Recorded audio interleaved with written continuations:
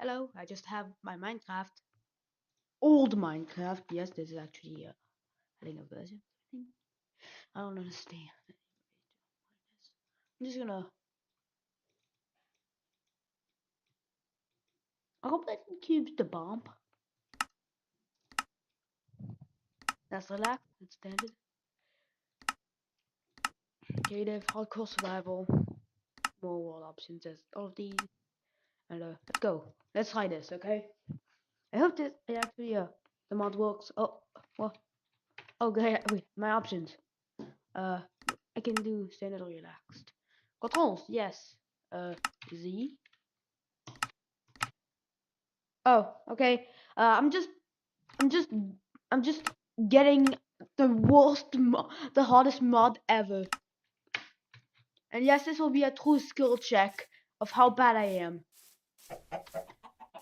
I should not actually jump. You know what? I'm gonna mine this tree, which is gonna take some time because trees take some time. Get it, get him, boyo. Get him, get it. I have one oak bark. One oak bark. I can't even mine this. I can't even mine this. I literally, and I mean it, I literally need to mine this entire tree down. I feel like I can get an axe, but I can't even get a crafting table that easily. Yeah. There we go. One stick, which makes a pointy stick. Which, did I see creepers? Or is it just me thinking this is a creeper? Anyway. What's this? This is dirt. I'm gonna mine some cobblestone. I'm gonna mine some stone to get some to get a rock. Yeah.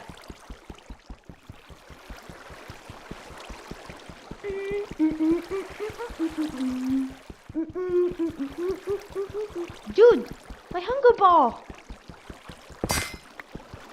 I need to mine this again. I can't. Oh, without construct, okay. Well, just do not mind me getting literally cobblestone after getting a stick. And now I have a sharp stone. I'm gonna mine some cobblestone. Coal. Yeah, coal.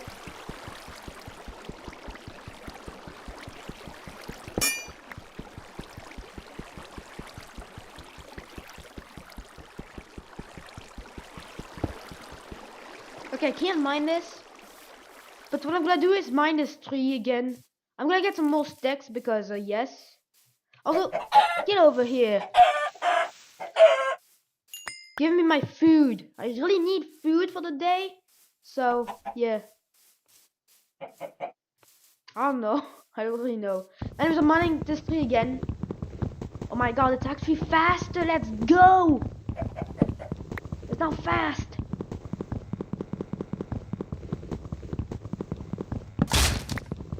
Got a stick again. Let's go. Stick gaming. I really need some.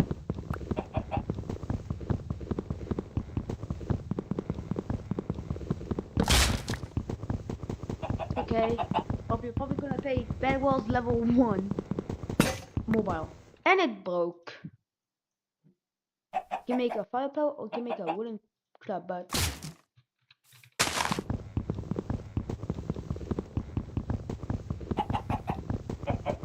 this is too slow.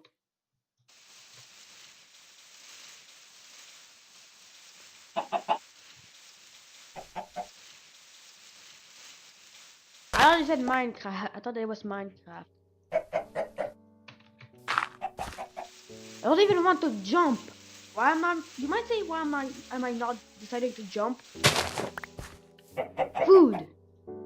Yeah, since food is way too scarce in this mod, I have to survive for long, and I mean like long, to literally get one cobblestone.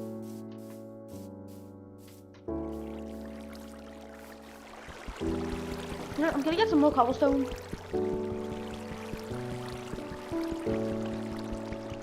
I'm just getting some more cobblestone because I need more cobble. Want more cobble? have gravel, hard gravel, which is useless because I really need a loose stone. Yes, a loose stone. And this loose stone will help me, like, a lot. There we go, loose stone, which is sharp stone. Which I can now mine this tree goddamn faster.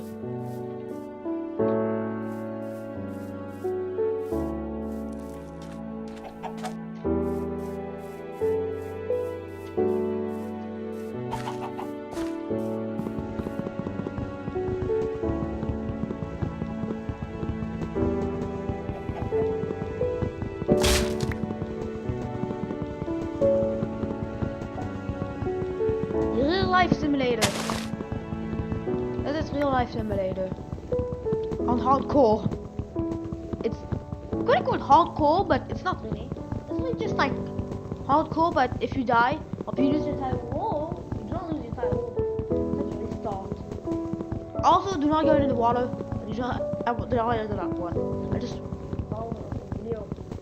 That squid's gonna attack you. I don't really want myself to die because of it.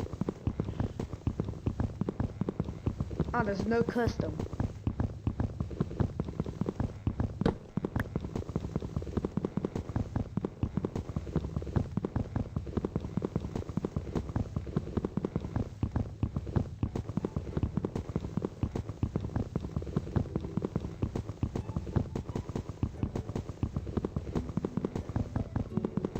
Oh, we.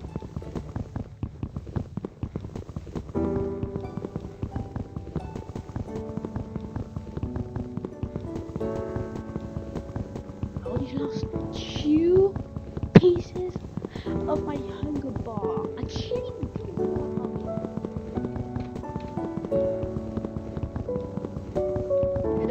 it's 1.5.2, which is the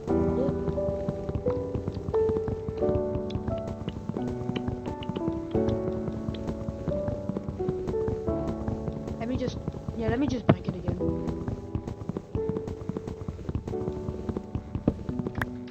Oh my god. Maybe we can install this.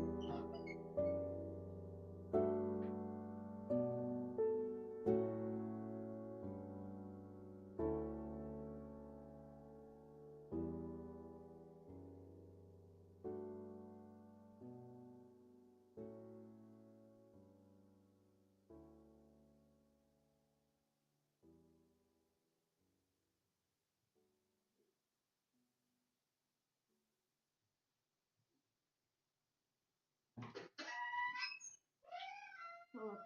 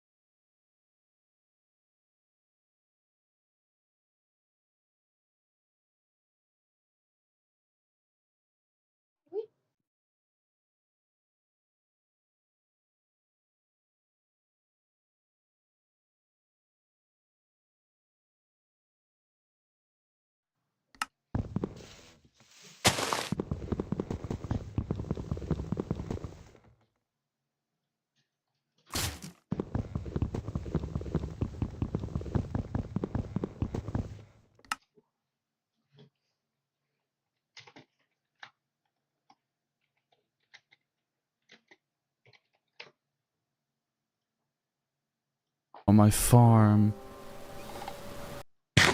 No, fuck. Huh? This is better than wolves. A total conversion mod for Minecraft 1.5.2 that turns Minecraft into a survival game, and it is easily the hardest version of Minecraft you will never be able to beat. And that was supposed to be the title. But as I went through the 53 hours of footage that I captured, the only way I could ever describe what I saw is pain. Nothing but misfortune after misfortune. Sometimes funny. Oh my god. Most of the time, depressing. I think I'm dead. Yeah. Time to start over. Let this entire video be a warning against playing this mod. This is 53 hours of mind-numbing, hilariously unlucky, and soul-crushing footage boiled down into a thick and rich 2-hour-long sauce of misery. And I very much hope you enjoy. To understand how this mod makes a player so miserable, I first need to explain what Better Than Wolves is. If you're 21 like me, you were probably a kid around just in time to watch the Yogscast Mod Spotlight series. During the early days of YouTube and Minecraft, even something as novel as showing off a mod would get millions of views. Oh my god, this is like an episode of Doctor Who gone wrong. It's just...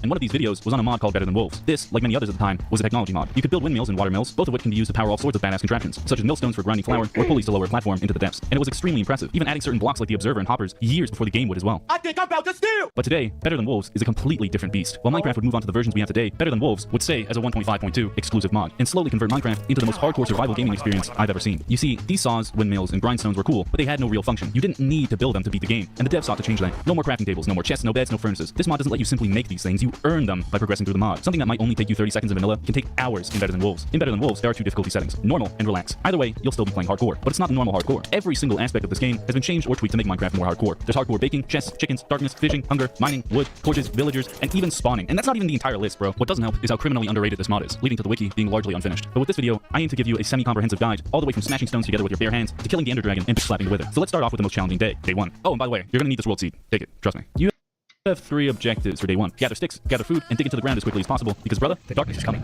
You need to run. Luckily, we start off next to some sheep. And you know what we do to sheep?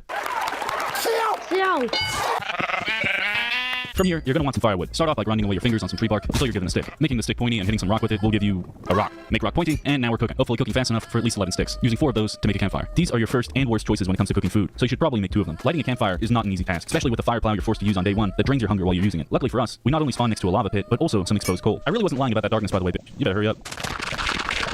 In this mod, every dirt block not deep underground enough will fall, exposing your base to the outside, so having enough hunger left to dig fast enough is crucial. The hunger and health system in Better Than Wolves has been overhauled to be more hardcore. For example, in Better Than Wolves, your hunger bar drains far, far quicker, especially when running or jumping. Because of this, you'll actually commonly see YouTubers placing half blocks to clip over a block instead of pressing space. Making this a habit will save you from starvation a lot more than you would expect. Another major part of Better Than Wolves is hunting. Not because it's different, but because of the importance of having something to fill your belly. Entire days should be spent hunting, and nights should be spent cooking it into something edible. If you fail to gather and cook food, you will very quickly come to regret it, starting you off by simply denying you the ability to sprint and regen health as soon as you become peckish. Lose another chop, and you'll become hungry. Too tired for manual labor, making mining, moving, and attacking slower and less effective. Lose one more, and you'll become famished, denying you the ability to jump and slowing you by 50%. Once you're starving, you'll be even slower, and once you're dying, well, you die. Your health bar will negatively affect you in similar ways, only compounded by the fact that eating food will not help you regenerate health like in the newer versions. On 5 hearts, you won't be able to sprint. On 2 hearts, you won't be able to swim or jump. And on 1 heart, you are given blindness, reminding you that a person close to death probably can't sprint and jump around like a bunny on crack. This leads to an extremely careful, methodical approach to playing, especially when you realize that this mod pack leaves you stuck in hardcore mode, where every single death means starting from scratch. Well, kinda. You can respawn, but when you do, it'll be thousands of blocks away from spawn in any direction. It's possible to make it back home and even retrieve your items, but you'll have to weigh your options, since starting over with the same seed might even take less time than running back for actual days. But if you don't manage to randomly stumble upon your base, you'll quickly be consumed by Better Than Wolves' biggest environmental threat, darkness. If you're an old man like me, you'll more than likely remember how pitch black older versions of Minecraft looked, back before the brightness bar was even an option. A time where you'd stare into a cave and see nothing but black. Better Than Wolves brings us back in full force, making every cave completely dark, and even nights far, far darker, with your only source of light being the moon. But the moon does cycle, and some moon cycles are brighter than others. The darkest of them, the new moon, plunging you into absolute darkness. When fully engulfed in the dark, Steve will start to become scared, starting with gloom, which slows him by 50%. Spending a minute in pure darkness will make Steve feel a sense of dread, followed by hallucinations of feral mobs attacking you. Spend 2 minutes in the darkness, and a mysterious creature called a Drew will slowly make you its next meal. To ward off the darkness, you're going to need a fire, but this doesn't come cheap. Rubbing 2 pieces of wood together for long and hard enough to create an ember takes time and lots of energy. So instead, take those 2 piles of coal dust and craft them into a torch. Using this torch, we can right-click the lava to light it and start our campfires for free. These campfires are your lifeline for now. Cooking enough food to hunt the next day is necessary, and these campfires take forever. Luckily, there's no shortage of things to be doing. Digging dirt, gathering stones. Yeah, it's pretty peaceful actually. Ah, fuck. God damn it. What do I do?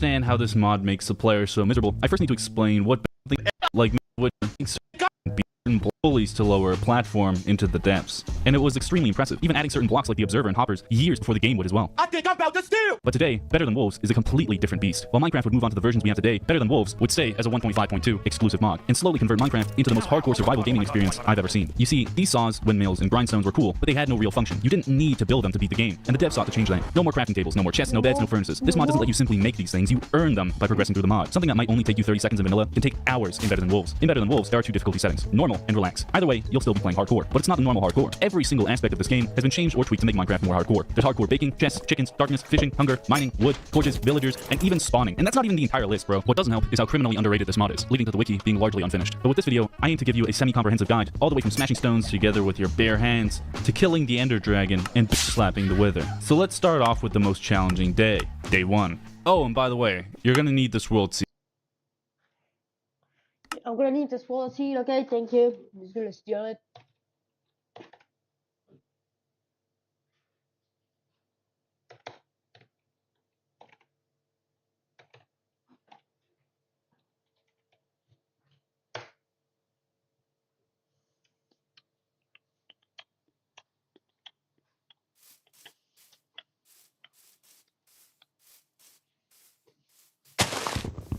I'm gonna mine his bird tree.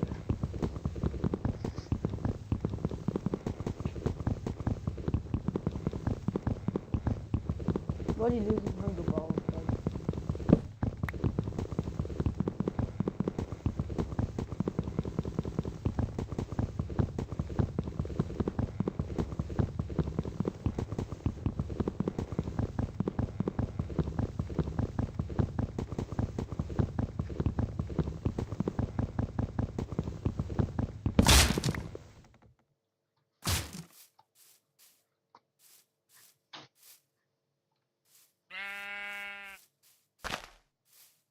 Is that a desert apple?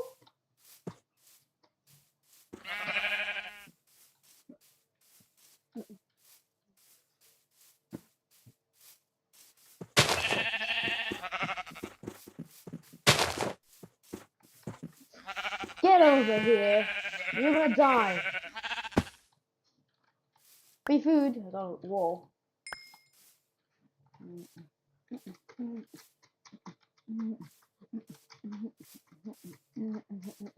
Damn. I'm only at 200 pounds down.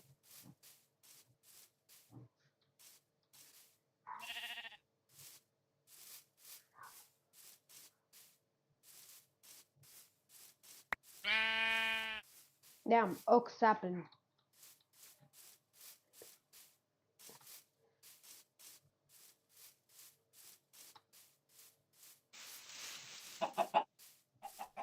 Get over here. Dead. 3 feathers. That's a lot.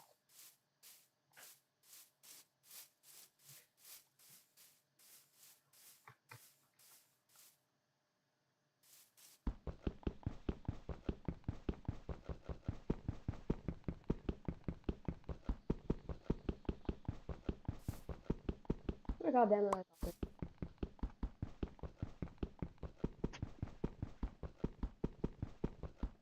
120 FPS.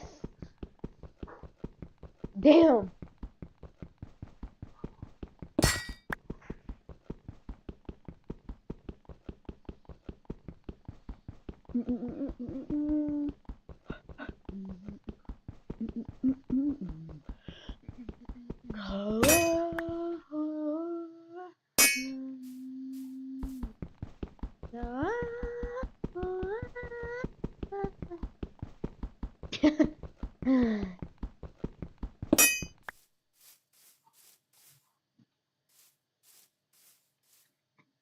I do not want to go in there because of gloom.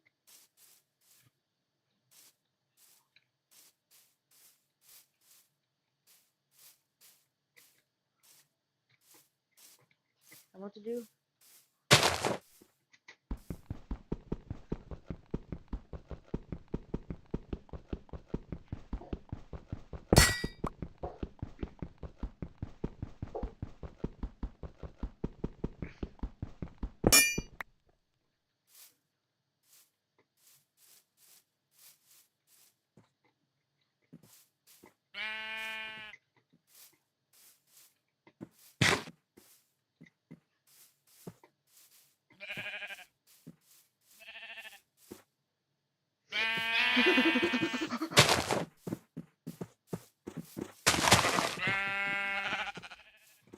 Did it really fall in that hole?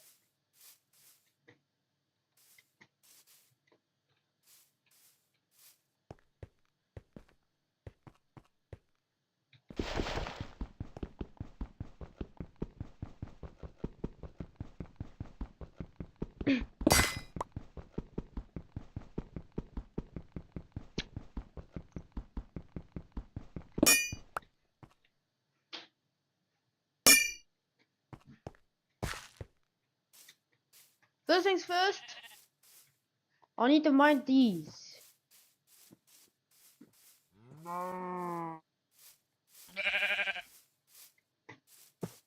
So yeah, now I have to mine. And you're in for the map. Just this. Damn, that's actually fast!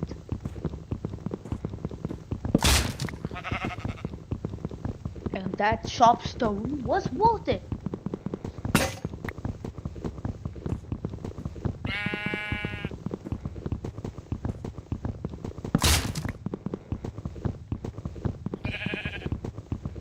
Now, what I actually do?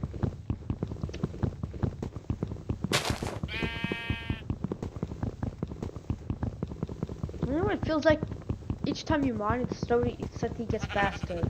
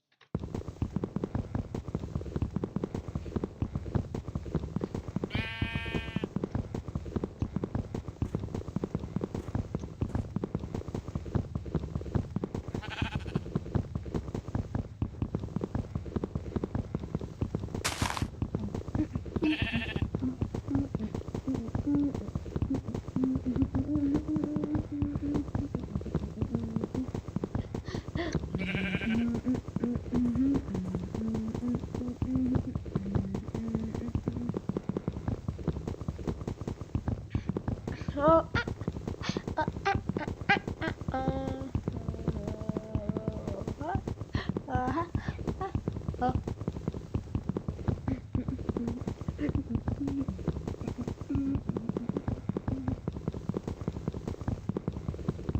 Mine. Mining away. Mining away. Look like it's done, like a mining away. Mining away. What's the bad thing about mining? Wait, I'm hungry. I just have 4 bars and I don't want to die.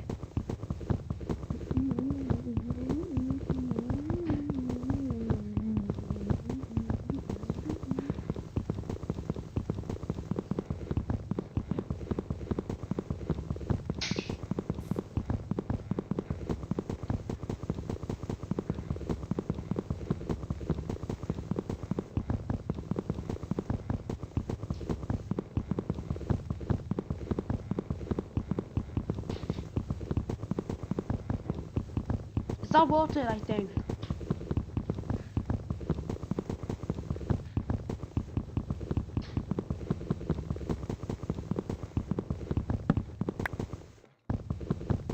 Yeah, the tank is actually slower. That's bad. Like, really, really bad. Thank God that I now know it.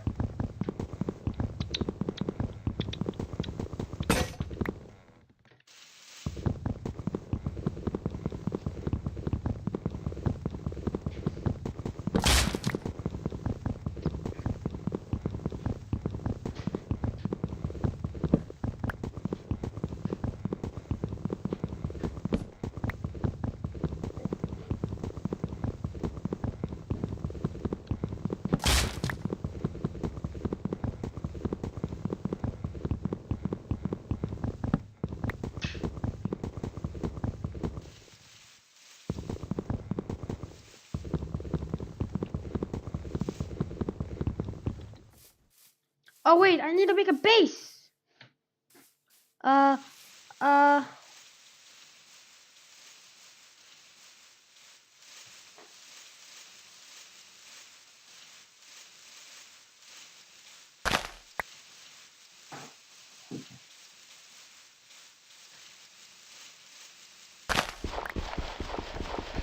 Go, go, go. I'm now peckish. I cannot run.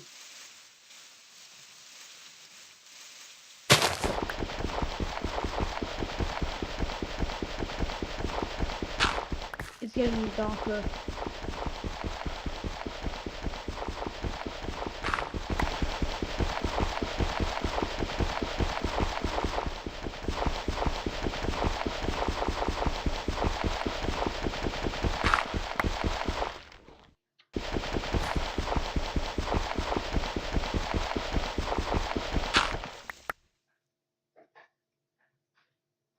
Twelve whole slabs.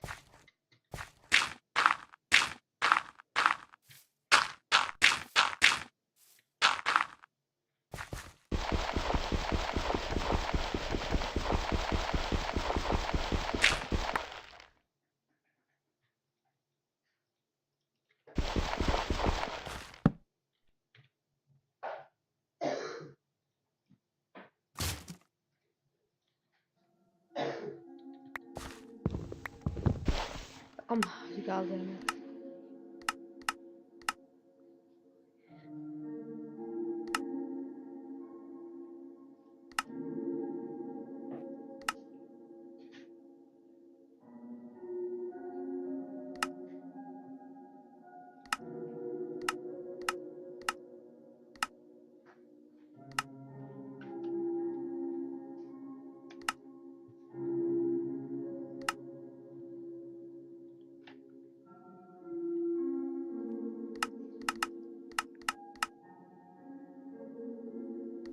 Let's see what kind of mode will I spawn in. So I spawn near some forest.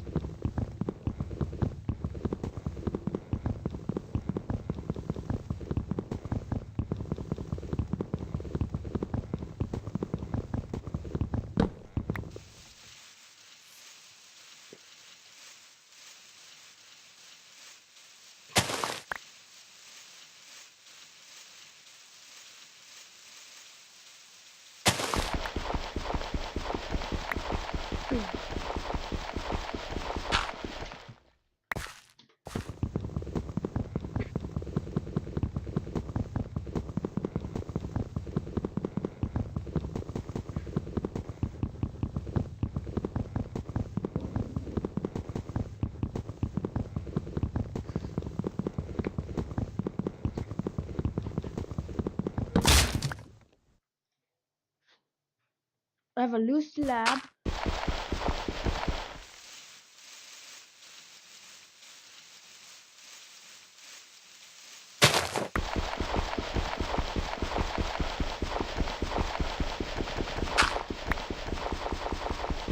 The darkness is gonna come.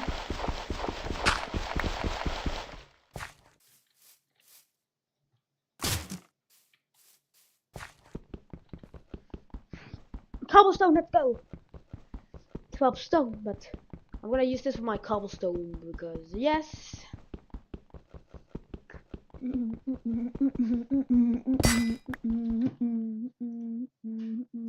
Seed. Take it. Trust me. You have 3 objectives for day 1. Gather sticks.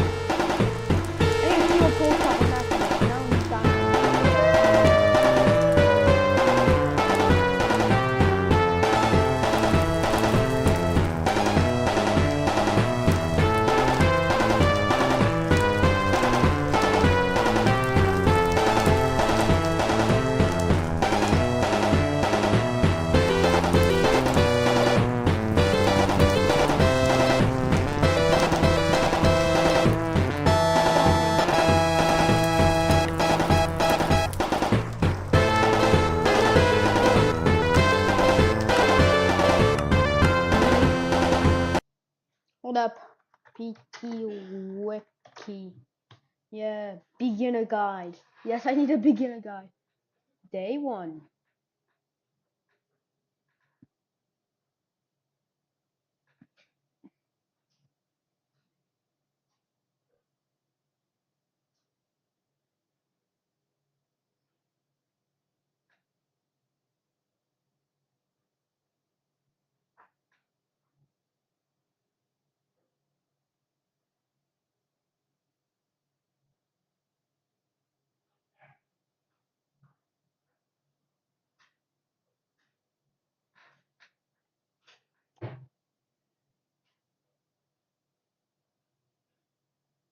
String. Make it fishing rod.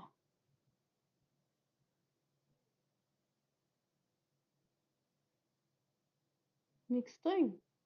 Rubber tangling.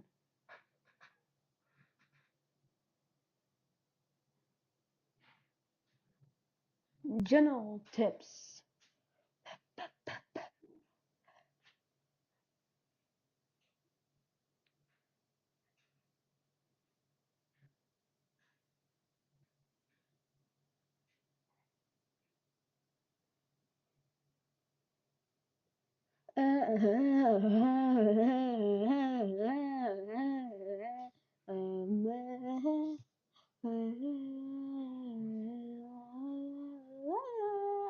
Look, I do not want to make this.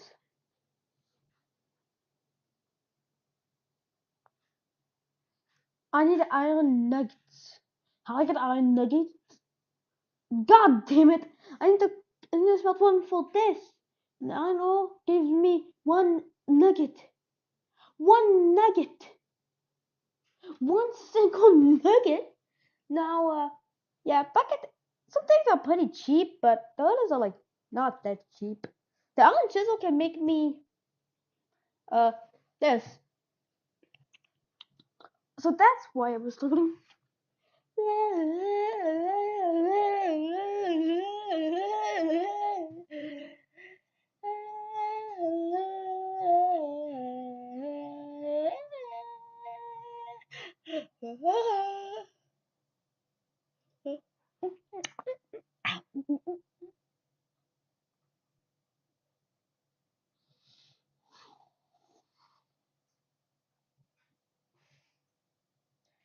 It'll work.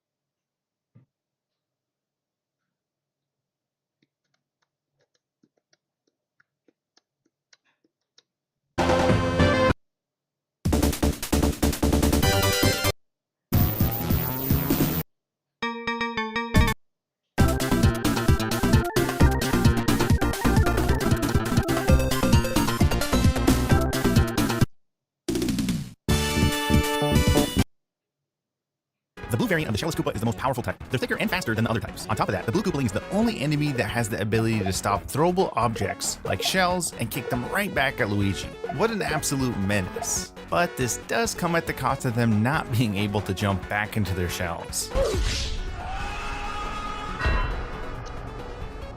One of them slides down the slope right when the level starts. And unlike the other types, Luigi doesn't just instinctually kick it in the face when it's vulnerable. You take damage instead. Foul creature. Let's add this dragon coin and move on to Rex. Rex is a pretty simple enemy. When Luigi jumps on one, it suffers tremendous brain damage, but gains the ability to run a bit faster. And the second hit puts the poor thing out of its misery. Also, if Luigi's feeling merciful, a single spin jump sends it to the afterlife. So let's add a couple of them here, along with the flying block that has one of my favorite power-ups in it, the Fire Flower. For the Fire Flower, I started by creating its color palette for both Luigi and Mario. Then I made the Fireball model, along with its material and VFX. I thought it would be interesting to experiment with the Fireball's physics, but I didn't like how they would just slowly stop bouncing and eventually just roll on the ground. So I just kept it like the original. Also, Mario is only supposed to shoot fireballs out of his right hand, but instead, I made him switch his firing hand with each shot and made this seamlessly blend with all of Mario's running and jumping animations. The other thing is, when Fire Mario spin jumps, he shoots 2 fireballs, but this feels a little bit lackluster in 3D. Luckily, I coded it to easily shoot any amount of fireballs we want, like 10, 100, or as much as my computer can handle. As fun as it is to see Mario shoot fireballs as much as his little Italian heart desires, it's probably best that we cap the max amount of fireballs alive at once to 8. Oh, and I forgot to mention, extra power-ups are stored up here in the item slot and are dropped down whenever you want or automatically when damage is taken. Next, I added these green pipes, some more dino dudes, and a few more that run around these slanted platforms to fill the space better, and another dragon coin. This next part of the level has some piranha plants, as well as this cheeky mushroom that pops out of this bush whenever Luigi walks too close. And this pipe surrounded by stone blocks, which leads to another cave, but this one has some coins in it instead of flying blocks. Also, this cave exit leads Luigi through a launch pipe, which sends him flying over some piranha plants and into a checkpoint. We skipped over what the message block does in the last level, so this time, let's see what it does. Interesting. This platform has a lot more Rexes and a slope that Luigi can slide down. I did run into a sliding bug though, but eventually I managed to fix it and made Luigi damage enemies while sliding. Moving on, we have the Bonsai Bill. I really wanted Bonsai Bill to look exactly like his original sprite, so I modeled him without using any voxels. That, and I may be a little bit traumatized from making more than 100 models 1 pixel at a time. Anyways, all we need to do is make them fly in a straight line, add the trail effects, and have them die if Luigi jumps on them. Now here comes the challenging part with the Bonsai Bills. How do we spawn them into the level? We know that he spawns off screen in the original. The problem is, in 3D, we can see what's ahead of us, so they can't just spawn out of thin air. Originally, I thought the only way to solve this problem was to add cannons, but there's a couple of problems. One cannon is way too easy to walk past, and a whole row takes up way too much space. So I tried making Bonsai Bills follow Luigi so they can provide more of a challenge, and I wouldn't need to place as many cannons, but ultimately, I still don't like how I'm adding any cannons at all when they're not in the level in the original. So here's my final solution. Now they spawn from underneath the fog and curve onto the level. I really like how this turned out, so I added the rest of the Bonsai Bills throughout the level, like at the start, and this bit near the end. Next I added the rest of this section, where Luigi can get this one up if he's fast enough by running ahead and catching it before it falls into this pit. And after building up more of the level, like this spot here in this section, we have the clapping chuck. This version of Chuck doesn't charge Luigi the moment he's in range. Instead, he tries his best to mirror Luigi's jumps in an attempt to block him from passing. This looks great, but once again, we can just walk right past him in 3D. So I gave our boy the ability to strafe along a path while still trying to get in between Luigi and the exit gate. And if Luigi manages to jump on his head, he forgets all of that and starts charging again. Alright, thanks for watching.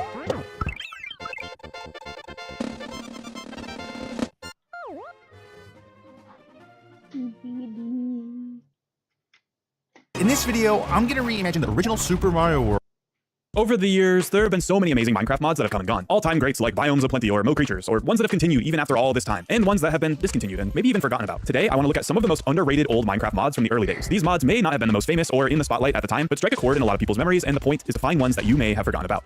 Okay, Mojang, don't kill me for this first one because we know how you feel about this nowadays. The first one on the list is SDK's Gun mod, originally being released all the way back for Alpha 1.2.6. I was only able to find the beta version of the mod, but there are a few videos showcasing what it looked like in Alpha, which is kind of a wild trip to watch. As the name obviously suggests, SDK's Gun mod added a ton of different firearms and other weapons to Minecraft, from rifles to flamethrowers to grenades. This was extremely different from vanilla, and the textures of the icons look so out of place and goofy in the blocky world. But I won't lie, the mod is fun, even to this day. Considering the only ranged weapon back then was a primitive bow and arrow, it was so fun to mess around with, especially fighting hordes of hostile mobs at night, or using the explosive weapons to mess up the terrain. SDK, or Scotty Does Know, stopped updating the mod in official release 1.3, but will forever live as a very nostalgic memory for many.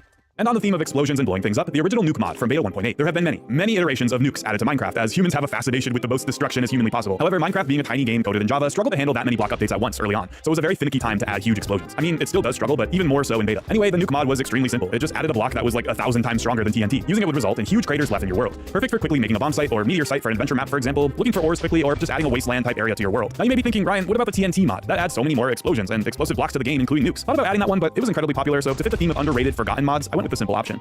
And speaking of going with the lesser option, this next one sadly came and went like a fleeting Hallmark movie romance. The Moon mod, featured by the Yogscast. This one honestly inspired this whole video, as I remember watching the Moon mod video in 2011 when it came out and being so entertained and awestruck. When you think of Moon mods, you probably think of the original Galactic Craft, which was the huge one at the time, and came out a little after this Moon mod, which completely overshadowed and arguably killed it. But this one was thrust into popularity by Lewis and Simon making this video about it. The mod is a bit whimsical and goofy, as to get to the moon, instead of a rocket ship, you have to build a portal out of cheese blocks, which Simon got a huge kick out of. The moon itself wasn't super interesting, just a dark hunk of gravel and stone with lowered gravity. You could see the blocky earth in the sky, which was pretty cool. There were also little aliens running around, and Simon thought that that was the funniest thing in the world. But other than that, the mod didn't offer much at the time, but had huge promises to be continued and worked upon and added to. And being that it was the first of its kind, featuring a different planet entirely, it was exciting. However, unfortunately, the creator stopped working on it after this video came out and never updated it again. Then, as I said, Galactic Craft came out, and this mod was lost to time. Sad, but nostalgic nevertheless.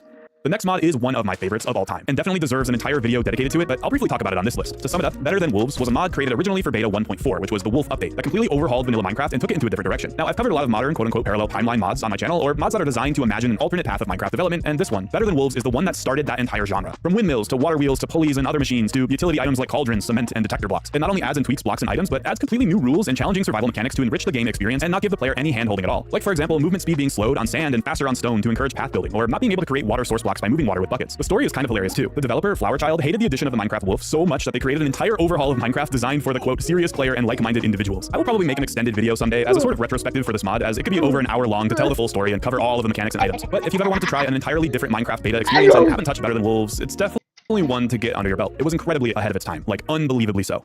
Now, of course, everyone remembers Mo Creatures, the all-time famous old Minecraft mod that added dozens of new passive and hostile mobs to the game. You couldn't really play Minecraft back then and not know about it. It was all over the place. However, at the same time, there was another mob edition mod that was heavily overshadowed by Mo Creatures. This is More Creeps and Weirdos, a very whimsical and strange take on new mobs, adding things like a killer letter G, 2 rival robots that talk about each other, angry lawyers, and a blorp, which I don't really know how to describe. So while Mo Creatures was a more serious way to fit the theme of Minecraft, Creeps and Weirdos was just, to sum it all up, odd. Finding weird things all around the world and never knowing when they would be friendly or just decide to ruin your whole day was a weird kind of stress in Minecraft. Now, Creeps and Weirdos was updated all the way through version 1.2.5, but then stopped from the official developer Freakstritch. However, you can find a revived fan-made version on CurseForge, which was made for version 1.12 and last updated this year. Now, according to that developer, there is a rumor that Freakstritch has shown an interest in possibly bringing it back to modern Minecraft, but that remains to be seen. I just want to say, now that we're halfway through, if you enjoy nostalgic and old-themed Minecraft content and don't know who I cozy hours messing around with it.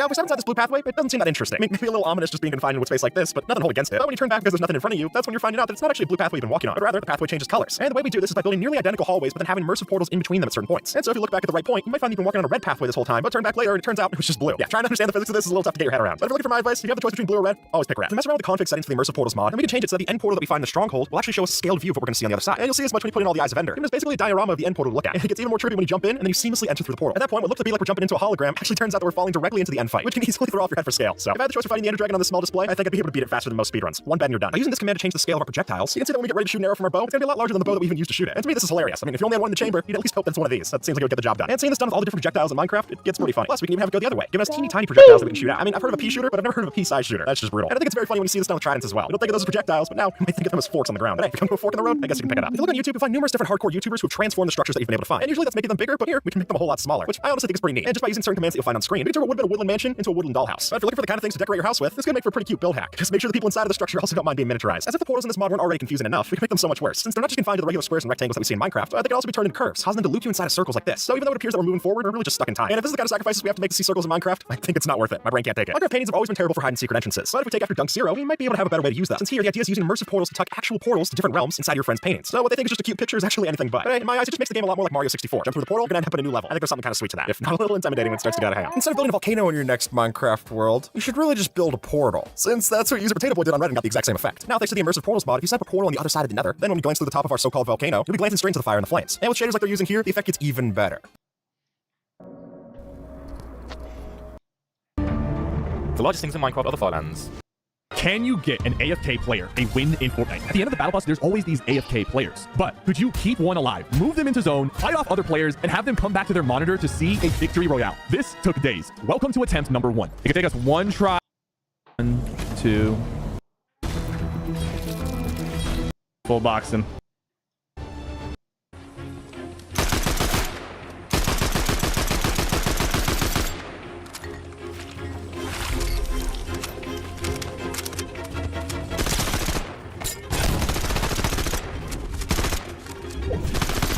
Come on, buddy.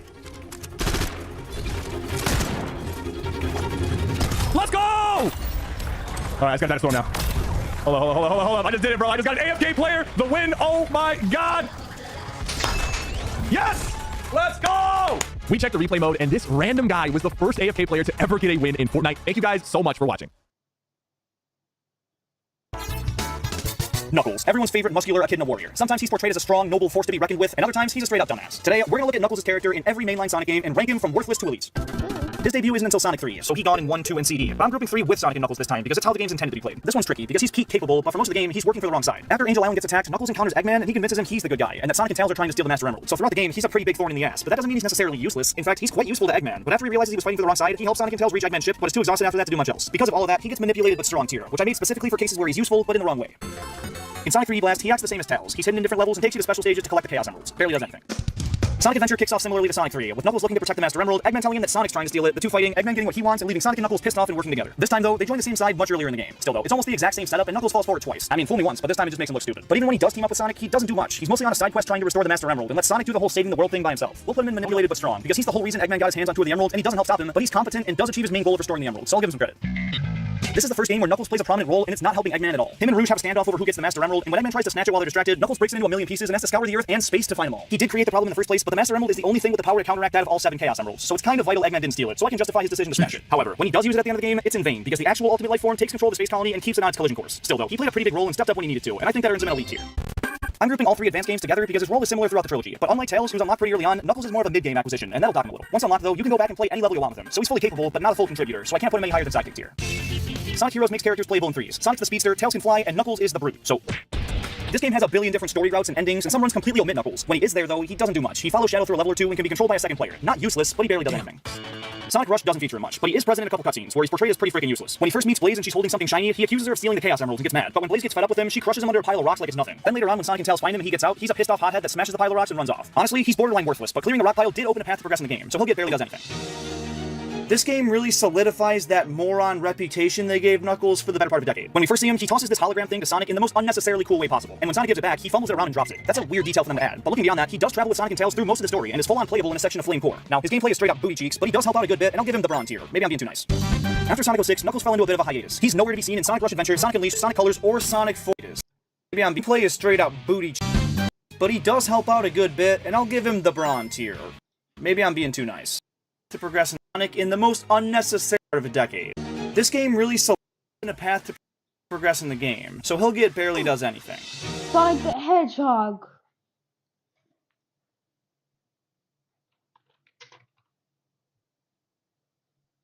Sonic the Hedgehog.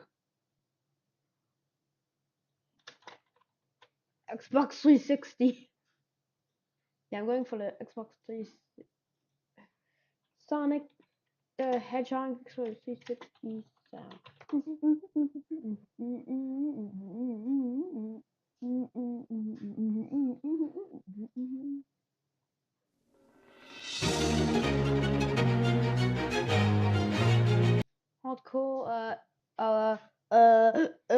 Hardcore wood. Yes, let me go check what the hardcore villages is. Hardcore villages. I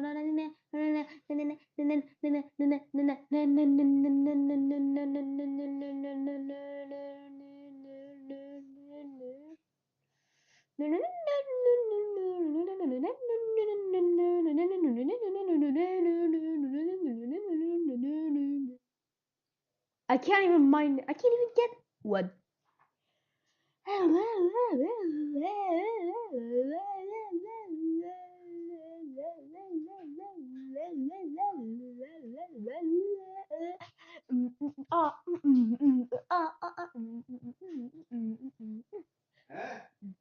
Next, hardcore torches. Buffing, worthing, torch, hardcore torches, torch.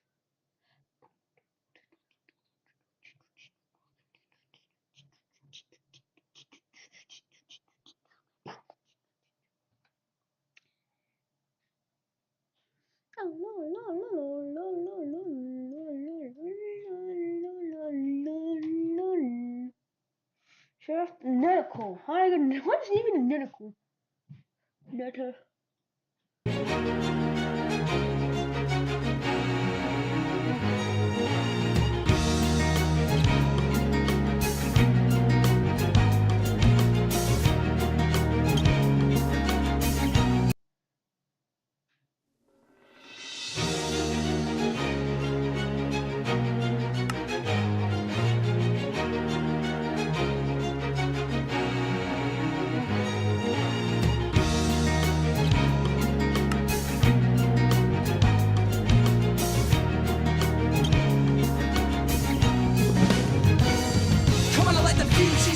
And he's ready to go, cause now the countdown has started and he's ready to blow. He's got the dope sounds bumping and his stereo. He goes fast, putting on a show. Don't wanna get yourself together, there's no time to rest. And if you put the time in, he'll put you to the test. He's like a running man in his world war. It's less. And if you wanna test, hand best, bring your best. Don't make me spell it out, bring your best. In this world, where life is strong. In this world, life's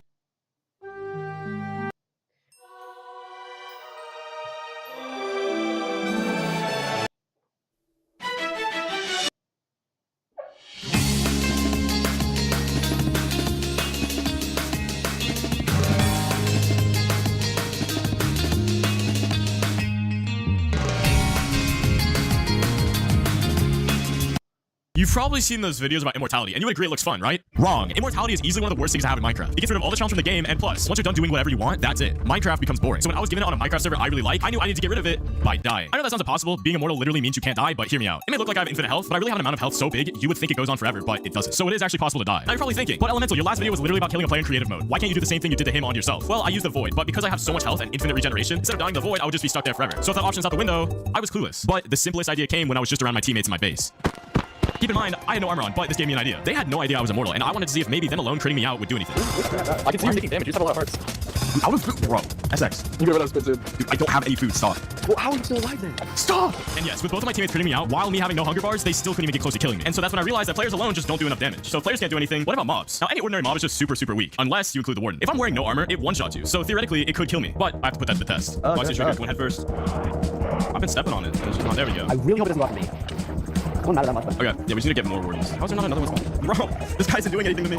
Nothing. I'm not, even with the warden hitting me and me literally having no armor on, he still couldn't kill me. And so if mobs couldn't kill me and players, I was probably thinking about this completely wrong. So if I wanted to get a better idea on how to die, let me tell you about how I got these hearts in the first place. On the first day of the server, the admin gave me a proposition. If I could kill 3 players on the first day, he would give me immortality. And obviously, I have it now. So the 2 things he gave me were infinite regeneration and attributed hearts. Specifically, this weird amount. And yeah, that's why the warden looked like it was doing 0 damage. So if I had nearly 1 billion hearts or so, I would need something way stronger. An orbital strike cannon. This machine is massive, shooting roughly 800 TNT in a single shot. But there's a slight problem with it. The cannon uses TNT dupers, and those don't work on our type of server. But it turned out that someone figured out how to bypass it. So we went to ask him how he did it. Apparently, you have knowledge of making a... Oh, the orbital strike cannon? Yeah, have you made one of those before, an orbital strike cannon? I have. If let's say 2 people wanted... I love it. Whenever he gets an ability, he just tumbles. The idea is simple. We're going to play a very broken version of Kirby. We can only stop playing once I get a heads on a coin flip. But after randomizing Kirby's animations and flipping the direction of all the levels, I thought, why stop there? So I disfigured the Kirby, then I disfigured the coin. I even disfigured the chat's face. Ow. And with my stream sufficiently messed up, it's time to start flipping. Here's our coin for the day. No way. No way. No way. Oh, no, that's not a coin. What do you mean? It's a coin. Here's a coin. This is my limited edition Mew coin. It's not actual US currency. I'm broke. I can't afford a coin. Coin. What's the difference? Put your hands up in chat if you can see a difference. Tell me. Kirby, you don't count. Put your hand down. Oh, what are you doing there? Oh, he's enjoying it. He's loving it. All right, here we go. So every animation has changed. Yippee! Just throwing confetti in the air, ruining the environment. So what's the alien look like? I mean, he's fulfilling the conditions. He's opening his mouth and like beckoning you to come in. Kirby puts a little welcome out of his tongue. Oh yeah, I get a little star. We're fine. Just randomized too. Look at this. I forgot the animations aren't. Oh, hold on. Yep, there's no sword in there. This is, okay, it still works now. Wait, what? Well, I guess we're over on this side now, aren't we? I'm gonna go get the fire ability. Falls face first into it. Already fighting a Kirby boss like the beginning? Insane. Fair enough. No, I think you're lying to me. The goalie is actually over to the left now. I appreciate it though. There we go. Oh, it even keeps going. Even the wall like it. What? Huh? Kirby took a hit and like knocked into a different area code for a second. What do you want me to do about that? Oh, cool. I still get the ultra sword thing. Actually, wait a second. We're getting this at the beginning of the level. Usually we don't get a chance to use my entire like super meter. And get that right arrow out of here. We don't need that right arrow in here. It's just filled with lies. Hey, navigation uses the rest of the. Oh my god. Kirby went down that ladder with like ferocity. Is your animation change? No. He's still just sad. I can't help that one, buddy. Here, let me do like the world's weirdest teabag on you. Kirby, do what you did before. Come on. Do the weird teabag. Kirby, no vlog is waiting on the set. My editor is waiting for you to do the silly teabag. He has a great sound effect that he's waiting to hold over this timeline. It's gonna do. The second you do the animate, Kirby, we're wasting everyone's time right now. No block. Remove the sound effect. I'm so sorry, dude. My editor's like depressed now. That's like you, Kirby. Now he can just use that sound effect for the rest of his life. I love it. Whenever he gets an ability, he just tumbles. Hey, what's happening? You can stop blocking this? Wait, what do I do? How did I cancel it? Was it my influence? Did he just get bored? We continue onwards. Oh, 1 second. It's you me. Oh, hey, what else doing? What the hell was that? The level does end appropriately, right? Well, never kill the first Wallaby. Beautiful. Hello. You never kill the first Wallaby. At the end of the level now. Yeah, there we go. Go game. Oh, I gotta see the dance. I said, I can't wait to see the dance. He said, I'm gonna snap his neck if he does it long enough. We completed the level. That means it's time to spin the wheel. It's like, sorry, flip the coin. The coin. Okay, well, anyway. Gambling, yippee! Wait, didn't Genshin Impact get an update recently? Well, I feel we should make one of these a little bit more relevant. Secret, rare, 5-star woman. Perfect. Also, we should remove 1 tails because we did fail one of those rolls. So, or coin flip. Let's remove that. We continue onwards. Beautiful. Hey, we have this. Okay, I'm dropping this. I'm dropping the thing immediately. We have a mini boss. I'll just take whatever ability this guy gives me. Get out of here. Hey there, buddy. Hey there, spiders. What do we got here? This is the weakest beat attack I've seen in my entire life. I don't. Ah! What am I doing to this man? Put him down, Kirby! Drop him! Living your dog, grab something it shouldn't have. Down! Drop the living man! Needle seems fairly normal. Nothing's actually immediately changing about this one. Oh my except for Kirby's scalp! It's painful to look at. Cutter, what do we got for Cutter? Cutter seems fairly normal. He was just gonna go into space. Okay, so it's a normal attack. Kirby just does like a massive flip. Throw that attack. Meanwhile, Kirby like, ha! Flip. Yeah, got got it. Nice throw, Kirby. Fair enough. Whoa, whoa, what the hell? Whoa, whoa, the slide attack's awesome. Kirby speedrunners, are you looking? He can wave dash. Thank you, RHB Gamer, for making all these wonderful changes to the game and revolutionizing the speedrunning meta. What's the leaf ability do? The down attack just shoots grass. And that's the level. Hey, we got the full dance. How does he do it? He's just so nuanced. We have to do a spin on the wheel. Sorry, to flip the coin. Come on, baby. Come on, baby. I actually don't want it to end right now. No, okay. Should we add anything to the Tails wheel? Add Sonic. Okay. He blends in perfectly, which is awesome. What is this? His head's on fire. Oh, yes. Sonic. You're gonna throw that at some point? Or like, Kirby's just winding up for 3 minutes. Okay, sorry. They got the laughter out of me. Oh, just little kicking feet. Some people say to act your age. I try. I really try. And then I see Kirby do like a little. Okay, he shoots grass. He pisses like, this is my god. Nice pirouette, Kirby. I did it. Bam. Kirby butt. Speaking of Kirby butt, I now have a. Nah. Variant of Daniel. Daniel without a hat. This is the rarer version of me, isn't it? No block, you failboat a hat. I removed the hat. Now things have just got weird between me and my screen. If you could just add on a little hat for me, that'd make me pretty happy. Just fly like a little. Really? They hate seeking Bronco birds. Please back off. It's good. Why are they so fast? I can't move. Please stop it. I'm being surrounded. Anyway, easy level. Okay, let's do Wispy. This is a lot of. Wait a second. We gotta spin the wheel. So the coin. Spin the coin. I'm probably gonna get Tails forever. We hunger for pasta. But no. Okay, thank God. What should I add to the wheel? Coin. I feel like we have to keep with like the body. You know, we have a head. We have a tail, legs, arms. Feet on there, hands. People are more interested in one than the other. Plus time! Hey there, fella! Wispy died on his own through natural means. Oh, wait, we have two things. Chat, what should I pick? Hurry, chat! Pick an option! Hurry's gaining speed! Whip. I'm in. Oh my god! These animations are crazy. Oh, and it's gone. Your camera position should be random too. This camera's position should be random. I could probably like. How's this? It has to be random, right? It can't just be like convenient. Yeah, it's a little bit better. I look like gravity just hit me wrong, and I'm just like stuck up in the corner. Come on, Sphere Doer. Shoot balls. Thank you. Mermaid Man and Barnacle Boy. Yes. Our two characters. So SpongeBob is a crazy TV show. Who was the dude that like posted the Sandy Cheeks movie on like Lively? Not Lively. Sorry. No, Gary! Not Lively. That's where that death goes. Twitter. What? What happened up there? Wait a second. Hey now.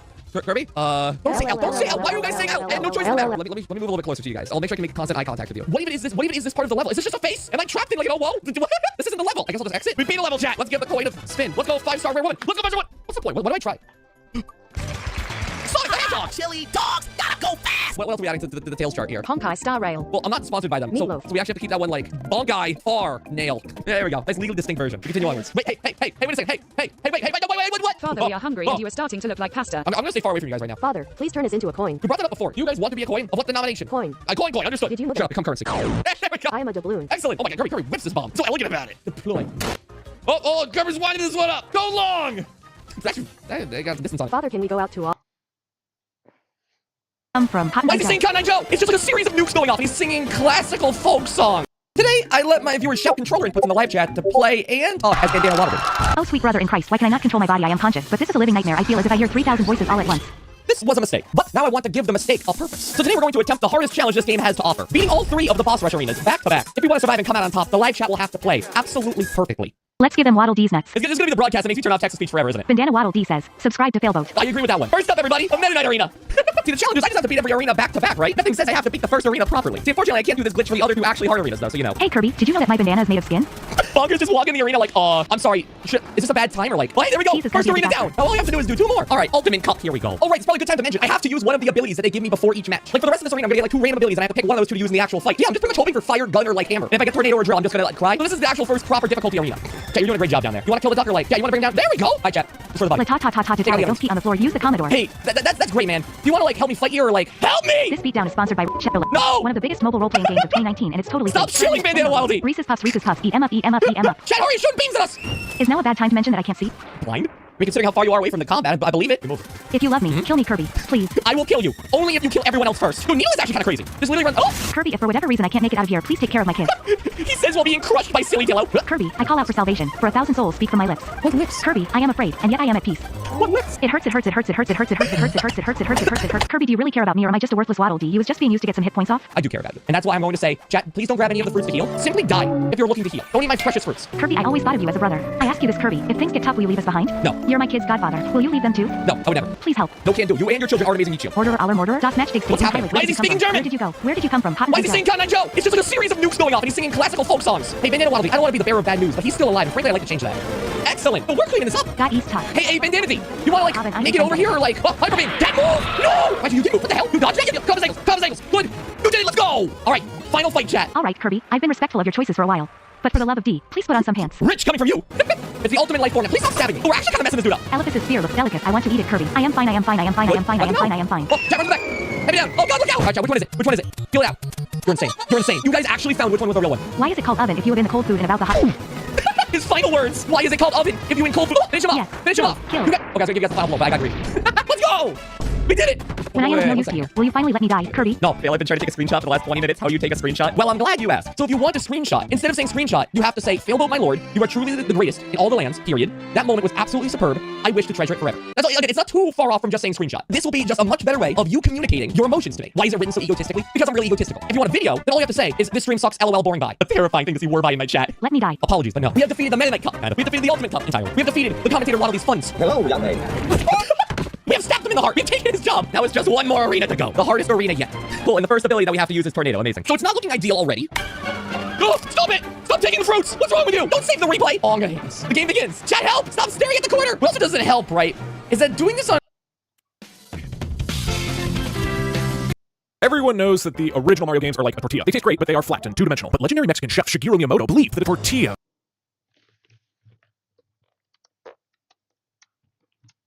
Minecraft, except I can't even get a coffee table in the time.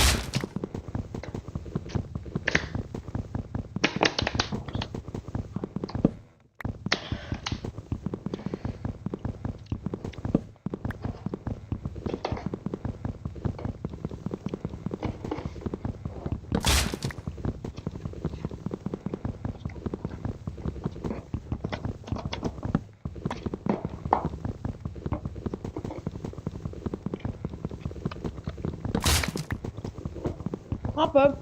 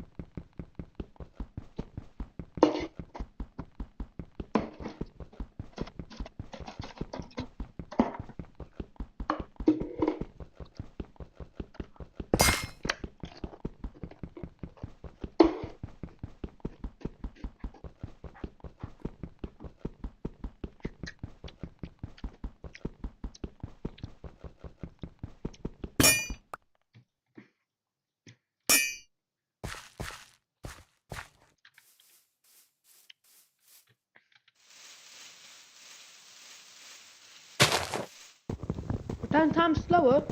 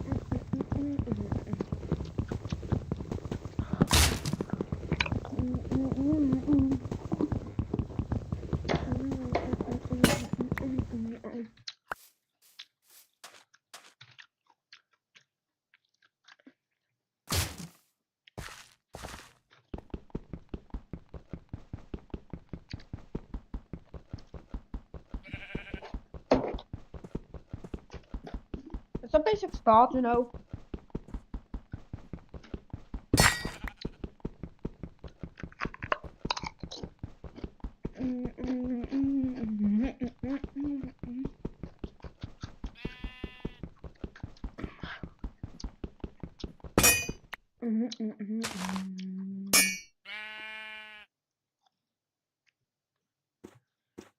Damn, one gravel slab.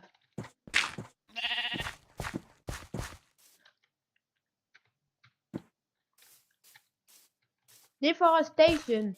It's a good way. It's good. Yeah, no doubt. I think deforestation is good.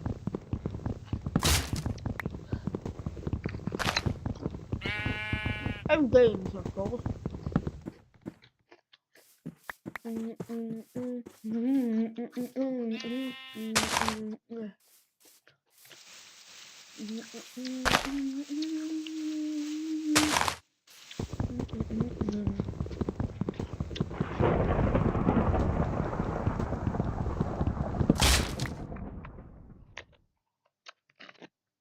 What?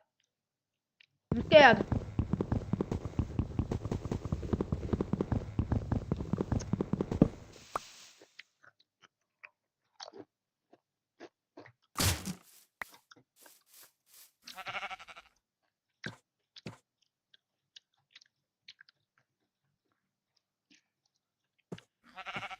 Damn, God, that is enough.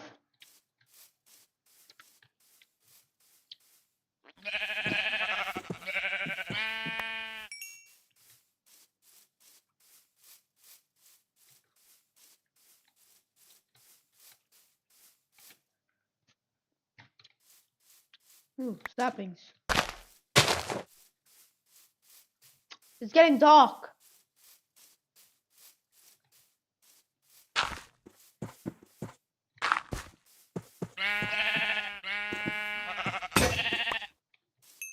Give me 3 food. Now I'm going back home. Unless I'm really going back because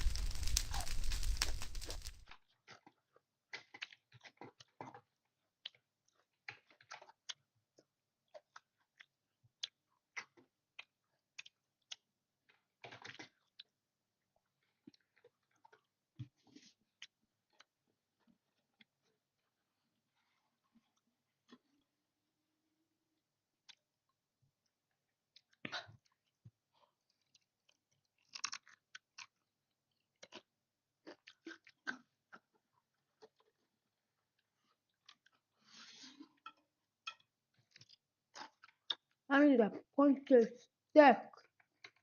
I have none.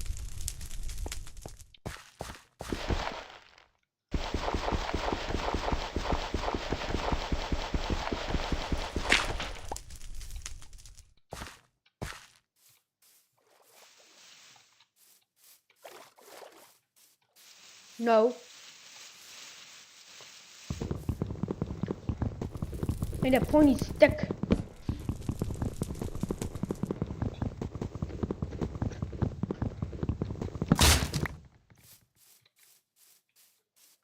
Down.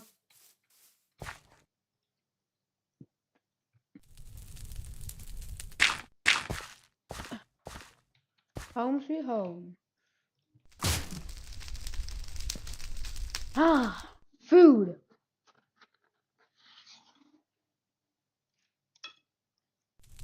No, it's cooking. Now I'm cooking. Let's go.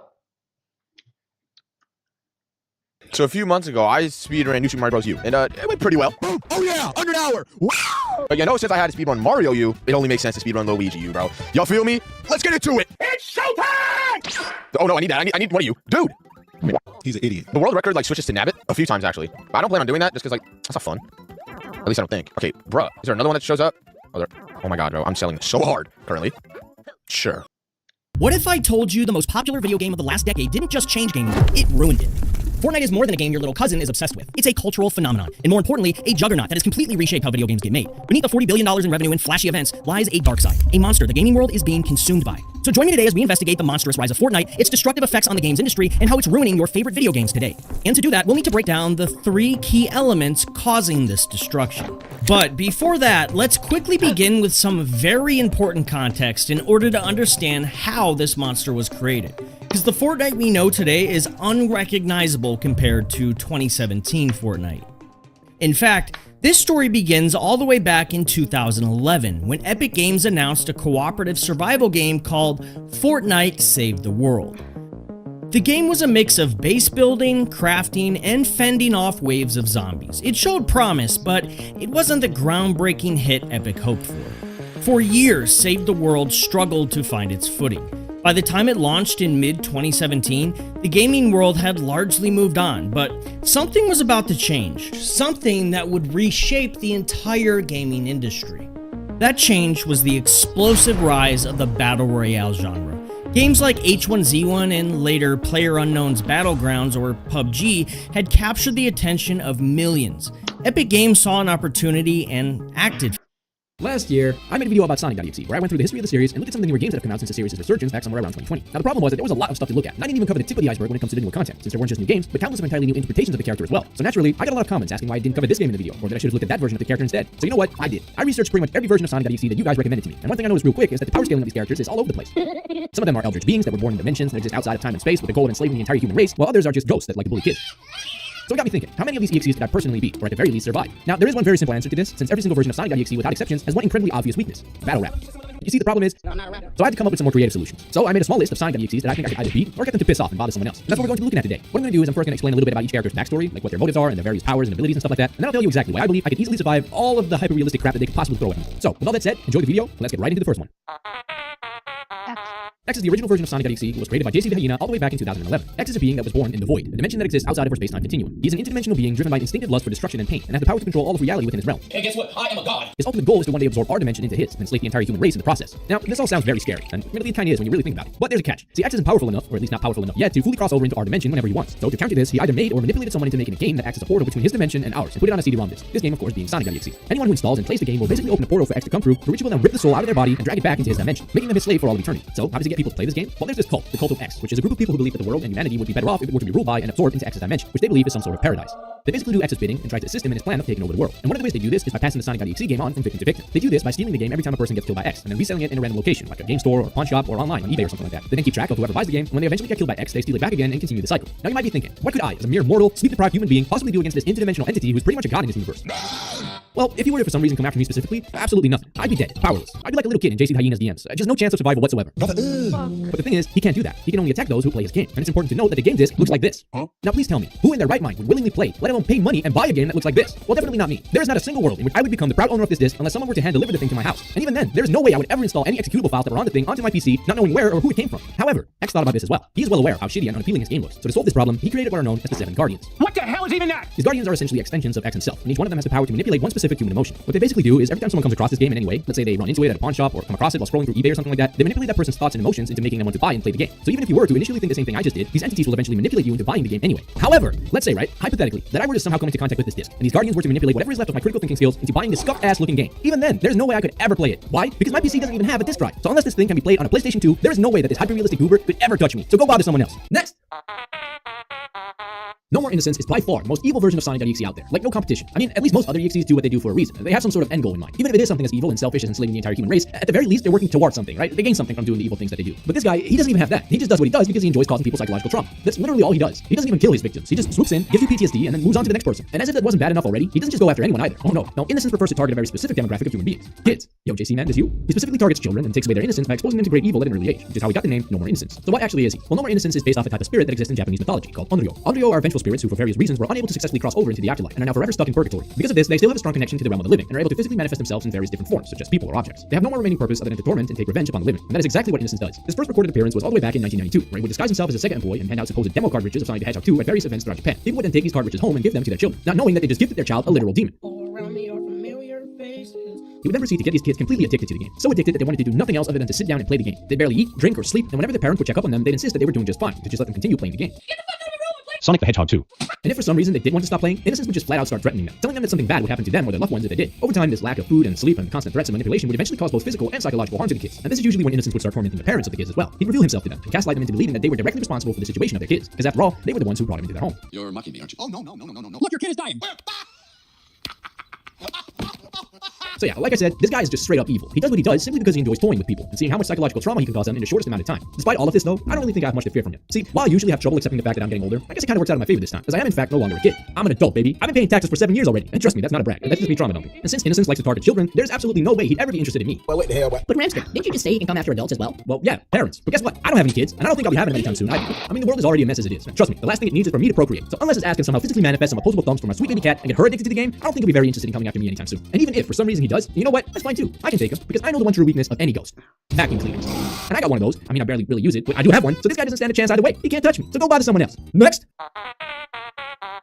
Hog and Scorched are a very unique and interesting take on the EXE concept. They're basically two different versions of Sonic merged into one body, with one always fighting the other for control of it, kind of like Bruce Banner in the Hulk. The story goes that someone once rewrote the code of an original Sonic the Hedgehog game to create a cheap bootleg copy that they could then resell. In this bootleg game, pretty much every Sonic character was replaced with a cheap knockoff version, but the developer made a mistake when trying to remove Sonic's original code and replacing it with his new knockoff counterpart, Hog, as some of Sonic's original coding was still in the game after the bootleg was completed, his code now overlapping with that of Hog. The Sonic that remained, however, was no longer really Sonic, but rather a broken and corrupted version of his former self. And he was absolutely pissed at Hog, because unlike most other EXEs, Hog and Scorched aren't actually aware of the real world. So Sonic blamed Hog for destroying his world and replacing it with his own. He became this hatred-filled, vengeful entity residing deep within the code of Hog, determined to one day take revenge on both Hog and the rest of this new world that replaced his own. And that's exactly what he did. One day, Hawk, this innocent, friendly creature, was just living his life, hanging out with his pals, Prowler and Fist, when all of a sudden, the original Sonic somehow found a way to take priority over Hawk's coding, allowing him to take control of their shared body. He manifested himself as this decaying, werewolf-like creature and called himself Scorched. He then went on a complete rampage, destroying everything and everyone that was near and dear to Hawk, forcing Hawk to watch the destruction of his homeworld from behind his eyes, powerless to do anything about it, just like he was forced to do so long ago. Now, like I said earlier, neither of them is aware of the real world. But let's just say, right, hypothetically, that they were to somehow be transported into the real world, or I were to somehow be transported into theirs. Could I then survive, or possibly even take them out? Well, within their game, Hog is a fully programmed and completed character, whereas Scorched is just some leftover code of the original Sonic. And while there is clearly enough code left behind for Scorched to remember who he once was and to have his own thoughts and emotions, he's not a completed character whatsoever. He needs Hog's programming in order to physically exist. So if Hog were to die or get removed from the game, the remaining code of Scorched would pretty much be nothing but a consciousness without a body. And because of that, I think I can safely draw the conclusion that if Hog dies, Scorched effectively dies as well. And luckily for me, Hog is completely harmless. The fuck you say to me, little He's an incredibly friendly and trusting individual. So all you really gotta do is wait until Hog's in control of their body again, and then just walk up to him and engage in a bit of small talk. And he'll most likely be happy just to be able to talk to someone. So just ask him something like, hey man, how you been? And he'll say something like, oh well, I've been better, I mean, I have this evil entity living inside of me that forced me to kill all my friends, but it is what it is, I guess. How about yourself? And that's when you try to shift the conversation a little bit and say something along the lines of, yeah man, I've been doing pretty good, all things considered, thanks for asking, but hey, have you heard about the thing though? And then he'll be like, what do you mean, what thing? And that's the exact moment when you catch him off guard with your Second Amendment rights. Really, the only thing that could possibly make me fail this incredibly well thought out master plan is my conscience. I mean, look at him. He's adorable. You know what? It's a cruel world out there, man. The survival of the fittest, as they say. And sometimes you just gotta get your hands dirty and do things you may not be proud of just to be able to live another day. And while he definitely deserves better, Hog unfortunately has to go in order to ensure my survival. In the words of Big Daddy Thanos, the hardest choices require the strongest wills. So Hog, I'm truly sorry, man, but I'm gonna have to take you out. F's in the chat for my boy Hog. You will be remembered. And those are pretty much all the versions of Sonic.exe that I think I could easily survive. Honestly, I'd probably get pretty much insta-killed by any other version if they really wanted it. But if there are any versions that I didn't include in this video that you think you could easily survive, or if you think I was wrong, Dr. Ivo Robotnik, everyone's favorite mustachioed, egg-shaped mad scientist. Sometimes he's an evil genius that works up these super elaborate and diabolical schemes, and other times he's kind of a helpless goofball. Today, we're gonna look at Eggman's character in every mainline Sonic game and rank him from worthless to elite. In the OG Sonic the Hedgehog, Eggman's after the 6 Chaos Emeralds and sends an army of robots controlled by little animals to stop Sonic from getting in his way. He shows up at the end of each stage as a boss and brings some pretty painful contraptions with him. It's a classic Dr. Eggman role, and belongs in typical bad guy tier. Sonic 2 raises the stakes compared to the first game, now adding a 7th Chaos Emerald, having better boss fights, and worlds that feel more polluted and mechanized, but none are more impactful additions than Eggman constructing his very own world-destroying satellite, the Death Egg. This makes his plan a hell of a lot more menacing, and while it makes a return plenty of times in the series, its introduction gets bonus points. The only thing holding this one back is the final fight against Eggman. Now, the first phase of the boss versus this robot Sonic dude is decent. It's always cool to fight an evil version of your character, but battling the Death Egg Robo is kinda jank. His attack patterns are very predictable, and if you try to land hits where his arms are moving, even if they should be out of the way, they'll probably kill you. The key is patiently waiting for the few situations where he's completely vulnerable, because you don't get any rings, and one hit will take you out. It's a disappointing final fight, but Robotnik outrunning Sonic to the mech is even more bonus points, and lands him a spot in pretty menacing. In this game, Eggman's not after these 7 shiny collectibles, but rather these, the Time Stones, which he plans on creating a hellish dystopian future with, and it actually works. We see a ton of stages and environments get morphed by his actions, which feel very different from the natural and lively ones of the present and past. And beating the game doesn't always save the day either. Sonic may defeat Eggman as the final boss, but if he doesn't get all 7 Time Stones, he gets the bad ending, where Eggman still wins. I like those odds for him. This game's also the introduction of Metal Sonic, who was created by Eggman as a machine whose abilities could rival that of Sonic, and he's a thorn in our ass the entire way through, which helps make this a pretty easy elite for the Doctor.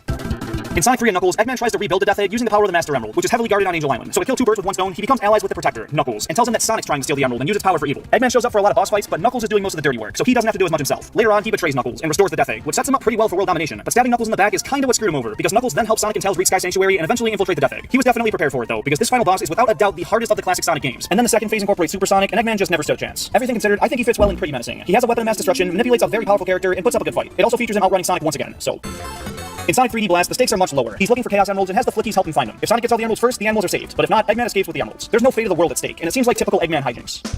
Sonic Adventure is the first of many games to showcase Eggman's fascination with ancient monsters. This time, it's Chaos. He goes around collecting the Chaos Emeralds again, and feeds them to Chaos so he gets stronger and hopefully helps him take over the world and fight off Sonic. That being the case, you don't fight him nearly as much as the classic games, but he still has his way for most of the story, tricking Knuckles again and collecting all 7 emeralds for his new buddy to evolve into perfect Chaos, only for him to demolish the egg carrier and smack Eggman away like a fly. And to make matters worse, after Sonic defeats him and he reverts to Plan B, blowing up Station Square via missile, Tails is able to stop him without Sonic's help, which is great for him, but a pretty bad look for Eggman. He still has his moments though, pretty menacing. This one's an interesting case, because on one hand, he achieves exactly what he set out to, but on the other, he was ill-informed and things almost went a whole lot worse. He learns about a secret weapon from his grandfather's journals, breaks into a high-security government base, and releases Shadow, the ultimate life form, who promises to help him rule the world if he brings in more Chaos Emeralds. I'm going to assume you mean the Chaos Emeralds. He does, and Eggman broadcasts a worldwide message threatening to destroy Earth if he's not accepted as the supreme ruler, and blows up half the moon to flex his power. When Sonic gets aboard the Ark and confronts him, Eggman captures him in a pod, tricks Tails into revealing that the emerald they brought was a decoy, and launches Sonic away in a capsule rigged with explosives. Now, if Sonic wasn't able to pull Chaos Control out of his ass with a fake emerald, Eggman would have killed him and won. But that's not how things worked out, and it gets worse for him, because after placing the last emerald on the Eclipse Cannon, it sets it on a collision course with Earth. So instead of being able to hold the destruction over everyone's head, the planet's getting destroyed. So to stop that, Eggman teams up with the rest of the characters to shut it down. Shadow, however, knew that was going to happen all along, and used Eggman's desire for world domination to his advantage. So for as bad as I want to put this in Elite, especially because this is one of his very few playable roles, I gotta lower it to pretty menacing. I'm grouping the Advanced Trilogy together again because I've done it for all the other characters, and his attempts are mostly the same. In the first 2, he's trying to take over the world, and in the 3rd, he splits the world into pieces by accident, but is still trying to take him over. The plans aren't all that special or unique, so he's a pretty typical bad guy. This one opens with Team Sonic receiving a letter from Eggman telling him that he's up to no good again. All 4 teams are in one way or another chasing down Eggman throughout the game, but Team Chaotic's story ends with them rescuing their mysterious client, who just so happens to be Dr. Eggman? Yeah, apparently the Eggman figure we've been seeing was actually Metal Sonic in disguise, who wanted to conquer the planet and prove he's the superior Sonic. But this ain't about him. Eggman is a helpless kidnappee, and even after being saved, refuses to pay the Chaotix their promised wage, making this a very easy worthless. Shadow's the main playable character in this one, and the way the plot unfolds is dependent on who he listens to. He can help Gun and the Heroes, Black Doom, or Dr. Eggman, and his importance relies solely on whether or not Shadow decides to help him. But in the game's definitive ending, Eggman doesn't do anything but tell Shadow that he's not one of the many Shadow androids, which barely does anything. I don't have that tier this time, so kinda dumb. In Sonic Rush, Eggman teams up with a version of himself from another dimension, and together they try to collect the 14 Chaos and Soul Emeralds. Grabbing an Eggman from another dimension was a good idea, and one they'll surely not go back to again. But if there were 2 of them and they still couldn't outsmart Sonic, he's gotta be kinda stupid. In this game, he focuses his efforts on releasing another elemental monster, Iblis. This plot is super confusing and all over the place. At first he thinks he's Bowser and keeps kidnapping the princess, then he accidentally releases Mephiles, but his main goal of controlling the all-powerful Solaris bites him in the ass once again when it takes over the past, present, and future, and couldn't give less of a f*** about the Doctor. And in the most pivotal moment of the game, he's standing in the background helplessly with the rest of Sonic's pals, so kinda dumb fits him well. In Sonic Rush Adventure, the 2 Eggmans, or Eggmen, team up and try to steal the Jeweled Scepter to control the waters and wind, take over Blaze's dimension, and build Eggman Land. They don't get far, and like I said for the first game, 2 of them, 1 mediocre plan. Just like Adventure 2, this is a really tough one to gauge. It opens with the most beautiful cinematic we've seen in a Sonic game to date, with Sonic and Eggman battling it out in space, and Eggman winning. He catches Super Sonic, drains all the power from the Chaos Emeralds and Sonic, and uses it to shatter the Earth into bits and release Dark Gaia, the 3rd elemental giant f***ing monster. Not what we need is air. This leaves Sonic looking like that, and Eggman in prime position to take over the world. Where last time he wanted to build Eggman Land, this time he completes Eggman Land. And it's one of the most grueling and challenging levels in Sonic's history, making it well live up to the name. And the boss fight to follow it up versus the Egg Dragoon is equally incredible. Everything thus far is peak Eggman, but that only makes his downfall all the more glorious. When Dark Gaia reaches its full power, Eggman commands it to destroy Sonic once and for all. Yeah, just like in a lot of these games, Eggman accomplishes what he sets out to, but loses control over the situation faster than, well, Sonic. And this one's no exception, but constructing Eggman Land was such an accomplishment, and smashing the Earth into pieces has to earn him a decent spot, so I'm still gonna give him the lead. The definition of insanity is doing the same thing over and over again and expecting a different result, aka Eggman in Sonic 4 Episode 1. He brings back past enemies and bosses, tries to make them better, and sends them at Sonic for round 2. Not his best work, typical bad guy. Eggman's plan in Sonic Colors is unique. He builds an amusement park in space to hide the fact that he's exploiting alien races, and it kinda works until it doesn't. Sonic thinks he's up to something and realizes that, yep, he's enslaving wisps and trying to power another cannon aimed at Earth. It sounds really serious, but the more lighthearted tone of this one makes me see him as a lot less threatening, and for that, I'm keeping it in typical bad guy. Generations has modern Eggman teaming up with classic Eggman, and their combined brains and force still can't stop that puny hedgehog. At least the giant monster he's working with doesn't betray him, but still, if two of them couldn't do it, he's going below typical. This one, again, has Eggman bringing back old ideas. He revives Metal Sonic and rebuilds the Death Egg, now called the Mark II version. Yeah, same shit, different day. Typical. Sonic Lost World has Eggman controlling a new group of hostile creatures, the Zeddy. He controls them with this conch thing, and since Sonic's a silly Billy, he smashes it to bits and causes the Zeddy to turn on all of them. They take over Eggman's environment-sucking machine and want to destroy the world, not just threaten with it. So Sonic, Tails, and Eggman team up to stop him. But Eggman betrays them at the end and uses the power for his latest mech, which is destroyed like every other Sonic boss. I like that they went a new direction with this, but the writing is god-awful, and I don't think Eggman had that situation under control at all. Also, this big robot being his ultimate weapon felt derivative as hell, and looks no different than any other robot he's tried to kill Sonic with. I'd go typical, but the amount of unnecessary bullshit he went through for it makes me lean more toward the kinda dumb side. Eggman's not really the main villain in this game. He tries to be, and even brings Metal Sonic back to help, but Lyric is the real bad guy here. He can take over any of Eggman's robots with the click of a button, and can honestly kill him whenever he wants. He tries so hard to prove that he's better than him throughout the game, but makes more and more of an ass of himself each time, until the very end of the game, where Lyric has Sonic and his friends all tied up and ready to be killed, and Eggman surprise attacks him and kills him because he was jealous of his strength. This dude was gonna take down your arch enemies. Why didn't you just take him out after? He's an idiot. No.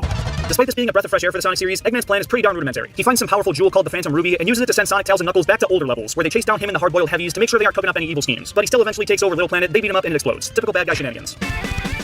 I hate Sonic Forces. I will say that at the beginning of every segment. But this is one of Eggman's more successful attempts at world domination, mainly because he does take over the world. His new ally Infinite absolutely demolishes Sonic, and they lock him up in the Death Egg, which yes, is back. The world then quickly falls into Eggman's clutches, and he does what he's always wanted with it. Creates a global dystopian regime with his robo-troops watching over. And throughout the entire game, this is felt through the environments you run through. It's actually one of the better things this game does. Eggman really thought this plan through it. Even after Sonic's broken out, he's got troops on him 24/7. When they destroy the Phantom Ruby's power supply, he has a backup. Then he sends a f***ing sun at the Resistance to wipe him out. And even after that, has a pretty intimidating mech in place to stop the Resistance. Even though he does lose in the end, the fact that he actually won for a while and the sheer amount of backup plans he put in place make this a pretty hard one to argue with. Elite.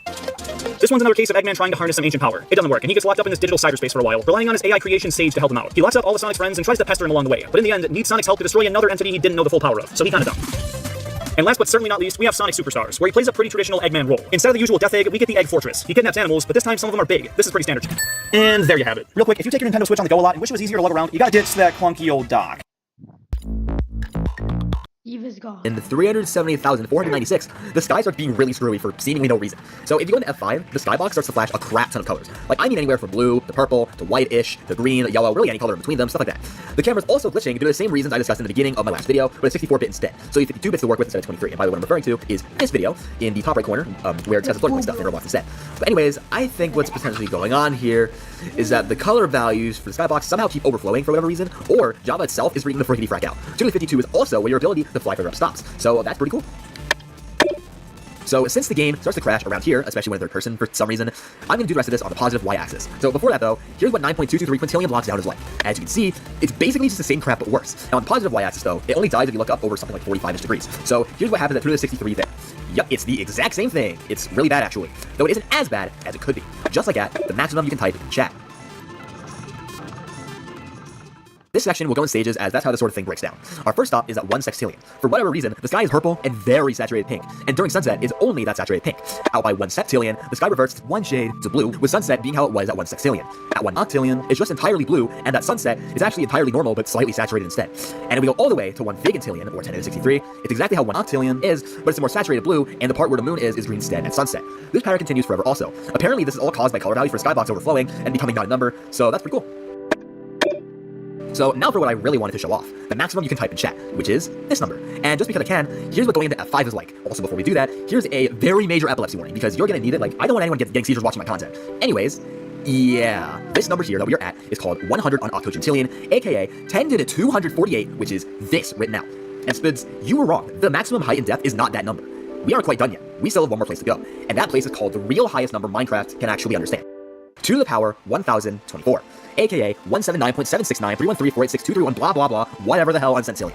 This is the lowest and highest you can go. By this point, you've gone literally so high that your position rounds to infinity, which I got one single frame of, and your game just automatically crashes regardless of what you do. In fact, your position is so high that if this number was the amount of meters up your, which it actually is, because in Minecraft 1 block is 1 meter, your height would be 2.04318617512831099941379379200112762001127620543 times 10 to the 281 times bigger than the fucking observable universe. The sky void length would be twice that, so this number. And if you fell all the way from 179 on centillion to the ground at 78.4 blocks per second, which is Minecraft's terminal velocity, it would take you 7.2652609325822651 times 10 to the 295 millennia. And just for some context, that number, which is about 10 to the 296, is 10 to the 196 times bigger than the time it would take for the universe to die of heat death, which is 1 Google. You could experience practically infinite lifetimes before you made it to the ground again. In my opinion, that's honestly insane. And the fact that numbers in games at all can get this ridiculous is just ludicrous, to be honest. So anyways, if you guys enjoyed the video, which I spent probably way too much time making. Why do we all have to wear these ridiculous ties? Ah, hello, Gordon Freeman. It's good to see you. Ah, Freeman. Big day today, Freeman. Do you know who ate all the donuts? Did you submit your status report to the administrator? You look terrible. I apologize, Mr. Freeman. Someone has hidden my glasses again.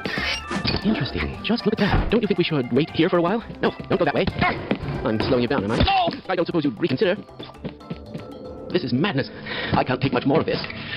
Freeman, who would have thought you'd still be alive? Gordon, the scientist. They're crazy. Gordon doesn't need to hear all this. He's the purest sample we've seen yet. Yes? Well, of course. This analysis is going to run perfectly today. Well, go ahead. They're waiting for you, Gordon, in the test chamber. Be careful, Gordon. Who is responsible for this mess? Why are you asking me? I can't see a thing. Greetings. You are from the anomalous materials lab. Yes, I recognize you. Aren't you supposed to be in the test chamber in half an hour? Fine. You won't even know I'm here. Good morning, Gordon. Freeman, you fool! Stop attacking! He's a friend! I can't take much more of this. Gordon. Gordon! Well, I seem to be seriously wounded. I wonder if I should run that test again. Welcome to the HEV. Why didn't they listen? I never thought I'd see a highly trained professional, let alone create one. Go ahead. Extreme heat detected. You smell something burning? That odor is coming from you, Freeman. I hope those containment parameters are still numbered. We've assured the administrator that nothing will go wrong. I don't think so. No, stay back! Get out of there! Hurry up, Freeman! I can't keep it open forever! Oh dear! Oh my God! What are you doing? Don't just stand there! Pick up that gun and shoot! These ridiculous ties! Oh no! Well, no, Freeman, put that down. This should be better. What are you doing? Now get out of here! Wouldn't you like to get one of these blood samples? Major lacerations detected. Ah, you've been wounded. Let me help you. It appears that you need medical attention. Let me take care of that. I can give you something for the pain. Oh yeah. Hey, Gordon. Okay, why not? No, I don't want to go! Looks like you're in the barrel for that. This doesn't look right. Oh my. Well, I seem to be wounded, but I can keep going. Let's try this. No, please! Fascinating. Organic matter. Oh, no. Now, I wonder if those boys can make a bigger mess. You have any idea what's going on?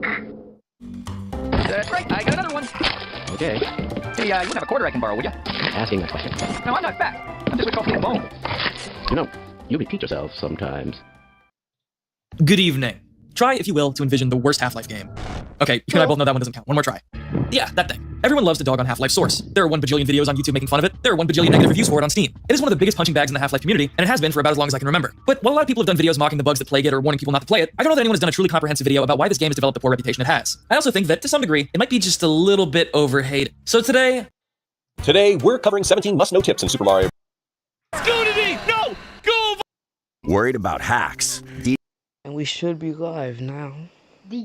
So 29 Minecraft experiments tested to see if they work. And these are the questions you've always wondered, big and small, but you might not know what to expect. Like with this one with redstone ore. All right, so when you have a redstone ore, usually when we step on it, it makes particles. That's expected behavior. We throw items on it, that also happens. And apparently the amount of items also can change this. So if I start flicking this on, we very quickly go from having a little bit of particles to all the particles in the world. Actually kind of looks like me. It looks like I have an afro. Oh yeah, that's a new hairstyle I'm trying out. And if you break it, it disappears really quickly too, might I add. So we've got vines here to break the entity cramming, because what we're next doing, we're getting a lot of wardens. And what we're testing here is what if you have a lot of wardens, does it make you do a further sonic boom? Whew, that's probably about enough. It sounds like we got a jet engine in here. Like I'm playing Minecraft on my MacBook Air. Let's start with a pig first. This isn't gonna go very well for our first step subject. Well, that wasn't very smart of it.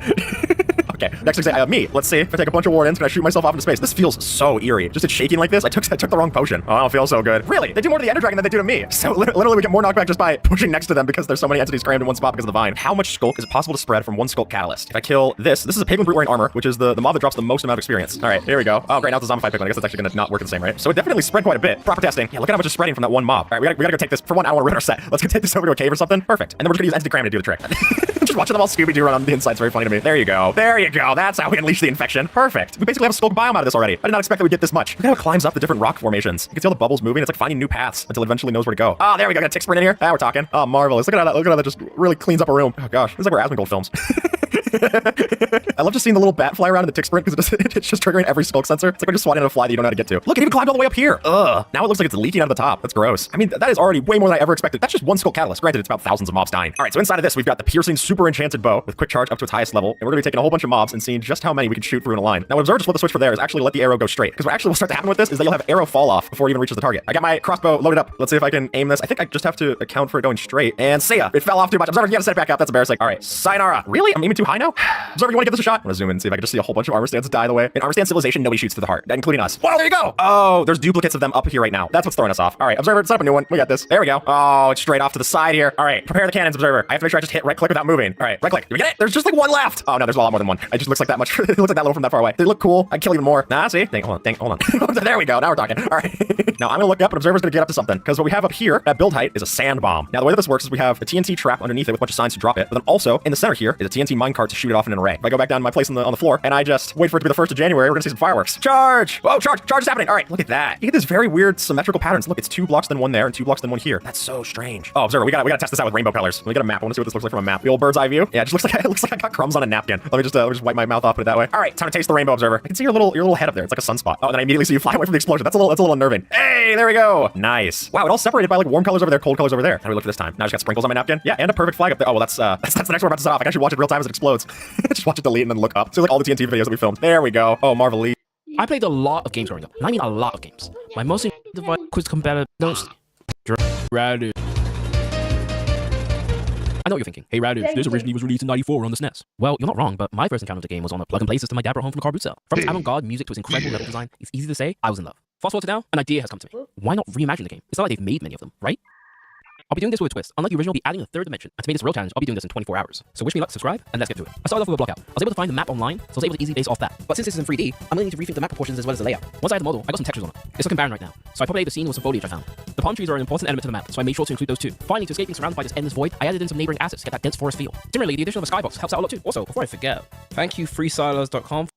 Oh my gosh, guys, the weather is literally giving me the most overpowered loot ever. That is so rare. These are some of the funniest fake Minecraft speedruns in 1.19. Our first run begins and the runner spawns directly next to a desert temple, where he already has 1 XP. And after entering the pyramid, the center block is blue concrete, not blue terracotta, showing us the speedrunner had previously messed with it before recording. And when the speedrunner drops down inside the temple, he's greeted with OP items from every chest and doesn't light off any TNT after stepping on the pressure plate. He continues the run by making his way to a nearby village. And for a brief second, when the speedrunner checks his inventory, we can spot a singular commands block hidden in the corner, which is not only impossible to get into survival, but we'll see what he does with this later. After looting the village, he makes his way to find a ruined portal, where he has just the right amount of obsidian to finish it. And once the speedrunner enters the nether, he spawns directly next to a fortress. But scratch that. The speedrunner instead decides to head back to the overworld, craft himself a bow, and sail away in a random direction towards land. He then finds something strange. Out of an entire beach of normal sand, there is a singular piece of sandstone, to which the speedrunner happens to dig down from and lands directly in the end portal room, showing us that he clearly tried to mark the spot with something that he didn't want us to see. But there's a problem. Where's the speedrunner supposed to get his eyes of ender from? Well, do you remember the command block from earlier? It's gone. And instead, there's a button on the wall that activates a command which gives the speedrunner 11 eyes of ender, clearly showing us he used his command block to get these pearls. And after he enters the end, the fight's pretty normal, so we're moving on. This next speedrun seems to appear normal at first, with our speedrunner spawning into a village. But all of a sudden, the speedrunner immediately digs down from the village and drops down straight into a stronghold. But after a little search on the web, I found this exact seed straight out of a YouTube video called the best Minecraft seeds for speedrunning, which explains this incredibly lucky seed. And when he enters the portal room, there is 10 eyes already in the portal, which has a 1 in a trillion chance of happening. And take a look at the edges here. They aren't filled with lava like a normal portal room, meaning the speedrunner tampered with them in creative mode, which explains why he breaks this specific block leading into a random chest that has the perfect amount of eyes that he needs, and makes his way into the end. I've seen enough. Let's get to the next speedrun. The next run begins with our speedrunner spawning into a village and looting a ruined portal chest, which would be completely normal until you realize it's impossible for fire resistance to spawn here. Remember the fire resistance for later. He then grabs his loot and searches for an iron golem to kill. But why is there not 1, but 2, 3, and 4 iron golems in the village, when a normal village only contains 1? He makes his way back to the ruined portal and into the nether, where the speedrunner drinks his fire resistance and jumps into a very certain lava pool, which suddenly drops the speedrunner right into the middle of a fortress. Once in the fortress, the speedrunner begins to search for a blaze spawn, but there seems to be quite a few more blazes than normal, which is explained if you look closely in the top right corner of his screen, where a second blaze spawner has been placed in creative mode. After collecting his blaze rods, the speedrunner needs to find a bastion, but pay close attention to the specific blocks on the wall, because after turning around, the speedrunner miraculously finds himself a bastion. And while the cut is not clearly noticeable, we can clearly see beforehand that there was not a bastion in sight. Now the rest of the run's pretty normal, so we're moving on. This next speedrun starts off with a bit of a cocky speedrunner. Bro, this speedrun's gonna be so easy. Where he goes to loot a chest and builds himself some tools to use. But while he's taking his boat out to sea, move your focus towards the chat. Is the language that is Serbian when the speedrunner clearly speaks English. Remember this for later. The speedrunner then continues by traveling underwater, crafting a portal, and entering the nether. And the speedrunner manages to find both a bastion collecting some ender pearls, as well as a fortress collecting some blaze rods. But pause. This is the leaderboard on the actual speedrun.com website for 1.16 RSG in Minecraft. And if we take a look at the second best time ever recorded, does this gameplay look familiar? The speedrunner literally put his face cam over an existing world record speedrun, and when comparing side by side, this is just hilariously fake, and submitted the run to the real speedrun.com. This next speedrun starts off by spawning on a mountain, but as he's climbing down, we see something a little suspicious. The shape of another portal is outlined in the wall right as he spawned in. Keep this in mind for later. The speedrunner eventually finds a desert village in which he loots. He then travels all the way back towards his spawn and this really strange structure, which has clearly been tampered with. And nah, what? Well, what the This next speedrunner is attempting the world's record for 1.8.9 random seed. But watch closely. The run starts off pretty normally with our speedrunner spawning in a village. But do you notice that? In a split-second frame, we can see a glimpse of a frog in Minecraft, which not only doesn't spawn in the biome he's in, but doesn't exist in Minecraft 1.8.9, the specific version this speedrunner is running for. The speedrun continues by collecting beds and searching for a ruined portal. Finally, the speedrunner finds it, and once the speedrunner spawns in the nether, we see this. The updated textures for netherrack and blocks that don't exist in Minecraft 8.9. Clearly, the speedrunner tried to get an advantage by running a newer version of Minecraft, but submitting it for 1.8.9. This next speedrunner spawns right in front of a chest, and oh no. I do kind of feel bad for this village, I'm not gonna lie. Did he really have to take out the villagers like that? Let's just hope he's more chill in the nether. That was pretty fast. Now this is about to be crazy. And there goes all the crystals. Yeah, the Ender Dragon stands no chance. Well, I guess he just finished that speed run. The next one starts, and our speedrunner spawns next to a village, where he happens to find some insane loot in his very first chest, including blaze rods, which isn't possible to spawn in a village chest. He also happens to loot a ton of obsidian. But do you notice something? The red textures around the lock of a chest clearly show that it's a trap chest, which don't spawn in villages, meaning he obviously placed this in creative. And instead of making his way to the nether portal now, he travels away until he comes to a very strange area of blocks, which was clearly tampered with by the speedrunner to build another portal. And this is made obvious when he magically spawns directly into a fortress. But the speedrunner already has blaze rods, so why would he need to be in a fortress? Because in this fortress, it happens to contain a piglin spawner instead of a blaze spawner, which obviously isn't possible in Minecraft, making it incredibly easy for our speedrunner to get all the pearls that he needs. And the speedrunner also finds a pre-lit nether portal conveniently on his way out of the fortress, which is clearly different from the one that spawned him in, which teleports him straight into the end portal room with the silverfish spawner missing. And the speedrunner crafts his eyes and begins to light the end portal until, wait, is this guy seriously getting DM'd by his mom on Discord? And now he has to go do some chores? Well, I guess something happened because the speedrun just cuts off there. This next speedrun starts off normally with the speedrunner gathering some tools using wood. He then travels around to which he finds a ruined portal and finds a perfect amount of obsidian, enough to fill the portal. And when he spawns in, wait, is this the new ancient city in Minecraft 1.19? Nether portals don't take you there. And why is the portal filled with diamond instead of reinforced deep slate? The speedrunner obviously tampered with this in creative mode. Subscribe to see more speedruns. Bye. Oh my god, guys, no way! This is the rarest chest ever! Full netherite gear? Oh my god! I've exposed a ton of fake speedrunners this past year, and some of them were so hilarious, it's crazy. So here are the funniest fake Minecraft speedruns of 2021. Our first speedrunner spawns in immediately facing straight up, so we already know that it's fake. Then he suddenly finds a village a few seconds later. But wait, is that a diamond house? There's no way this is real. Luckily, things get less suspicious as our speedrunner goes around the village and collects beds. Wait, where did he get all these beds from? It's clear the speedrunner cut the video, went into creative mode, and got the beds. It's obviously fake. Anyways, it's time for the speedrunner to travel to the nether. Okay, you have to be joking. There's another portal out in the open? This isn't even possible in Minecraft. Once in the nether, our... On Windows 10, as we all know, Minecraft Java Edition has had a lot of distance limits throughout the years, but nobody ever talks about Minecraft Bedrock Edition and its distance limits, such as the floating point bug, the stripe lands, and even the farmlands. So buckle up, because today I'm going to do exactly that, from the earliest Pocket Edition all the way up to modern versions. Let's begin. Just like with my last video on Minecraft distance limits, we'll cover all these distance limits mostly chronologically. So before 0.9.0, or even after that, null style works for a little while, Pocket Edition used to only generate worlds in a 255 by 255 block area with an invisible and unbreakable wall around it. It seems like you can't actually get above that wall, right? Well, somehow, shockingly, you actually can. If you're at the wall and go above 128 or so, or above cloud height, you can literally walk on top of it like this person shows here. And apart from, say, the height limits at 0 and 128, that's the only real distance limit here. So let's move on to what happened after 0.9.0. Okay, so I was editing the video, and apparently I found if you go on a version of Minecraft Pocket Edition before 0.9.0, in a world that you're out, you know, casually at the farlands on, it'll break how Minecraft in-dev did? Am I the first one to discover this? What the fuck, man? In 0.9.0, Minecraft Pocket Edition got an upgrade. What upgrade, you may ask? Well, for the first time, Minecraft Pocket Edition got infinite terrain generation. This blew open the door for a lot of distance limits to be discovered, and a lot to even be created. The first of which was the stripe lands. Anthem accidentally discovered these in 2016, and what he thought was Minecraft Pocket Edition farmlands wasn't quite the farmlands. However, we will actually get to those later. Anyways, this is what these quote-unquote farlands look like. These slices of terrain, called the stripe lands, are actually caused by a floating point precision bug, which allows terrain to only be rendered every second block. But why does it only happen only here and beyond? Why not 1 or 2 million or even a few 100,000? Well, it actually has to do with the way floating point itself works. I know I've explained floating point in the past, but I'll give you a refresher on it anyway. Floating point is what amounts to binary scientific notation if you think about it. 1 bit is for the sign, 8 are for the exponent, and the final 23 are the mantissa. Let me explain with, say, 1,048,576, aka 2 to the 20. How it works is you take the mantissa and put a decimal point at the very first digit, so it looks like this. Then, this is multiplied by 2 to the power of whatever the exponent is, minus 127, as the exponent starts counting from the very smallest number you can use, which is 2 to the negative 127. In the case of 1,048,576, this exponent is 147 according to the bits. This is a fairly good system for representing numbers in my opinion, but there's one absolutely fatal flaw here. Because computers don't have infinite bits, you have to truncate the number somewhere. In this case, at the 23rd digit after the decimal. This works fine at representing integers to values up to 16,777,215, which is 2 to the 24 minus 1, which looks like this shit right here. After this point, the exponent of the number according to the bits is 151, which minus 127 is 24. Remember how I said the mantissa can only represent 23 bits? Well, this is a problem. 24 is bigger than 23, who knew? So you can't represent every whole number anymore, and you're capped at every 2. This problem doubles every power of 2, leading to something I like to call the slice lands at 2 to the 25, or 33,554,432, which looks like this. This problem doubles every power of 2 beyond it. Remember how I said this video is about Minecraft Bedrock Edition distance limits? Well, I actually kind of lied about that. We're also going to be including Legacy Console. So starting with the Xbox 360, PS3, and the Wii U, these three consoles are all capped at world sizes at 864 by 864, with the nether being literally 3 times smaller at 288 by 288. The reason? There just wasn't a lot of storage on these things, so they had to cap the worlds there. This also meant that the end on all of these were capped like this too, but the outer end islands and main end island were entirely different dimensions in the game's code. At each respective limit, there was just an invisible wall. If there wasn't, because this game's code is based off of Minecraft Java's beta code, the farmlands would absolutely generate at 12,550,824. You just can't see them. In newer console editions like Xbox One, PS4, and Nintendo Switch, you not only have this classic world size, but also 3 new options, being small, which is 1024 by 1024, with another size of 350 by 352, medium, which is 3072 by 3072, with another size of 512 by 512, or 1:6 ratio, and large, which is 5120 by 5120, with another size of 640 by 640, which is a 1:8 ratio. Oh, except on Switch edition, they don't have large as an option on there for some reason. On the new 3DS edition, the world sizes were small, capped at 672 by 672, with a 224 by 224 nether, medium, capped at 1344 by 1344, with a 448 by 448 nether, and large, capped at 2016 by 2016, with a 672 by 672 nether. Also, as a little side note, in TU46, or Title Update 46 on the Xbox 360, there was a bug where you could bypass the barrier, where blocks would just generate up to 2800 in either direction. Past 2800, the blocks would disappear, but the actual physics still work. This is fairly reminiscent of Minecraft in dev, where at anywhere from 2176 to 2560 blocks, the ground essentially just stops, leaving nothingness in its wake. I was going to end this section here, but during editing, I found one more thing to note from somebody who linked me a video on Discord by somebody named /sport. On Xbox 360 edition, if you fall into the void just over 230 or 1,073,741,824 blocks, your game simply just can crash. I'm not exactly sure why, nor was the person who uploaded the video, but it seems to be some weird floating point conversion problem that I don't even know how to begin to describe. Another thing to note is that there's 8 separate crash points listed here that this dude found as well, and neither of us know why it crashes there. They don't even seem to be tied to powers of 2 at all outside of the first one. And the even weirder thing is, after this, when map coordinates don't change anymore, you can still fall just fine, and nothing happens anymore, even down to the 1024 blocks down in the void. And on the first version where the end was added, the game just straight up crashed at 2,147,483,647, just like in Bedrock Edition.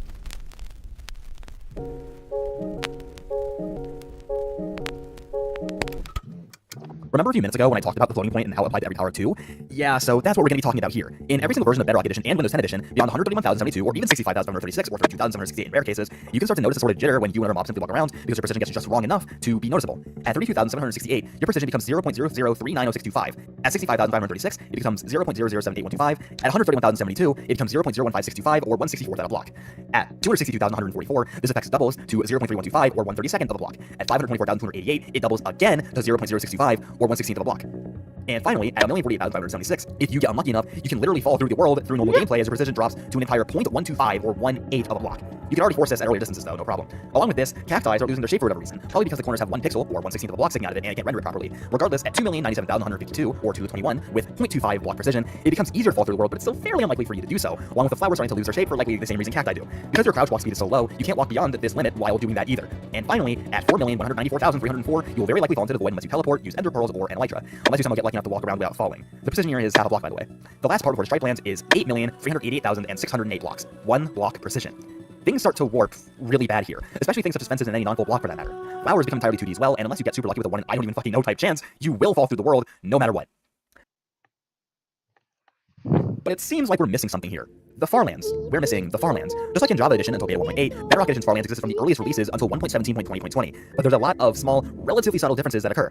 For starters, the farmlands actually break down over time just like Java Edition's fringe lands, in literally the exact same way, and for the same reason, which you can learn about in this video. Instead of capping out to the 1024, it caps out to the 1.8 due to the game being 32-bit. The separate where it breaks down begin at 12,559,913 for the first degradation, 12,561,029 for the second, and 12,562,177 for the third. It even does the same thing it did on the ZX in Java Edition, where instead of distinct stages, it just slowly and gradually degrades until 12,758,545, where the farmlands disappear entirely, like so. In fact, these fringe lands and accurate farmlands at all behave exactly like the Java lands in all aspects apart from the distances, minus the farther lands the selection noise can't break down in time. The third time in this video, you can learn it with it starts to get insane. This is the corner farmlands, aka the circle. This is not the Bedrock Edition either, as the Skyper shows up in Java 42 septillion, like I showed in this video. Because Bedrock is 32-bit, as I said. Salut, c'est Franck Leboeuf. Vous voulez savoir comment c'est votre voiture? We all know what 1 block is. Just 1 piece of grass floating in an empty void. But what would it look like if we cloned this 1,000,000 times? It would look something like this. This is SkyGrid, a map that came out over 11 years ago. And it's basically an infinite grid of blocks, spanning in every single direction. It's a dangerous game mode. But it's so rewarding at the same time. Oh yeah, I played this a ton growing up, and even made videos on it in the past, but that was a long time ago. So today, we're gonna revisit SkyGrid, and the first step is to try not to die. Okay, so there's a chest right here. Inside there's some bread, and a lava bucket, and some ice. This will allow me to make a cobblestone generator. There's also a piece of paper that says good luck. Thanks, I'll need it. You might be wondering, why is there a beacon right here? Well, at the very bottom, it looks like there's the end portal. So we're definitely gonna try to go to the end by the end of this video. So let's collect some wood here, and make my first ever crafting table. Oh yeah. But as you can see, there's a 3 block gap for every single block. So if I miss a jump, I will fall to my death. Ooh, a chest. Yeah! Oh, what's inside? Oh yeah, some coal, some copper, and a bunch of stone. Yeah, looking around, it's so trippy. It just looks so weird. An infinite grid of blocks in every single Okay, this is something dangerous. this. You probably noticed that we're actually not in hardcore mode. That is because I actually want to have fun. And I'm probably gonna die a lot this video. But there's a catch. If I die before I create a bed, I will not respawn. So that's the immediate goal right now. So far, I did get 6 pieces of string from chests, so that will make me 1 piece of wool. Ooh, a double chest on top of each other. Let's see what I can get, please. Oh, I got boots. Let's go. Some sand and some other stuff. And please give me wool. Okay, coarse dirt. An iron pickaxe. Oh, yeah. I can find a lot of stuff in this giant grid. So let's keep exploring and try to find like a cow spawner. Because that would be so OP. Oh, what? Oh my god, what just hit me? Oh my god, I found a sheep. I don't know where he came from. There's no spawner around, but I guess he just spawned. Let's mine some cobblestone. Now I can craft a furnace. Smelt out some iron. Okay, now I can use this and craft some shears. Let's expand his platform a little bit so he can walk around, connect it to the grass so it can grow. And now I can shear him. Yeah, oh my god, he gave me 3 pieces of wool. That means I can finally craft a bed. Let's go. I can live forever now. Thank you, sheep. Guess I don't really need you anymore. I feel so bad. Oh, that was so stupid of me. Oh my god, that was instant karma. Oh my god. As you can see, as you look down the grid, it actually copies Minecraft very closely. Down there's some deep slate, it turns into stone, and then just grass. Let's actually travel up there. I think that's where all of the cool spawners are. Let's use this iron to make extra buckets, and then we can turn this ice into some water, and we can probably use it to climb all the way up to the top, right? Yeah, we're saving ourselves a ton of blocks. The chests, any different.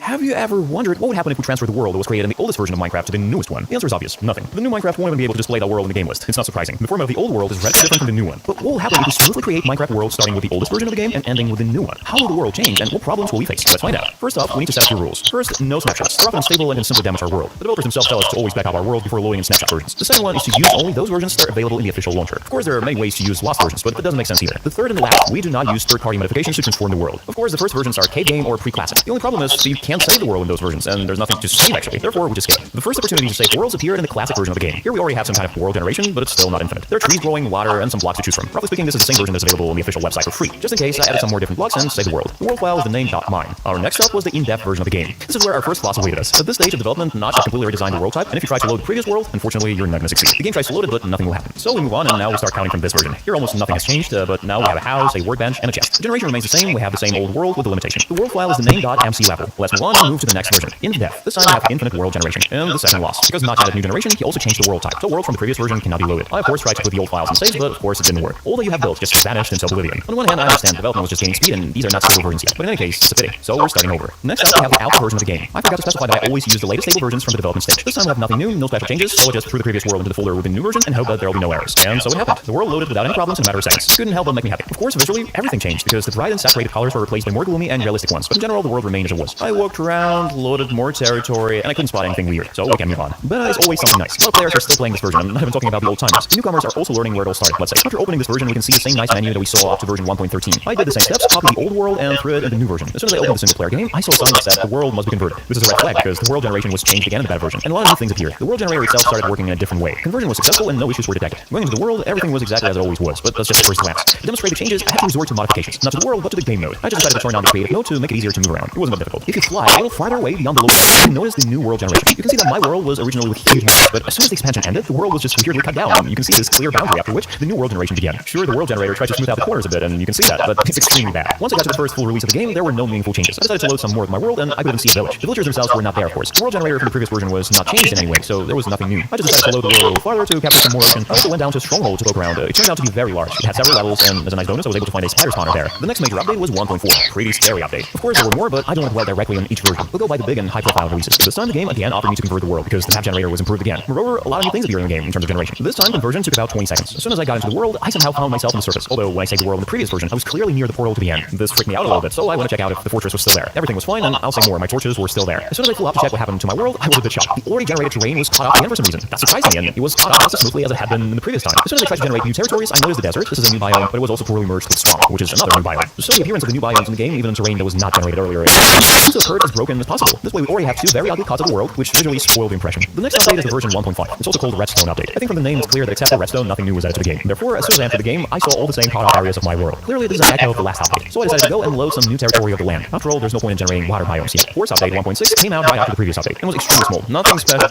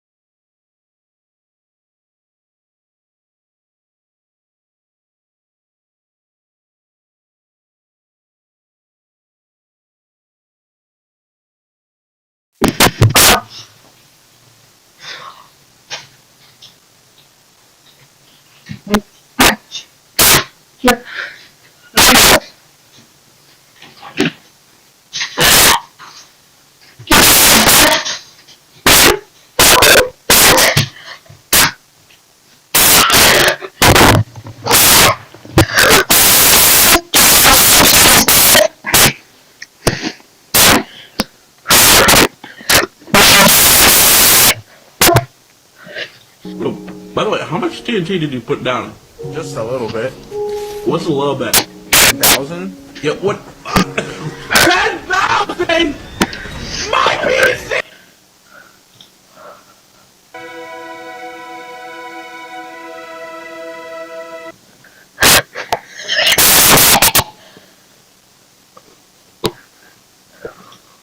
I read the entire mob book to make sure the armadillo wins. This all started 3 years ago when my crusty, dusty-ass friends killed my Minecraft dog. Hell no, man. What the fuck, man? Obviously, I got my revenge on all of them. Hey, how's your dead dog? That didn't actually happen. But I did actually go to war with my friends for 3 years over killing my dog. And this war made me realize dogs are pretty vulnerable. And then it hit me. Mojang should add dog armor to the game. And adding this would be a lot better than their other updates. Oh my goodness! So if I really want dog armor, I need to take it in my own hands. And this is war motto. So here's the plan. Go to Mojang headquarters and infiltrate the developer team. After I climb the ranks until I'm at a point where I can pitch the mob for the mob vote, I'm gonna pitch a mob that's purpose is to add dog armor. I like to call this Operation Dog.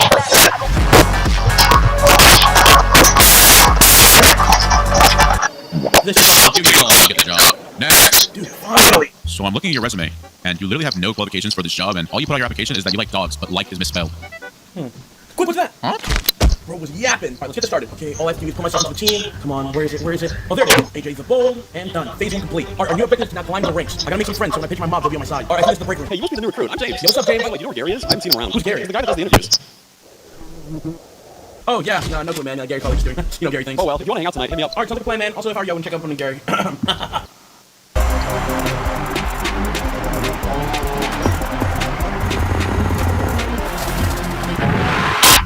It's time for y'all to pay your taxes. Tony, my man, it's been a while. Pleasure doing business. Dude, my guy, pleasure doing business. Is no one? Alright, whatever. I ain't playing. How do you pay your taxes? How can I help you? Bro, I've never seen a building with a house this nice. I mean, yeah, I work pretty hard for this place, man. So you must make a lot of money running this shop, huh? I mean, I don't brag. Why don't you take a look in there? Oh, wow, you have a ton of emeralds. Yeah, that should work. Stop. You can't take this. I won't let you. Oh, really? You sure about that? Is there a problem, gentlemen? Yeah, this guy's trying to rob me. He just came to my store and took all my emeralds. You guys do something about this. Oh, so you're really a snitch, huh? Listen, you're gonna have to give him back those emeralds. Who's gonna make me? I will. Alright, who's next? What's up, bro? Please, I don't have any emeralds. Why are you doing this to us? Because I like being a bully. Oh, and also I'm in debt. You're in debt? Yeah, it's kind of a long story. How are we supposed to defeat the dragon? I think I have something that might work. Give me all your emeralds. Yo, I think it worked. Let's go. I gotta give it to you. I didn't think this idea would actually work. Shoot, bro, I thought that would work. Dude, are you serious? Do you know how much my emeralds are based on this? Alright, you know what? You owe me at least 10,000 emeralds, and I want it by next week. You gotta get it to me or else I'm banning you. Damn, that was a dumb idea, bro. I'm not trying to get banned. If you get this, why don't we just win the mob tournament? What? Bro, if I can win this tournament, I can pay back Evo, and I don't get banned from the server. Alright, bro, it's your lucky day. I'm gonna go win this tournament. Bruh, sign up here. My own room. Competitors! Wait, what? Thank you for participating in the tournament. Allow me to explain the rules. This is a PvP tournament. Every match will have 2 competitors fight until someone is unable to continue. Once a winner is announced, they will move on to the bracket, and the winner will be awarded 1 million emeralds. Let's go! The tournament will start in a couple hours, so be ready. It's gonna be light work.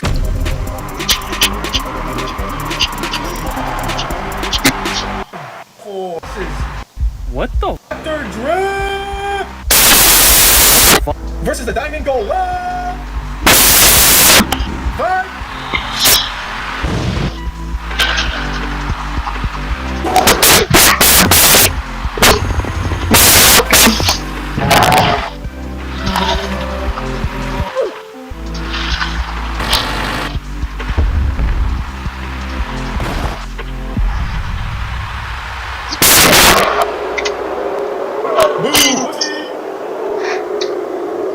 Alright, next up we have a player that loves bullying villagers. Run! I bet! Let's go! Let's get food! Versus the tree guard! Wait, what? Nah. Bro, hey, bro, I'll help you out. No matter what, you're Dino. You actually can't win. You can still run away. Bro, I'm trying to help you out. You're a fool. It is you. Ah, whatever. And the winner is...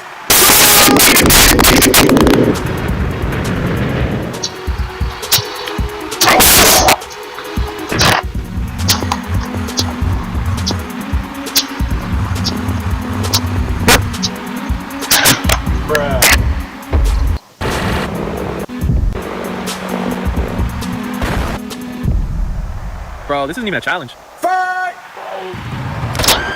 Oh, you guys are good! Is that even allowed? Hey, yo, boss!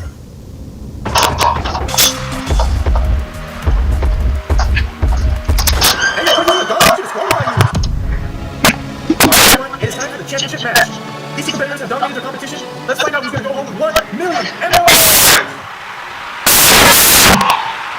Alright, buddy, let's not make this harder than it needs to be.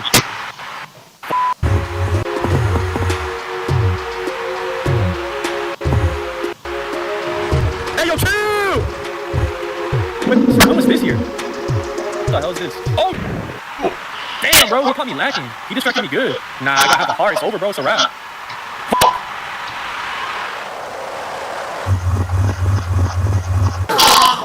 Bro, I swear I'm the best at PvP. And the winner is... Go! Yo, what's up, bro? I brought you those emerald blocks I owed you. Yo, what? I didn't think you would actually do it. Let's go! You're not bending me anymore. Alright, bro, have a nice day. I'm sorry, I'm playing City. Wait, what you mean? You don't even play Minecraft, bro. All you do is bully villagers. Bro, tuning them is fun, though. Okay, guys, we find another server to play. Wait. Let's go, guys. He's finally gone. If you two do anything foolish, I promise you will face my wrath. Ça, c'est Fortnite, un jeu rempli de fun et de tryhard. Au fur et à mesure des saisons, les développeurs de...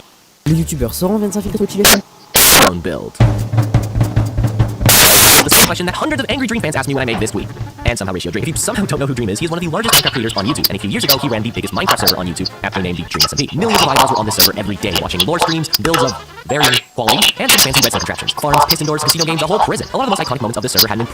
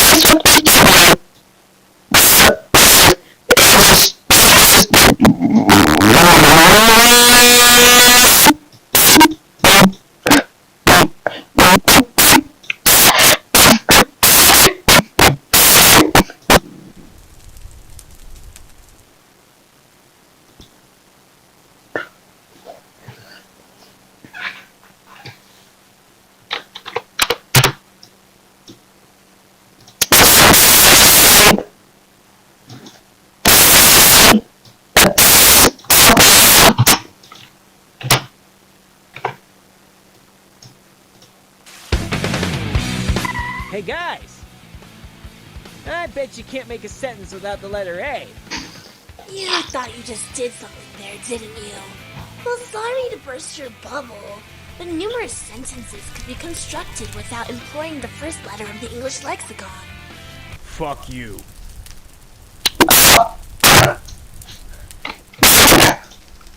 For some reason, people keep telling me to go touch some grass. Touch grass, bro. So that's exactly what I'm gonna do today.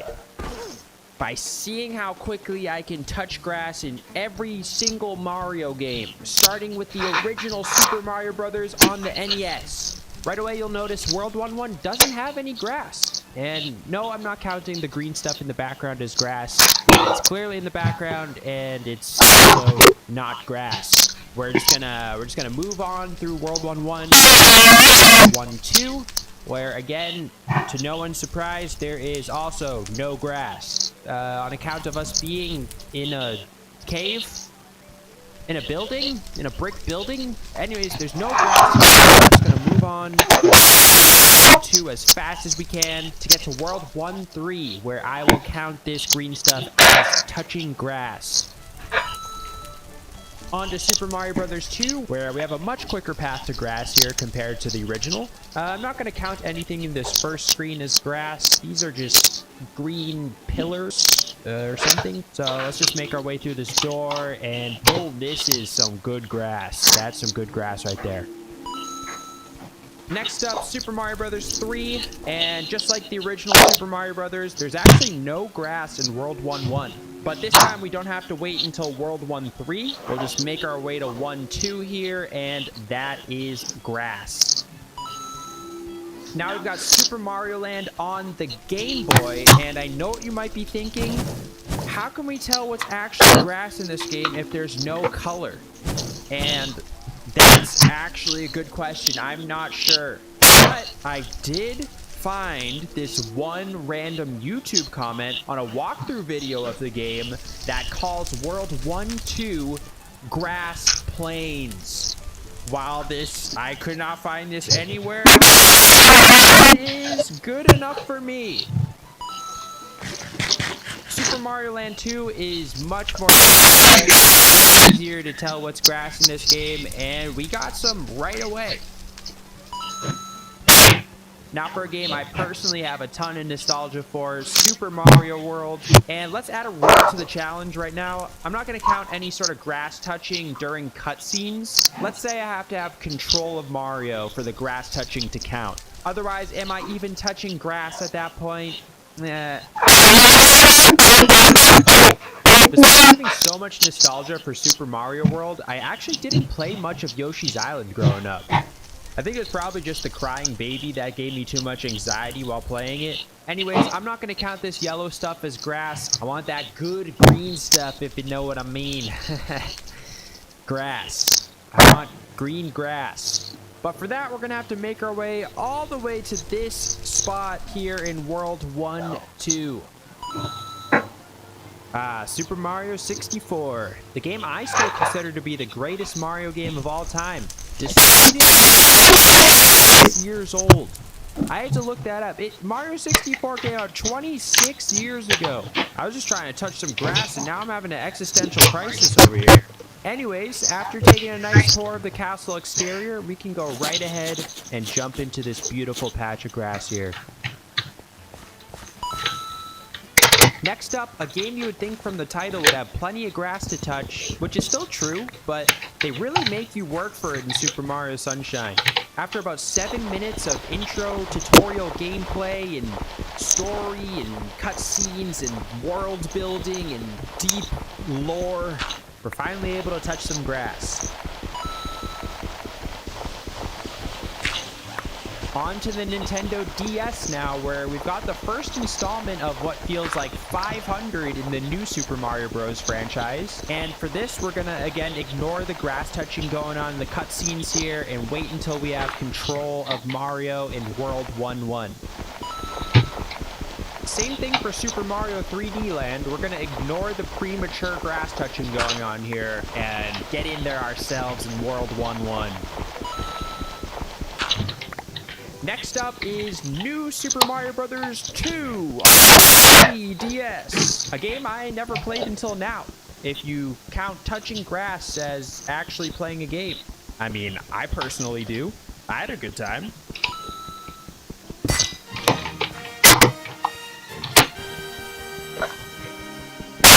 On to the Super Mario Galaxy games, which I have many fond memories of. Seeing this intro is so nostalgic, and it's really making me want to replay the game right now. But we've got more important business to take care of.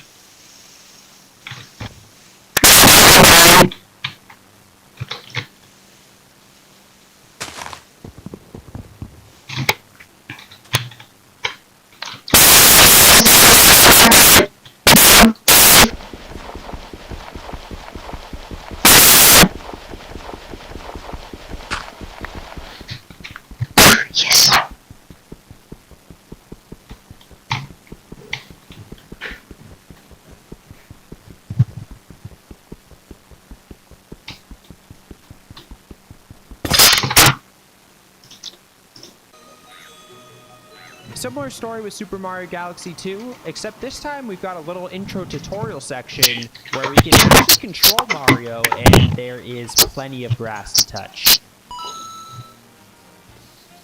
Hey, this game looks familiar. New Super Mario Bros. Wii. And like the previous New Super Mario Bros. Games, we just have to sit through the intro cutscenes and make our way to World 1-1.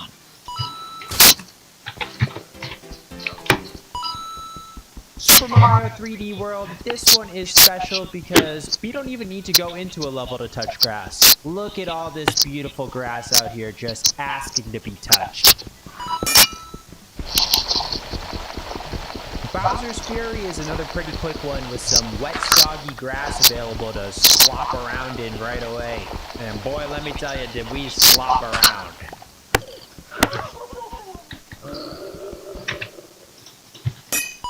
finally, we've got Super Mario Odyssey, and I know some of you are going to want to count this disgusting gray stuff as grass. I'm personally not going to. When I think of grass, this is not what I imagine. So we're going to make our way through the Cap Kingdom, bonk this rabbit, and head to Cascade Kingdom.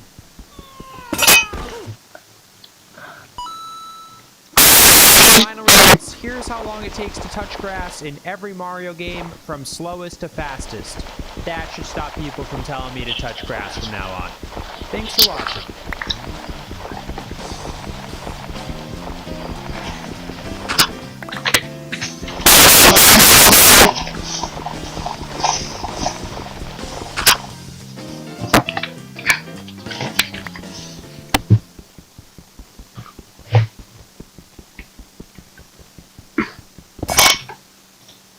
Some of you might remember this tall giraffe in the 100x100 Minecraft world. I touted it as probably the dumbest thing I've ever built. Well, just 3 days later, I made something more dumb and way more expensive. The glass umbrella. This idea was thrown out by Colin about a month ago after his house burned down. He was worried about lightning striking his house and it being totally destroyed. Now, that was a valid concern. Even though lightning strike would be rare, we only have about 40 active chunks in the world, if lightning were to strike, it could do a lot of damage.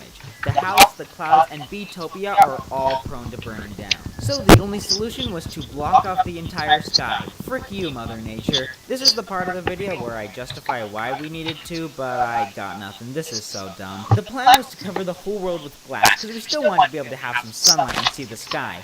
But I realized that would make me go broke, because the only reliable way to get glass is by purchasing it through librarians. The going rate is 1 emerald for 4 glass blocks. We need 10,000 blocks, and to buy that requires 2,500 emeralds, or roughly 39 stacks. So in hopes that we don't fall into poverty, we're gonna bootleg it. Instead of using full glass blocks, we decided on using the much cheaper alternative. And honestly, I think it looks much better. It meshes quite well. But even though it's going to cost less emeralds, we still need 1,000 of them, or 15 stacks. I could chop trees and sell sticks like I normally do, but I'd rather sell something that I can get automatic.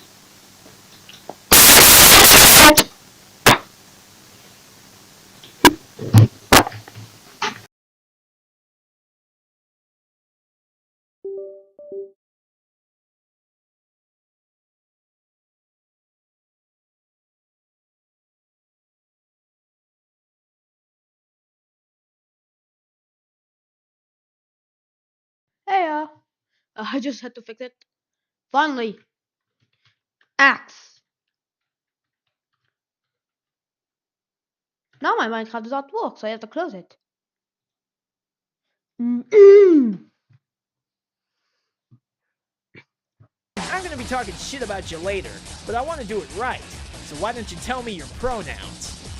Unlike you blue-haired liberals, I don't have pronouns. What? Everybody has pronouns. I don't. You will refer to me only by my name, Shadow the Hedgehog. Sure. Well, at least you get the concept. Pronoun police. You said he, which is not Shadow the Hedgehog, the first pronoun. Shit, my bad. Now what the fuck? I make the most anxiety-causing Minecraft world, and I'm about to use it to secretly troll my live stream. If at any point my viewers catch me out of the stream ends, this might actually be impossible. The story begins as I enter this house with only half a heart. Okay guys, we need to play really carefully right now. But while saying that, I ran straight into this cactus. We should get food. And after barely surviving, I started hearing a worrying sound. It sounds like an angry wolf sound, so I went over to check it out. But this is actually a fake wolf that I'd secretly retextured. So I got even closer to raise the anxiety. Wait, why are you guys worrying? I think he actually might be friendly, you know? And all of these sounds were actually coming from my friend who was disguised in the floor. Now, whilst the troll seemed to be working, I accidentally kicked my friend out of position, so I decided to leave the house so that my viewers wouldn't catch on. Okay, let's go mining or something over this way. So I ran over here and began digging straight down. But things began going wrong when these mobs decided to join me. Oh my god. And just as I was in the clear, I fell into this ravine with my dog right here, who was actually my friend. Nice and chill, okay, this doesn't look very safe. As my friends began standing on the very edge. So we started going through the ravine in the safest way possible. Only I'd actually edited this ravine, so I had to take the most dangerous route. Alright, nice and careful, here we go. And I went right past this unusual looking cave. You'll see what this is for shortly. Everything was going according to plan until this. Oh my god, my dog. Chill, I pushed my friend way too far and he fell in the lava and died. Oh no. Is my dog okay? Did he die in the lava? So now he couldn't even respawn without the entire stream looking fake. But to make it even worse, people were already suspicious that the dog was a player. So I needed a social fast, otherwise the stream would end. But see this weird looking cave? Well, inside I built a fake troll which I made really obvious for my audience to see. And I was going to use this to try and distract the audience. Let's go this way. We're going this way.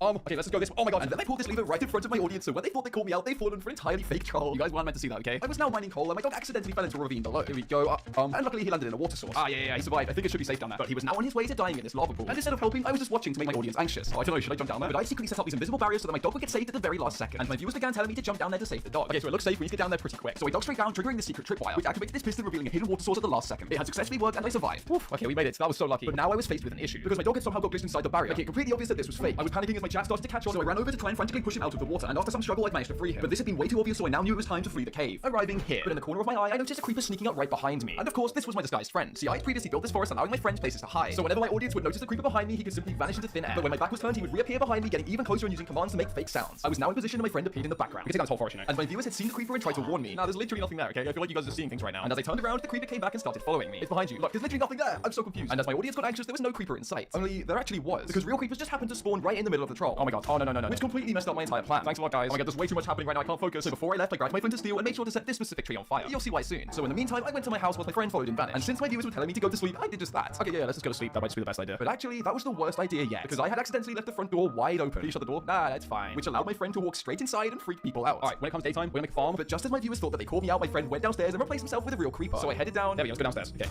Oh my god, and the creeper blew up my entire chest room, leaving all of my valuables on the floor. So I did the only logical thing and left them to despawn. I'm gonna sort this out later. I now headed to this forest and spent 10 minutes searching for a new pet wolf. But do you remember that tree that I set on fire? Well, that tree was secretly linked to a chain of 350 trees that I set up, which connected all the way to my house. Meaning that setting this tree on fire would cause a chain reaction and burn down my house on the other side of the map. And it would burn all of those valuables. The fire had already burned away half of my house, so I quickly headed back. Alright, my house is this way. And people started to notice. So I casually ran inside, our home sweet home, and ignored everything happening around me. What's that crackling noise? And after putting out the fire, I quickly rebuilt the entire house, but accidentally left one block burning, so the entire thing burned down again. Where did all my stuff go? I think it might be gone. I'm not really sure. Can you guys see it? Now, whilst this was a success, everything was about to come crashing down. See that small forest fire? Now looks like this. And it had spread all the way to my next troll, destroying the building I set up and exposing the redstone. I was only moments away. My friend had to get rid of the redstone before I got there, otherwise my audience would catch me out. My stress level was going insane. But just as I arrived, he snuck into vanish. And since some of the redstone was still visible, okay guys, we're going this way. I quickly ran into this mine, which secretly linked straight into an ancient city where my warden friend was waiting. I would then enter the city making as much noise as Is it possible to beat Minecraft with auto jump turned on? If you don't know what auto jump is, it's a Minecraft setting that makes you jump whenever you touch the edge of a block, even if you're on the edge of a cliff. But that's too easy, so I'm also going to unbind my jump key. Meaning the only way to jump is to run full speed into solid rock and break both my legs. Oh yeah, and it's hardcore. Anyway, let's generate a world and do all the things you do inside of a regular Minecraft. The idea is simple. Remove all of Kirby's animations and see what breaks. But this time, let's see how bad it gets when we can break all of the fully upgraded abilities in the game. We fly. You remember how in normal Needle, how if I spammed it a bunch, I was able to fly a little bit, I was able to glide a little bit? Well, there he goes. Rising up to the skies above, raining just straight hell down upon Meta Knight's face. So again, credit to Sock 16 for this no animation experience, by the way. It took hundreds of people to craft this game to perfection, and only one person to break it all down. Scale the summit, enemies and bombs and bullets. Many a thing that can stop Kirby. Oh, there he goes. Kirby. He's gone. There's no more screen shaking. Am I just... Yeah. And tower has been climbed. Off we go. Now that everything is like fully upgraded in power, it's gonna be a little strong. Here, let's just, all right, Kirby will just fly out of the border. See? Onwards and upwards. I could probably mash faster than that. Oh, I'm gonna get a call from Spam Risk. Oh, Nintendo's calling me. Oh, yeah, stop it. Hello? What blizzard ice do? Oh, that's so cool. This has to do like insane damage, right? Hello, Wispy, I'm here to check if this does insane damage. Yeah, we can say that. No, he's like, stay away, please. No, this poor tree. The mouth. I really have just grown accustomed to the mouth. Sleep, hello. Deep sleep. Deep sleep is the one where, Hi! What you guys actually don't see is Kirby's getting 8 hours of sleep every time he gets this ability. 16 hours of sleep, 24 hours of sleep, 38 hours of sleep, tornado! Like, if you do like this or something, right? There goes Kirby, eloquently dancing all the way over to the boss. Hello there, Mr. Sandbag. Kirby chooses to not look. Through all the monstrosities and all the horrors, this is the one that Kirby abstains sight with. Kirby will feel them out. If you don't want to die, simply don't breathe. Look, Mama Duck, I found your son. The family's all united again. Goodbye. Sometimes it feels a little, I don't know, immoral? It's probably nothing. Anyway, so normal fire I can like wall climb with. It's really weird. Like, glad that's still working as intended. Okay, bye. Wait, what the hell? Oh, Kirby broke into the Sears. The monkey's like, I'll get you out. Don't worry. Thanks, buddy. Any crashes yet? No, not yet. Don't worry, I think the game is stable now. I think the crashes are gonna be... I think we got rid of the crashes. Yeah, who needs crashes? In the same sentence, who needs ice? So we did floor tornado. How about storm tornado? I mean, it doesn't seem like... Oh, I forgot if you mash, it's just constant explosions. Bomb already is pretty, you know. So what's the power-ups gonna... This is Minecraft's safest and bestest base ever by Wenzo. And don't mistake this for any other pathetic base. This one has been upgraded in every single way possible. For one, it has an advanced brand new technology that some scientists are calling walls. Though admittedly we spent so much of our budget on these high-tech walls, we couldn't afford to add a roof. Oh, so you mean you could just fly in from the roof in like 3 seconds? Well, not so fast there, buddy. Remember how Cars didn't allow people to use specifically Elytra when attempting to break into his base? That was obviously unfair, right? But Wenzo is a genius. If you break into his base, you're not allowed to use any items at all. You gotta leave them all at home. Because I too love to tell a thief who's actively breaking into my house that they're cheating for using a lockpick. So to be honest, we're not even gonna judge this by the standards of a base because obviously instead we'll be judging it as an obstacle course. So this time, how about I show you how I plan speedruns for these bases? Alright, so the very first offense is a floor made entirely of drip leaf and a staircase leading into the next room. Now many people who enter this room use a tactic known as running around in circles like an idiot and almost dying before going up the stairs. But I came up with a shortcut that I call the drip leaf exploit. Basically, you calculate the positions of the entrance and the exit to the room. Then you triangulate the vector from one to the other to compute the angle with which you must orient your camera, and then you hold down W, skipping all the useless running around in circles. Now in the next room, Oh no, guys, I think this is the end of the run. Look inside this accessible dispenser. This tripwire is gonna fire those arrows at the end crystal, but my spacebar is broken. How will I get around the tripwire? Yeah, so if you guys have ever wondered why jungle temples, a structure that have existed for 12 years, put the tripwire hooks inside the wall, this is why. Okay, look, I gotta give them a little credit. I understand, I know, walls are still new technology in the base building community. Now rooms 4 and 5 are actually gonna be 1% difficult, especially because I added like 5 times more blazes into the little maze to make it actually hard. But luckily, the builders were kind enough to add layer 3, so speedrunners would have an easy way to grab a lot of blocks quickly. Basically, rather than take this seriously, we're gonna take the free blocks and just nerd pull up through the ceiling, which is conveniently made out of the most delicate block, and skip both rooms 4 and 5 entirely in about 6 seconds. And honestly, the space just keeps giving us items to make our job easier. The noise room gives you free minecarts so we can skip the parkour room, and they added a nice little window so we don't have to go through the piston maze room. Hey guys, I'm starting to think this tower was designed to bait people into commenting about how I'm going to debug. Now, when you get to the room with the button, Don't press a button. Don't press it. the choice here is very easy. I don't even have to say it. Obviously, we press the button. That's because after pressing it, if you disconnect and rejoin, the button actually gives you free blocks for building up with. Then you'll take the blocks and build all the way up to the roof, which, as I mentioned, is open, and then just jump into the vault. So now that we planned our entire speedrun, we've reluctantly left all our escape kits at home. It's time to do this for real and break into the base as fast as possible. Ready? 3, 2, 1.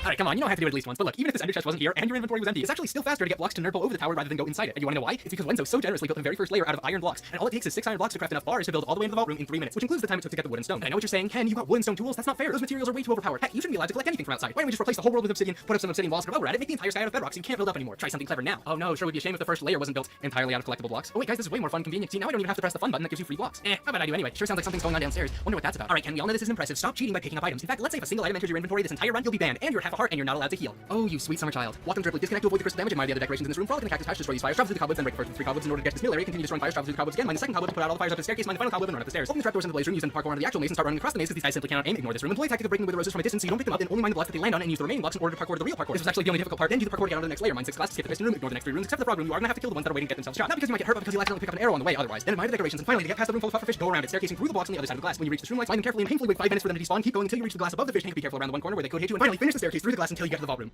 Fine, screw it. This time, all the walls are made of bedrock. Everything's bedrock. The deadly things will be tripled. You can't disconnect glitch anymore. You'll still be at half a heart, but this time you'll be in adventure mode. And since you wouldn't even be able to collect the valuables if you got up there, you can at least have a pickaxe that only has the ability to mine ore blocks. Think you're clever now? Truly, this is the hardest challenge humanity has ever faced. This tower is filled with so many impossible obstacles. Surely the tower is doing everything it can to stop me from mining that beautiful, massive pile of valuable blocks that has been sitting right next to it this entire time. The Pandora's Vault controversy. Everyone in the Minecraft prison community has Pandora's Vault to thank for kickstarting a revolution of prison technology. We've come a long way since, but it never would have happened if it weren't for the hard work, sweat, and tears that awesomely put into building an entire prison on an incredibly famous Minecraft server, the Dream SMP, where so many people would be inspired by it. But wait a minute, in this game. Most speedruns can either be categorized as movement heavy or trick heavy, but Odyssey very quickly became both. By the time Nitro had achieved the first sub-hour, there were a plethora of big tricks that top players had already implemented. In the Cascade Kingdom, you could skip the first moon entirely. In Sand Kingdom, you could clip straight through this wall to gain access to this moon. In Lake Kingdom, you could clip through this wall, up throw to collect this checkpoint, get this treasure chest moon, and then warp to the checkpoint to get this moon. In Wooded Kingdom, you can push yourself out of bounds using this moon, which then allows you to get these 2 moons. In Metro Kingdom, you're able to clip the scooter into this cage moon by tilting the controller sideways, which then extends your hitbox just enough to make this trick possible. In Snow Kingdom, you can do this tight jump to gain access to the painting moon early. In Seaside Kingdom, you can clip the fish out of bounds and collect these 2 moons. In Legend Kingdom, you can use this turn up to clip a pan bro through the barrier. In Bowser's Kingdom, you're able to complete the entire Mecha Brutal boss fight without using a single Pokyo, and in Moon Kingdom, you're able to skip the cave section entirely by doing this jump. If Nitro messed up any of the tricks I just mentioned, then he would have not gotten sub-hour. In fact, Nitro's biggest and most noticeable time losses were here in the Wooded Kingdom. He lost 3 seconds in this section and 5 seconds in this section. Other than those 2 time losses, which add up to 8 seconds, the run was just about as good as it gets, given the knowledge people had at the time. But after sub-hour, things would begin to quickly change, and it all started with Nintendo releasing version 1.3 of Odyssey. Up until this moment, every top player would do their runs on 1.0. This was because first Moon Skip, Sphinx Clip, and Turnip Clip were all patched in subsequent versions of the game. But since Nintendo had gone out of their way to make loading times faster in 1.3, it was now the fastest version to run the game on by almost 10 seconds. This big change was then followed up by a route change in Sand Kingdom. If you set your clock to 1:53 AM on daylight savings before starting the run, it'll be 1:59 AM by the time you reach sand. If you then plant the seed at 1:59 AM, it'll only take about 20 seconds to grow, as opposed to 20 minutes, since the clock will go from 1:59 AM to 3 AM, tricking the game into thinking an hour has passed by and allowing for you to instantaneously grow the seed. So with both this new sand route alongside the 1.3 time save, players were able to lower the world record all the way down to a mid-59. From this point in time, all the way until Tyrone's first 56, only 5 tricks were added into the run. Dinosaur Skip, or DSS, Platform Clip, Fish Dip, Start Bomba, and 2D section Skip. If you add up all of the time save these tricks accumulate, we're looking at about 3-ish seconds of time save, which means that the other 2.5 minutes of time save came from less mistakes, more movement optimizations, and moon reroutes. Tyrone's 56-55 was easily one of the most monumental speedruns this game has ever seen. He pushed the game to limits that no one even thought were possible just a year prior, and he did it not through some big discovery, but by putting blood, sweat, and tears into getting every single second of time save he could. But in the year following Tyrone's 56-55, Mario Odyssey would see a revolution. It's important to understand that while this game's smooth. Thanks. The idea is simple. Whenever a new game comes out, I like to build my chat a new power. And when this funny looking Zelda game dropped, the game that lets you create objects you've seen before, I set up some Python code to let my live chat be able to do that too. But you don't actually start as Zelda in this game. No. You start out as Link. Work your way up to Ganon. You slice Ganon, killing him. A mysterious rift opens. You shoot Zelda. Saving her. Escape the dungeon. Make a Pokemon Gen 4 joke. See the title screen. Make a referential joke. And start your journey meeting up with the king. Look at you backpedal. medal. Ah, sweet child. Damn, in the moonwalk. Okay. You got a little something, you got a little something, you got a little something, you got a little. There you go. Okay, okay, go see the king. Understood. The cards are like, damn, she can move like that? Your Majesty, I came to report like, there's no laughing matter, King. The rifts, they're expanding. Oh, we're in. Never mind, we have to kill my father. Guards, my daughter created the rift you see behind me. Lock her up at once. Damn, oh, Jesus. Can you not see his freaky purple stank emanating off of him? They all think that Zelda created the rifts. Now we're in such a pickle. We're stuck in prison with no gimmicks and our name has been put to shame. We need some ally to help us out of this pickle. Mike, what is that over yonder? Is that a, oh my God, it's a lemon. Looks so stupid. Lemon. Yeah, yes, you are. Let's bust you out of this joint. What's it doing? Oh, here we go. Thank you. Lemon stick. Cool. The try-rod, okay, we'll call it that. What's something shivering and press ZR? We're going to learn today, chat. What the f is that? The table echo. Table. It works! It didn't work. Damn it! No! I spent so long on this! Why did it not work? It's okay, that was the secret invisible table. Okay, thank you. Wait! No, you made another! You're so talented! You guys are so talented! What a good fruit! There's literally no reason why it should not be working. Say table. Cheese. Everyone say table. Table. Apple. Why? We're gonna make furniture! 5-minute lemon adventure. We're gonna make furniture! We're gonna make this furniture! Come on in! Yeah! Table, no, yeah! That's why I was like, oh my God, you're making many of them! Table. Why are you making so many? Tably. Table time. Hold on, why are you making 3 of them? Table. Stop it, stop what you're doing! What are those? Those are multiplication tables! Can you make those? Here are unlimited tables. What's happening? Stop it! Ah, it's blinding me! Now you guys can suggest things for me to build. Tablespoon. Ah, stop blinding me with it now. Oh, and apparently, I didn't think ahead with the code enough to realize we can just add other words to modify what can be created. Well, like a new one there. There we go. Oh, this is awesome. Okay, I like it. Failboat table. What's the... Yeah, that makes enough sense. Chat, what should I use to get around these guards? Lemon. Nope. Guns. I'm just gonna place the table. Oh, God, oh no. Gun. We haven't scanned the gun yet, chat, but we have another thing to add to the queue. Lemon box. So, it should theoretically work. Oh God, reproduction. Jesus. Now we can make another box if we so desire, I suppose. Oh, there's a door over there. Can I block them off? No way. Can I trap them? What happened? Can I... Must have been the wind. This game is wonderful. No item! Hold on, we add the code. Pot. I don't have pot though, because it's like marijuana. We're gonna call this a vase, chat. We're gonna call this a vase. Narc. Vase. Invasive species. Wait, that works? You can call them invasive species by separating the bloods? It's supposed to be intended usage of the code. Let me try using the vase. Like, oh! Wait, never mind! You guys are geniuses! Hold on! Wait, oh, never mind, you guys are idiots. You moved while he was looking. I definitely see the issue there. No, I'm not here! Box! Okay. L table. What is that though? L table. Nice, guys! I hate you all. You all so much. Vase of greed. Vase of greed? I mean, I guess. Well, boxes seem to be the best play here. Vase of avarice. What? What's this? Stop playing Yu-Gi-Oh! Stop playing Yu-Gi-Oh with my code! Contents toon table. No! Oh, wait. What?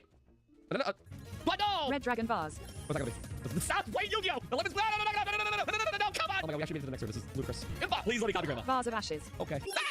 Grandma, no! Wait! New object! That's a shrub! I see everyone in chat looking. What items in Yu-Gi-Oh are named after shrubs? Quickly! We must find our starter deck! Yu-Gi-Oh shrubs. Oh, I guess that's a cheating way of doing it. This is dope. Oh, okay. Hold on. I see the best object in the game. The bed. Sonic bed. Nice. Nice! I guess I'll use a sonic bed. Hold on, here we go. What the hell is this thing? It's like a...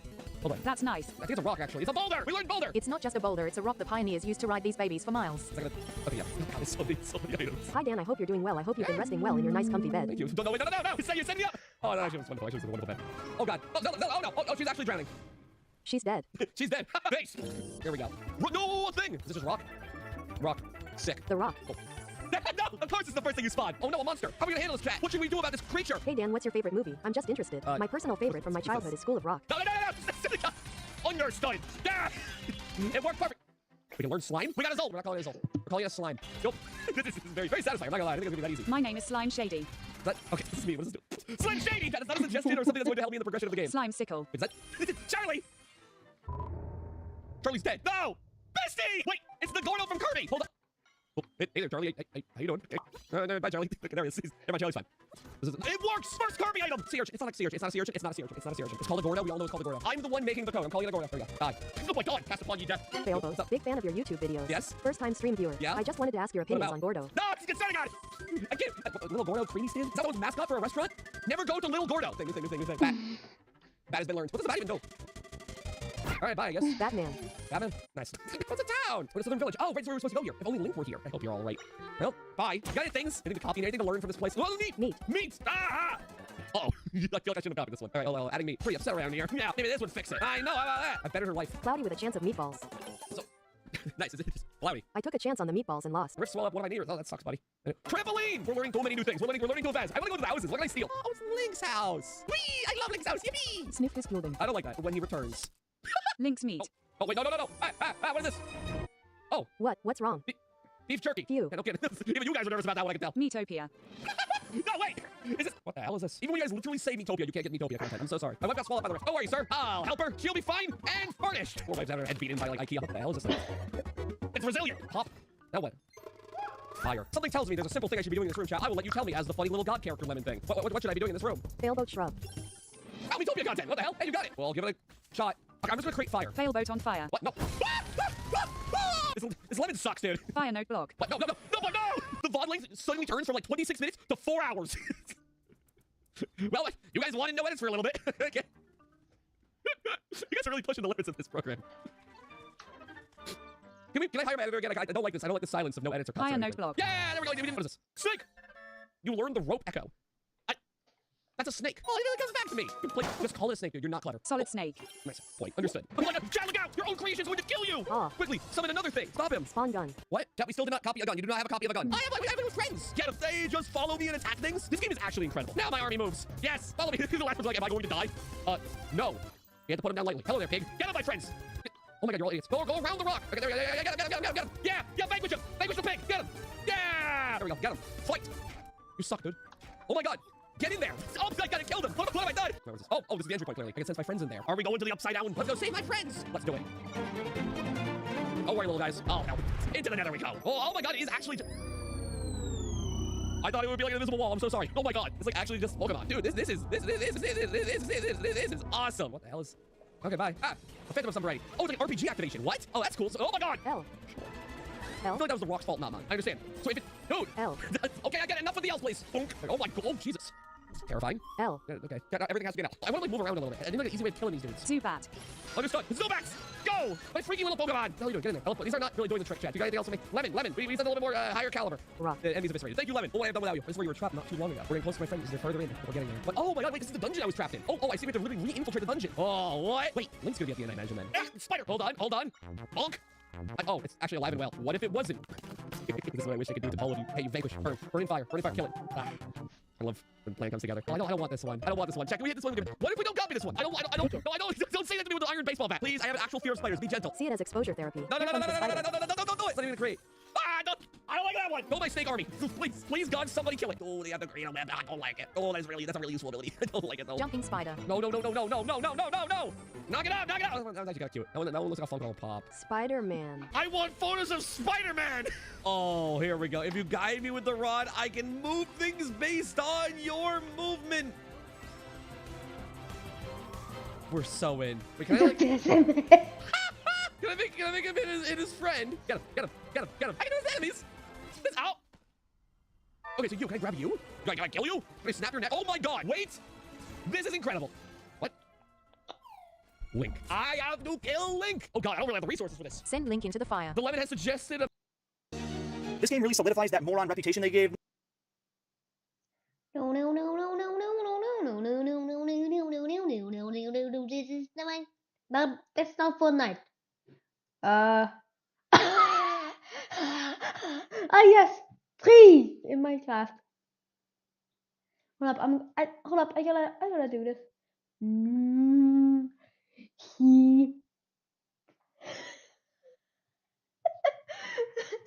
What's Minecraft? Okay, you see it. No, guys.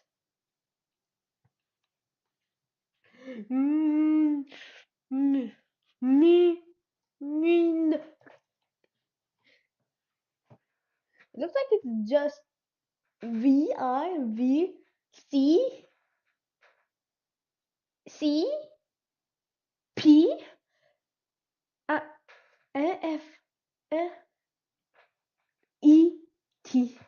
Is that the song? God damn it!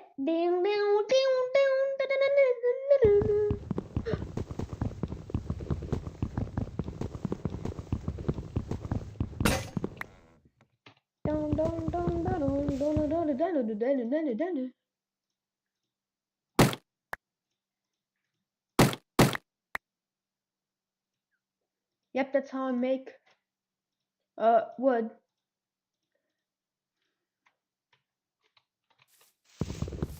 I'm gonna keep the tongue because it's pretty good. Like, I mean it very, very good. How good can I say? Basically needed. Nah, no joke.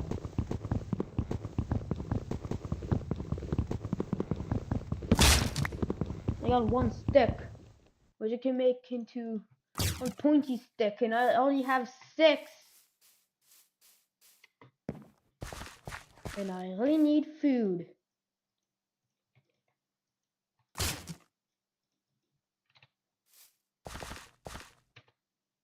That's why I made a campfire. I think I'm gonna take this.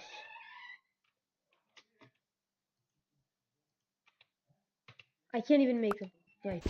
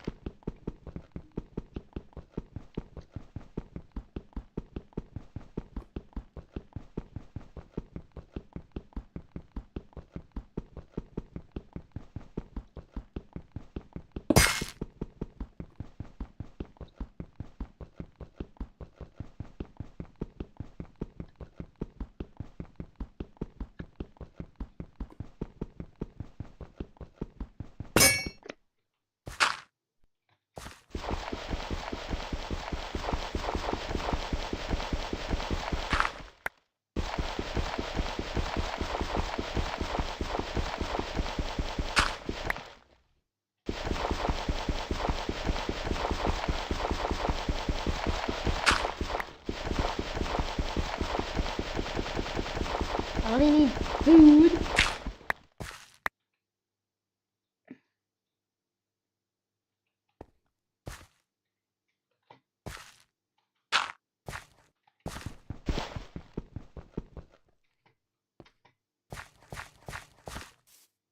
I thought it become night. I just got this, and that's everything. Yeah, my axe is really everything I have.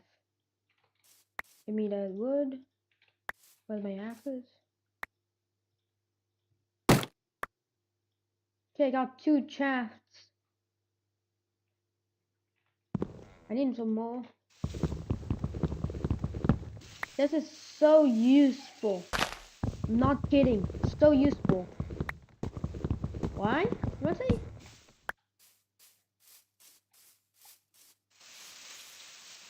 It's not progress.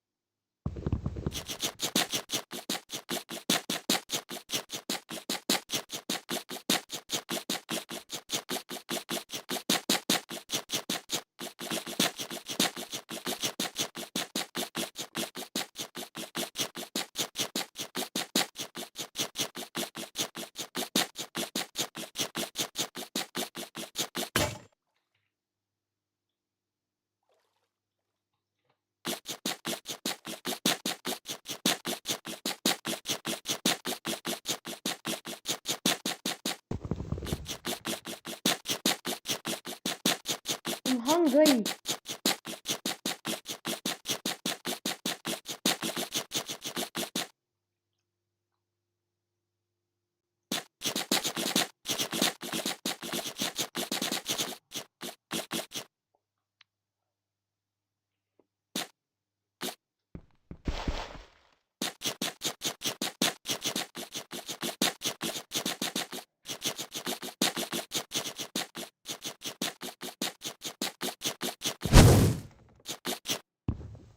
Oh my god.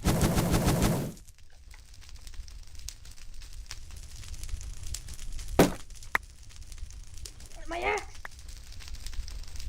It's too big.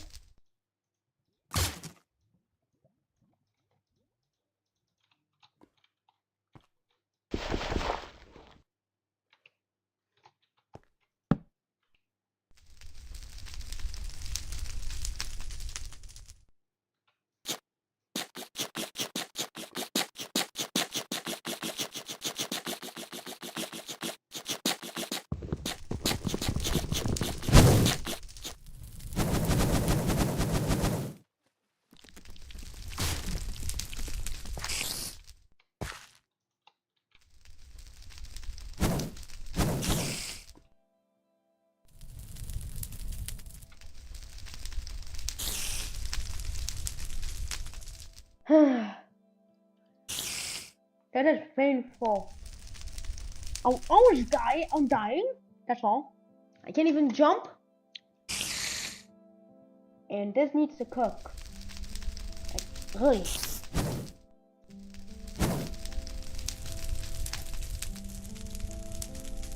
I'm putting it too high.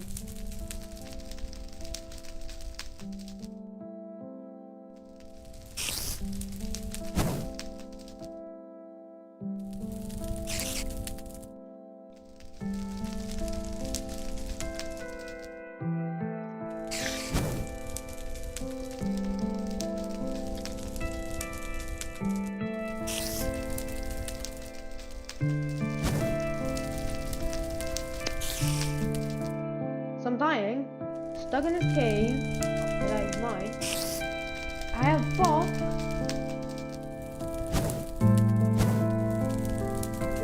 I feel like it's good. How long to cook meat in BTW? Okay, higher. 4 minutes. 4 minutes. Oh my god.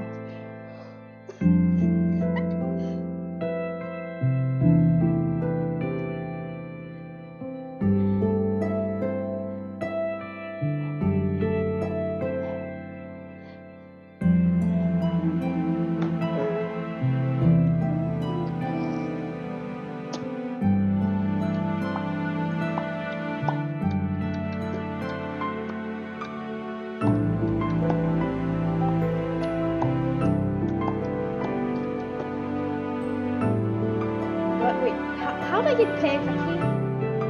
Because I can't. I'm stuck in here.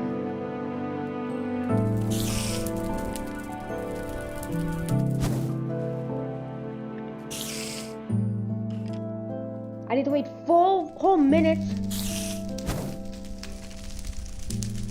just for food.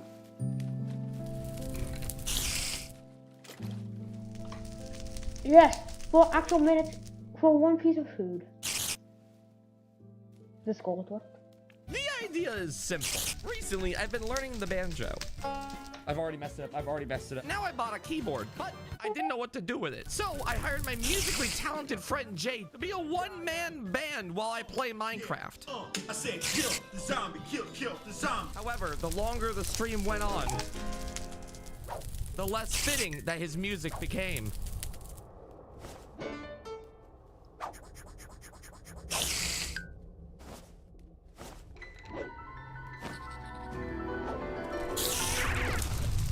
Also, the game runs at 4 times the speed because I thought it'd be a little funny. Consider yourself the Steven Spielberg, and I am the John Williams. Or perhaps you are the Christopher Nolan, and I'm the Hans Zimmer. He did the soundtrack for Star Wars. Okay, I know Star Wars. So I'm effectively the Chewbacca of this situation. No. Alright, what world name is gonna be Chewbacca? What a wonderful Minecraft world. Minecraft. The final frontier. The perfect... Yo, they got dogs in this game? I feel like I should make this a little bit harder on myself. What do you think, Jay? Jay? I don't see any reason not to. Minecraft is peaceful, but we could ramp it up a little bit. I know that there is such a command called... Oh, I don't know. Stick fight. This payload allows me to use controller inputs to write my own custom code and execute it. And now, we're ready to talk about the Bad Apple music video. To begin with, let's cover the graphics. The graphics.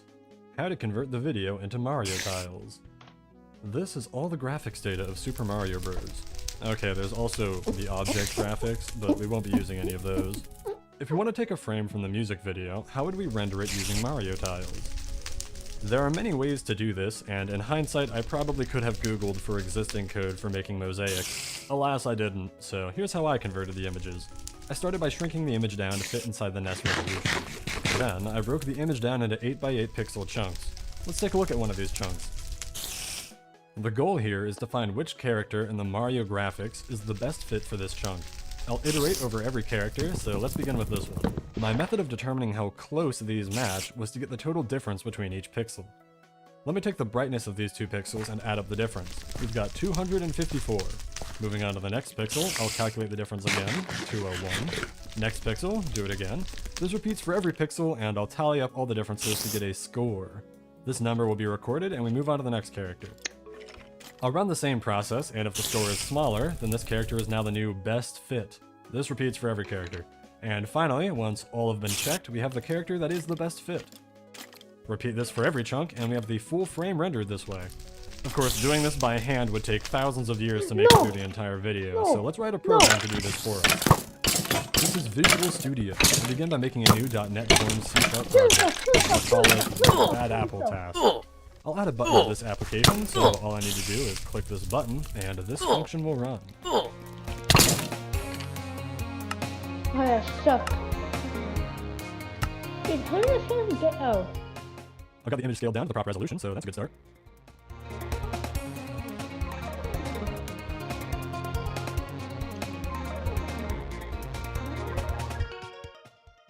Slap that bad boy in a loop, and we've got ourselves every frame from the video rendered in Mario tiles. It's quite pleasing to see this code working so far. Of course, PNG files are nice to look at, though we can't just drag a PNG file into Super Mario Bros. We'll need to be a bit more creative. Instead, I exported all of the frame data one tile at a time in the form of a .bin file. Here's all the bytes that I wish to draw into the NES background. Though this poses a good question. How do you draw to the background on the NES? Graphics Part 2. How to draw to the background of the NES. Here's a new ROM that I put together. So far it just sets up the palettes and then crashes the NES. The goal here is to write the string hello world on the background. The first step is to know where on the background we want to write it. How is the middle of the screen defined in NES terms? Using BizHawk's name table viewer, we can see the PPU address of each tile. According to this cartridge I already made, it looks like the ideal place to start is address 21CA. Drawing to the name table is a two-step process. First, you need to change the PPU's read-write address, and then you write to the PPU. Changing the read-write address requires two separate store instructions to address 2006. In this case, I write 21, and then CA, which sets the read-write address to 21CA. Now we need to write hello world, one character at a time. To begin with, which character is H? Looking at all the Mario tiles, H is row 1, column 1, so we'll use hex 11 to draw the letter H. Storing this value at address 2007 is how we communicate with the PPU and draw the tile. I'll compile this ROM and drag it into the emulator. For this, I'll use a compiler called NES-ASM. With this ROM loaded in, you can see we've successfully drawn the letter H on screen. If I want to continue and write the rest of hello world, I'll need to write the letter E next. This can be done by copying the previous two lines we wrote and changing it to an E. Notice how we don't need to move the PPU read-write address, as that happens automatically when storing at address 2007. To make this code look nicer, I wrote a lookup table for the entire string, and I'll replace this code up here with a loop that reads from the lookup table and writes to 2007. Now this should print out the entire hello world string. Ta-da! Now I want to draw all the characters I exported from the music video. Currently in our task, we just defeated Bowser. You'll notice that in the name table viewer, the screen still has all the tiles from Bowser's castle. The first step here I took was to remove all that. Here's some assembly code that changes the palettes and overwrites every tile on the name table with a black square. After setting up the pointers to write this at address 300, I'll paste all the bytes for this code and watch the code get filled in through the hex editor. Now to actually execute this code, I'll make the next input non-blank, and I'll write the pointer to address 300. Now we've got a blank canvas. We'll need to write some code to draw the data on screen, but first let's try and compress it. Graphics Part 3. Compress the data into packets. This row of bytes represents a strip of tiles to draw on screen. You might notice that many of these bytes are repeated. The easiest form of compression I could think of was to simply indicate how many of a tile to draw, followed by the ID of the tile to draw. I should also include the address of where this tile is being written, so in total we have turned these 20 bytes into 12 bytes. If we were to take a look at a much busier frame, we can see how this style of compression can immediately begin to backfire, as we have transformed these 20 bytes into 40 bytes. I decided for this video I'll store this graphical data in two ways, as a row of duplicate tiles in this format. The People Playground Souls mod is a very interesting piece of technology, allowing us to extract the souls of our characters and, I don't know, do some ghost stuff, probably something cool. Get to talk to your dead relatives, that'd be cool. Using the spiritual turkey baster, or spoon, I don't know what that is. And then, you know, get like a creepy crystal rune device that you have from your basement and sacrifice the souls at the obelisk. That seems like a pretty solid checklist. We have two different devices here. This is the soul extractor, and then when you want to put the soul back in, you use this one. We're about to extract your soul in 3, 2, 1. What? Oh, there's a soul. It's floating away. Why does it have no gravity? All right, as you can see, his body is still intact. We can still return his soul to his body. Okay, I guess we don't need the soul returner. What was the point of this thing then? Does it instantly bring it back? Is that what it does? Oh, there you go. If you smack the ghost with this, he returns. That's pretty cool. This is very good already. This is like such an interesting mod. All right, we gotta bring out the obelisk. We gotta choose which obelisk we want to donate this guy's soul to. All right, this is not a test. This is not a drill. Okay, looks like we need 3 more. I'm sorry, the whole family's gotta go. We need these souls. You see, these souls are important. Look at that. They each have their own aura. The golden soul. The golden soul's going in last. All right, here we go. The totem of fire is activated. What? No, their bodies are burning. We gotta put this out. We gotta put it out. Okay, that's a lost cause. All right, how do we activate this thing? Activate. Use the souls from within. Oops. Oh, no. I broke it. No. Return. I don't think it returns when you break the shrine. They're lost forever. I'm sorry. I think that might be the words I should use. Come on, come all. I need souls to power my device. You gotta get them quick. Wait, don't float away. Where are you going? Get back down here. I don't have time for this. I'm not a babysitter. Get in the obelisks. Oh, I got a little bit of a schmutz on the obelisk. I hope that doesn't affect the efficiency. What the? Oh, I see. This man here is wearing the amulet of protection. I cannot remove his soul. How do I remove it? This is what it looks like. Pretty cool amulet. It does work very effectively. But as you can see, he's no match for the turkey baster. Here we go. Okay, now, freeze bodies. Oh, there they go. Let's inspect the temperature. Oh, yeah, that's pretty cool. Look at these dang fools. Stiff as a board. Oh, his leg just came right off. Oops. Butterfingers. Another mod I want to show you guys today is the CJ Jetpack, which was made by Quickness in Alaska. They asked me if I could play it, and it's pretty underrated. It only has 500 subscribers. What the heck? This deserves a little bit more than that. Let me show you. Let me show you what they got cooking in the kitchen. Look at how cool he is. Fully functioning ragdoll. Iconic character. As well, activates head. He has a jetpack. Look at this. His body will actually be able to hang out after we take his soul, because it'll be stuck in the jetpack. Check it out. Oh my god. CJ's soul is one with the jetpack. You cannot have CJ without the jetpack. The jetpack's power goes with his spirit, so if you want the jetpack to turn back on, that's so cool. How does this even work together? Look at that's how good the CJ mod is. It just works with every mod. Ultra compatible somehow. Look at that, dude. CJ going into the obelisk, baby. CJ is now in the obelisk. The Shrine of Energy has been activated. Wait a minute. What does the Shrine of Energy do? Oh, I see. Quickly. Escape. Wait a minute. The Shrine of Energy shocks souls as well. It's so powerful it goes through dimensions. Use the orange thing. No, wait, where did he go? He just spawned. Okay, you know what? I want CJ back. I'm gonna try and recycle this old guy, put it back in CJ. Oh, I'm a genius. CJ's way better than this dead guy. I think I permanently turned this man's spirit into CJ. No, what? It's not him. And it functions like CJ, but that's not CJ. That's not him. I don't even know who this is. He could be anybody, for all I know. CJ's not getting up. Oh, CJ dead. I don't know how that happened. Quick, somebody claim it. Claim it. We need an active working body. This is not gonna work. God, you want something right, you gotta do it yourself. We're performing a seance right now. Don't move. Stop wiggling around. I don't think the soul was a human being. I think it was a hot dog that was turned into a human. We got a new body for you. It's called the Empty Vessel, and you're gonna hang out in there for now. Oh, wait, look at that. Nice. Can you hurt the vessel? Oh, yep. You definitely can. We're gonna need another one of those. I killed the spirit. Oh, no, you're not supposed to do that, I guess. CJ, can you... Hey everyone, it is Nick here. Everyone freeze. We're about to start Simon Says, so I want you guys... Oh, wait. Yo, you are not griefing these customs. Who is this? Yo, Nick, wait. I am one of the 100 Nick 830 skins in today's video, and it's your job to find out who I am before I eliminate every single Nick 830 in this game. Okay, everyone in the shield bubble right now, do not let Cypher kill you guys. We gotta spell this out. Everyone in the shield This bubble. is not what you want. This is not what you want. Wait, no building, no building, no. No, hey, yo, where are you, bro? Who did that? Who shockwave? No, this is hard. Wait, I'm scared. Guys. I'm scared because I'm gonna have a hard time figuring out who you are now. I gotta know where you are so I know what you're looking at. Guys, I want everyone to come line up, single file behind me. I'm shooting in the air right now. Oh, there's a Nick 830 skin with a helmet on. I might have to. Wait. I might have to take him out. Where was that? I actually have no idea. Okay, you know what we're gonna do with Simon Says? I feel like Cypher is pretty good at it, and he would not be delayed. So the slowest person's probably gonna get a big giveaway, or actually the fastest person will probably get a good giveaway out of Cypher. Which, okay, you know what? Simon Says crouch. This is gonna be tough. Simon Says jump. Simon Says jump. You had the side bug. I'm sorry. Simon Says jump. Nick, do you have a jetpack? I don't. Oh, no, you are not gonna get away with this. Where is he, guys? I have a few more shockwaves. Guys, 1,000 V-Bucks to the first person to aim at Cypher PK. Aim at right now. They don't even know who I am. Because I'm not streaming. They can't even figure me out. All right, here's what we're gonna do. Simon Says, everyone line up single file behind me. Here we go. We gotta stay together as a unit, guys. No. Where is it? Oh, no! Okay. We're down to 76. Guys, Simon Says freeze. Freeze. You can't move. I need to listen. If Cypher's gonna kill you guys, Cypher, if you think you're the king, shoot someone right now, bro. You won't. I'm not the king, bro. You're not the king? No, I'm not. I'm scared. Okay, I want everyone to crouch. No more Simon Says, just crouch. Please, just crouch. Okay, now follow me while crouching. It needs to be in a line, guys, so I can see anyone that strays off and anyone that shoots. Cypher, bro, clock's ticking, man. I know. There's 76 people alive. Box here. Wait. No building. Unless you're Cypher PK, because then I'll load you. Stay crouch, guys. Stay crouch. Everyone stand and stand still. Wait. No, wait, what the? No, wait, who was that? Who was that? No, you're crazy for that one. Oh, man. You're somewhere near the front. Who was it, guys? Who was it? Okay, here's what we're gonna do. Everyone, oh, wait a minute. You, no, Cypher wrap shield. Okay, everyone let's go towards the bunker over here, guys. Over this way. Oh, you want to everyone stay close, guys. No, we're going to the bunker, bro. We are going to the bunker. We gotta all stay close. We gotta make sure we find oh, wait, no, that's no shield. Okay, wrong guy. All right, keep it going, guys. Keep it going. Everyone in the bunker right now. Does anyone have our... No building. Wait, he's down there. Everyone stay freeze. No one else enter the bunker. No one else enter the bunker. Wait, he's somewhere in here. He just killed. Leave us alone. Okay, now we're gonna find the killer. Simon Says crouch. Guys, you guys all need to stay quiet out there, okay? Please and thank you. Simon Says everybody crouch. I gotta tell you something. What's up? Don't tell me you're not in here, bro. Please. No, I gotta tell you that I am in here. Okay, and? Why are you telling me? You're not gonna armored wall me, are you? I'm just telling you I am in here. If Simon Says if you're not Cypher PK, you may exit out to this one right here and don't move anywhere else. Sorry, Nick. No! I see you! Wait, is that you? I'm not. Freeze! Simon Says freeze! You can kill that guy. Wait, what the? Wait, no, was that you? I'm so confused. Are you outside of this, right? Okay, everyone out of the bunker right now. Can I tell you something? No, sure. When I told you can kill that guy, that was actually me. No, dude. I risked it, bro. I full risked it. Okay, Simon Says, everyone go to the raft. We're killing him across. I'm about to get them. the last time too. Wait, oh my god, oh my Hey, god. bro. Wait, can you... They gave him a bunch of health. Yeah. Easy. Although all the materials I would need for a flying machine had been gathered, Raiden would not leave us be. Knowing that I wouldn't be able to fly to an entity with him online, I logged off for the night in the hopes that he would be offline the next day. Sure enough, the coast was clear. Here we go. Alright, we gotta be decently quick here because Raiden could log on at any moment and instantly teleport to me, see him in the end, and then I will be banned. Okay, it's pretty much done. We're gone. No way. Please. Oh my god. No.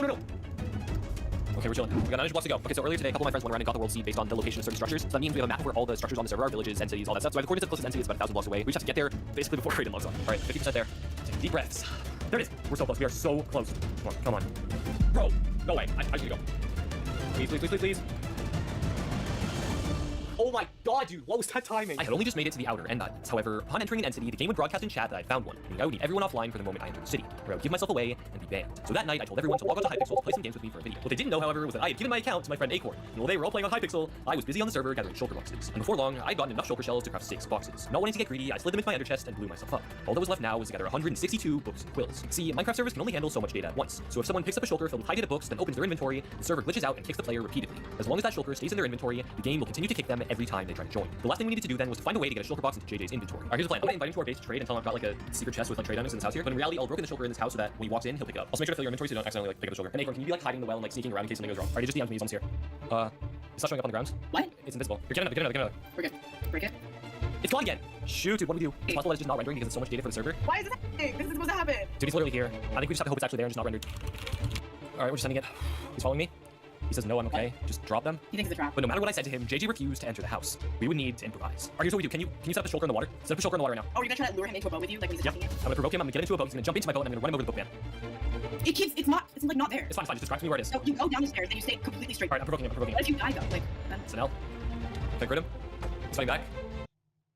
As long as there's people, war will always break out, so the best way to solve that is to remove the people. Bro, why would you do that? That's kind of dumb. Your plan's going to fail. Well, I want to prove them wrong, because I'm not leaving the server until every player is banned. So if 26 left, I went to the Guardian Farm to prepare. When I get... That was just about as bad as it could have been, I think. L. Never miss a beat, do ya? There we go. Drop that from your intestines, Yoshi. We have a glass to shatter against. Oh, RNG, gambling. Big money. We've already got 2 low monies. Give me 1 big money. Please, my entire mortgage is right now. Let's go. You guys immediately spent our bips. What do you have to say for yourselves? Like, yay. Thanks, guys. I just gambled my house away for this. Yup. Oh, I see. What if I threw up? Finally, what if I threw up? Ken is doing a good job. Yes, he really is. He's a good boy. Bet yourself a treat if you could. Thank you. I think you can pull up a photo of a treat. He's trying his best. Sorry, he's doing his best. You want Pepsi? What does my dog want? Set up a treat. Come on, Ken. He just gave me Can of Coke for the dog. He just wants soda. Good boy, kid. Soda. Ken, pull up a photo of Joe Biden. Soda! What is the stream even about? Give me a second. There we go. Thank you, Ken. Haunty Halls. Hey, this stream is different than normal. I stream this over on my Twitch field stream. Check it out if you want to be in the chat for the next thing. Oh, Spooky Boys. Everybody, shake everybody. Stop shooting the bips. I need combat help. You guys, wow, good shot on that guy. One remains. No, another remains. No. They lifted Telltale. I was really hoping to clean this up nice and easily. No, why did that happen? I thought that would be like a solid wall or something. Ken, can you mourn, please? Pull up 8 people in mourning. What? Oh no, the obituary. Cataloging the life and times of Failboat. Oh, is that a Facebook meme? Did you find that on Facebook? Ken, pull up a photo of Bald Mario. Why would I want to insult? Can pull up a photo of Bald Mario? Oh, pardon me. Oh, good save on that attack. Thank you, chat. You clutched that one. Nice work. Light Yoshi! Oh, it's awesome! Oh, I see what's going on here. Hold on. Oh, here we go. Oh, why did that work? I know I would have gotten the key. Vote fails. I know, I just thought that would work. Ken, show me the letter L. Ken, pull up a W. Come on, my boy. You can't. Oh, pull up a W. He loves soda. What can I say? Ken, A W. Something tells me he's gonna he brought it back again. He's such a good boy. He's doing exactly what he was told. Ken, pull up a L. What? Know the rules in order to break them? Good boy. You cannot change the balance between L and W. It is the very fabric of this mortal coil. Ken is only warning you of what's to come. No, don't make me. Huh? Sorry, chat. That wasn't related to you or anything that was happening. I just didn't want to be kissed. You know how it is. Oh, you got a coin. Oh, nice. Nice coin. Why do you have that? That's your paycheck, by the way, chat, for all the hard work that you've been able to put into this game. Ken, show me note block. Ken, edit in note block. No block. Edit in, Ken. What a good boy. What a good boy. Hey, Luigi. Yes. Hey, bro. Everyone left me behind. I had to hustle. What, you got your side hustle? Ken, pull up Luigi's side hustle. Luigi is hustling this man. Kid, thank you for bringing Luigi's crimes to justice. What a good boy. That's awesome. Stop wasting my bips. How are you? You're so consistent. That was like the first frame of actionable gameplay. I gotta get into the world before you just blow them all out. Wait, can't they like storm at the bank or something? You, take them. Hurry. You stole our bips. Ken, show us a gun. Also, we got you 1,000 bips. Chat, we'll never be able to afford this. Give us our bullets. No, it's not bullets, it's currency. This man is going to starve. My water is empty. Ken, can you get me a refill on my water? Ken, that was the entire ocean. Could you please grab me a glass of water? You brought the whole water. I need the glass. Yeah, we got that, Ken. What a good boy. Kin, give Failboat stage 7 lung cancer. Hello. Oh, right, go, kill! Timmy Luigi. Sorry, I've been putting into the gas. I could be doing anything in my life. Once I hear that music playing, I'm running. I could be at like my child's bar mitzvah. I hear dun dun dun dun dun dun dun. I'm doing a line of coke and slamming the gas. Hello, Luigi. Hey, you can now play as Luigi. Yes, absolutely. Get this red freak out of here. Oh, dude, what? I thought this was an end game thing. Oh, finally, peak.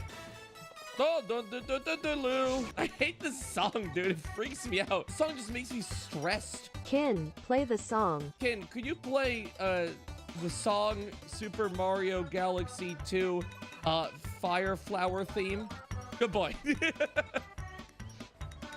How to write apology emails. You want me to say I'm sorry? I guess that was an unreasonable request. I'm sorry. I'm sorry, kid.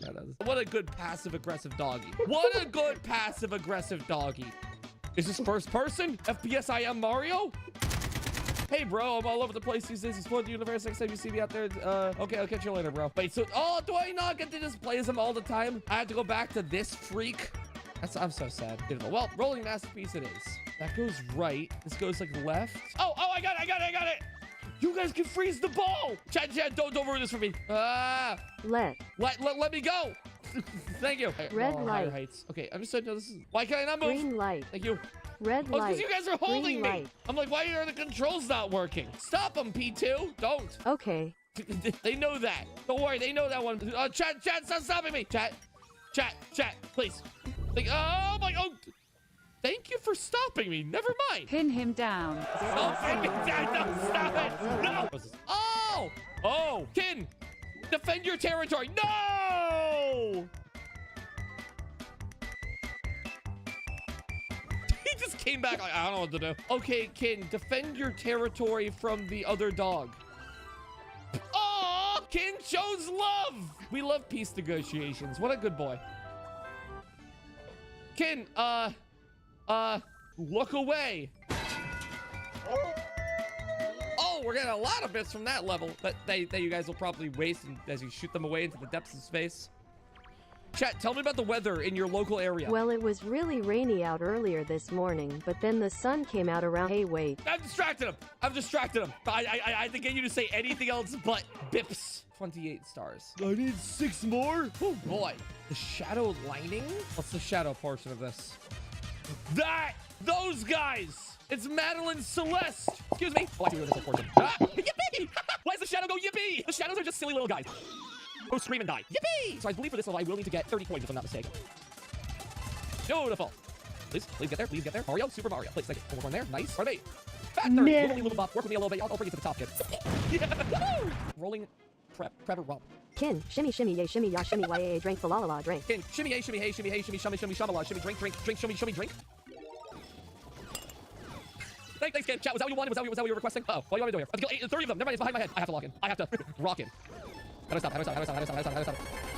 Hey! There we go. Shimmy, hey, shimmy, yeah, yabba, yabba, yabba. I see some weird things when collecting these stars. Paul Trump's big slide. Go Luigi! Hey! I love how you immediately landed there, just spawn camping this one dude. Like, oh, drop him. But father, I love him. I think you're just assaulting the man. Oh, this is awesome. Checking your paycheck on the screen. I can't see. I'm playing like Super Hexagon. Oh, this is awesome. Kin, show me a photo of cool. Yeah. That's what this level is. I can't look at Kin right now to verify that is indeed cool. Oh! Remember when I brought up before throwing up violently? Remember when I brought up as a little throwaway joke? Okay. Hello, stop assaulting him. I need to talk to this one. Just check it out of him. There we go, thank you. Admittedly, though, good headshot. Yippee! Sneaking down a creepy corridor. Kin, pure father of his stage 988 lung cancer. He has done well. I thought it was just stage 7. How quickly does lung cancer progress? Hey, Kin, could you remove the lung cancer from my body? You got it! No. Good point. Kin, put us back. Okay, thank you, Kin. We only need 1 more star, baby. Let's clutch this up. Hey, Kin, you've been working hard. Get yourself some soda as a treat. He's been working so hard. Oh my god! Oh, you got a lot! Damn, I say get some soda. He's like, I bought the store out. Hello, monkey friend. Well, sorry, the lungs. Well. You just rolled into the domain of that shit. Just skating, bump the The idea is simple. Kill these people while sliding. Ow. Ah. I'm getting smacked. I'm getting smacked around. Oh, that was unfortunate. You want to try again? Sure. Well, I'm going to log in. No, no, no, no. Really? Oh, I'm so fed up. You gotta go perfect? Pretty much. I'm locked in. This is worse than math. This is worse than math. This is worse than math. Here we go. I hate these stupid little green bad guys. Turn Mario! That's how I have to... No, I went around them! This is a different formula. This is a different algorithm. You've changed it on me. You've changed it on me. I can't turn! Oh, player 2, you can help too, apparently. The sign is literally just telling you to help. If I get 490, I'm gonna cry. Dude! Oh, you're stalling them! Wow, you are doing good. Look at how much we are helping. No, you're not helping, you're not helping! You're holding them in place, preventing new ones from spawning! SPA diddle. Spadoodle. Your brain is now a soggy spaghetti noodle. You held it in place! You are very welcome. No! Hate you guys so much. Just do the other star at this point. No, I'm in. Don't you dare lock him in. Don't you dare lock him. Oh, there we go. First try.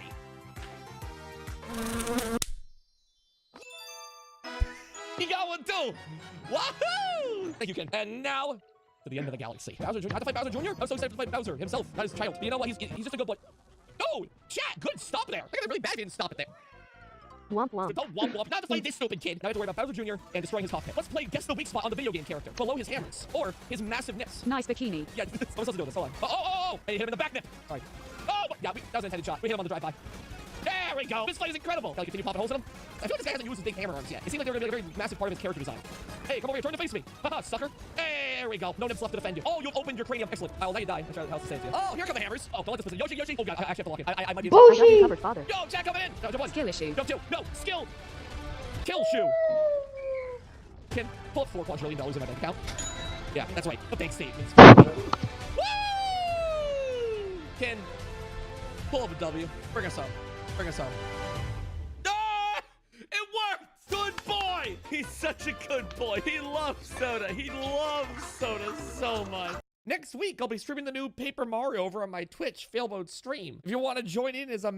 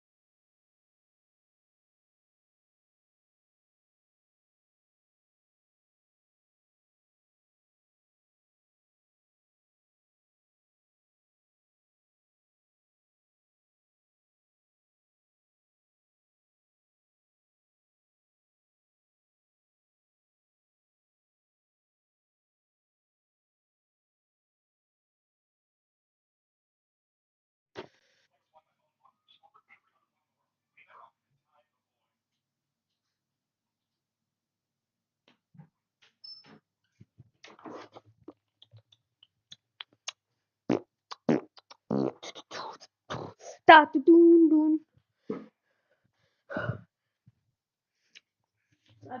I forgot something.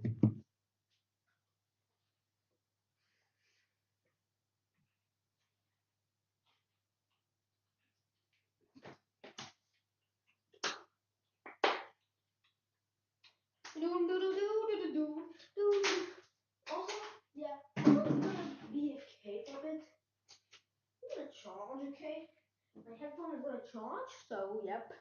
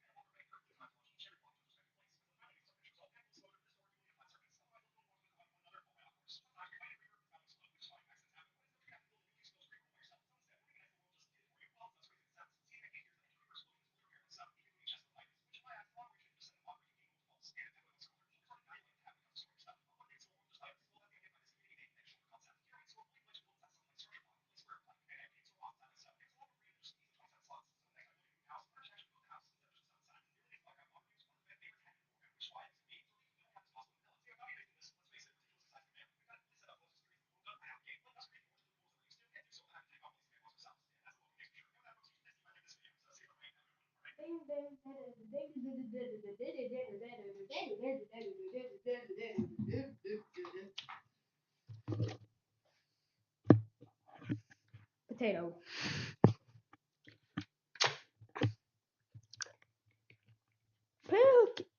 How much voltage? I think like 1.5 voltage for one potato. One potato. 1.5 voltage. Like L. Really. What's up, Knuckles? Die.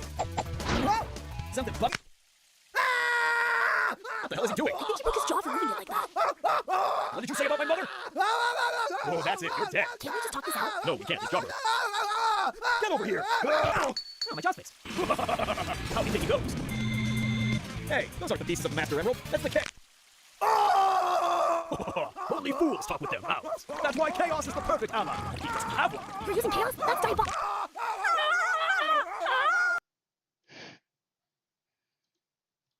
Largely unfinished. But with this video, I aim to give you a semi-comprehensive guide, all the way from smashing stones together with your bare hands to killing the Ender Dragon and slapping the Wither. So let's start off with the most challenging day, day 1. Oh, and by the way, you're gonna need this world seed. Take it, trust me. You have 3 objectives for day 1. Gather sticks, gather food, and dig into the ground as quickly as possible, because brother, the darkness is coming.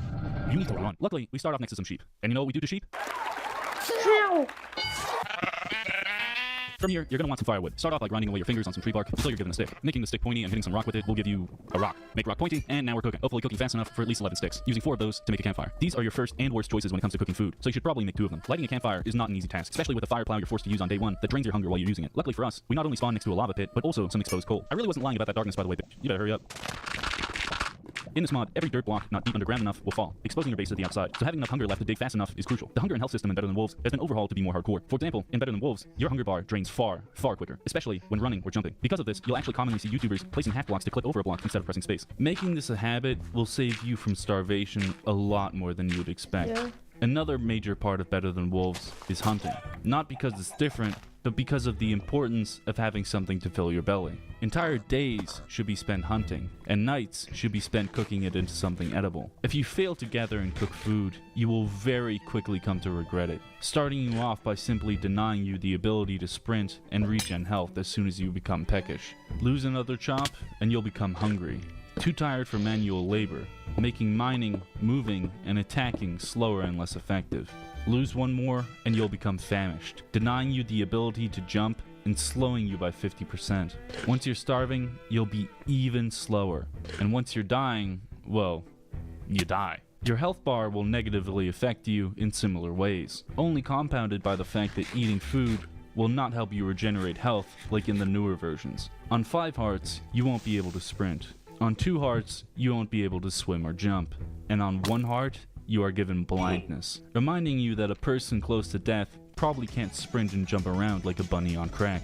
This leads to an extremely careful, methodical approach to playing, especially when you realize that this mod pack leaves you stuck in hardcore mode, where every single death means starting from scratch. Well, kinda. You can respawn, but when you do, it'll be thousands of blocks away from spawn in any direction. It's possible to make it back home and even retrieve your items, but you'll have to weigh your options, since starting over with the same seed might even take less time than running back for actual days. But if you don't manage to randomly stumble upon your base, you'll quickly be consumed by better than wolves' biggest environmental threat, darkness. If you're an old man like me, you'll more than likely remember how pitch black older versions of Minecraft looked, back before the brightness bar was even an option. A time where you'd stare into a cave and see nothing but black. Better than wolves brings us back in full force, making every cave completely dark and even nights far, far darker, with your only source of light being the moon. But the moon does cycle, and some moon cycles are brighter than others. The darkest of them, the new moon, plunging you into absolute darkness. When fully engulfed in the dark, Steve will start to become scared, starting with gloom, which slows him by 50%. Spending a minute in pure darkness will make Steve feel a sense of dread, followed by hallucinations of feral mobs attacking you. Spend 2 minutes in the darkness, and a mysterious creature called a brew will slowly make you its next meal. To ward off the darkness, you're going to need a fire, but this doesn't come cheap. Rubbing 2 pieces of wood together for long and hard enough to create an ember takes time and lots of energy. So instead, take those 2 piles of coal dust and craft them into a torch. Using this torch, we can right-click the lava to light it and start our campfires for free. These campfires are your lifeline for now. Cooking enough food to hunt the next day is necessary, and these campfires take forever. Luckily, there's no shortage of things to be doing. Digging dirt, gathering stones. Yeah, it's pretty peaceful actually. Ah, fuck. God damn it. What do I do? What do I do? What do I do? This zombie's gonna fucking murder me. What do I do? What do I do? What do I do? What do I do? Fuck. Oh, the sun's going up. Okay. Fuck. Jesus. Whew. Jesus. One of my— oh my god. One very stressful night later, we're finally able to go back outside and gather one of the most precious resources in the entire game. String. Yes. String. Okay, not really. It's kind of useless as soon as you hit the mid-game, but right now, any cobweb should make a day 2 Steve fucking bust. With this string, we can finally make our first tool, the stone axe. With this, we can chop down trees like we usually do, instead of peeling them layer by layer like a damn onion. Now that you have way more wood, I would also recommend you make way more campfires. The axe should give you more than enough sawdust to fuel them all. Since the second night went so smoothly, I went ahead with my plan for day 3. Get string, get food, but most importantly, get clay. Since the removal of the furnace, the only alternative for cooking food is a brick oven. These are able to not only cook food in seconds, but they're also capable of melting iron, something we need to do if we want to get a crafting table. Unluckily for me, I had a live ADHD moment while trying to get some and got distracted. Listen, the clay ain't going nowhere, okay? This chicken has to die. By the way, the cows in Better Than Wolves are actually crazy. Instead of letting you beat them to death like in vanilla, cows will actually kick anything that gets too close. And I mean anything. Startle a cow by breaking just about any block around them, and they will immediately cave in the skull of any animal unfortunate to not be a cow. Seriously, dude, hunting cows is really dangerous. You're really best off not f***ing with these guys and leaving them alone. Psych! Seriously though, don't hunt cows. They'll f*** you up. Completely forgetting about the clay, I gathered some more firewood and coal before going back to base to build a drying rack for my bricks. The way clay works in Better Than Wolves is quite interesting. To make them into bricks, you first need to mold them into the shape of a brick before laying them out in the sun to dry and harden. Any amount of rain will immediately start the whole process over again, and any mob will happily trample over your hard work. To prevent this, simply build a floating platform out of the only block you have that floats, wood. Unfortunately, I had to pack it up for the night, which was uneventful. Well, most of which was. Oh my god. Jesus. Yeah, let me get my offer. Damn! Oh, I'm going to keep a mental note of this. After using those creepers for some free stone, I went out to get some more iron, and yeah, it didn't go very well. Also, not bad for whispering in this clip. Pretty sure it was like 2 a.m., so. You fucking smoker. Oh my god, I'm gonna die,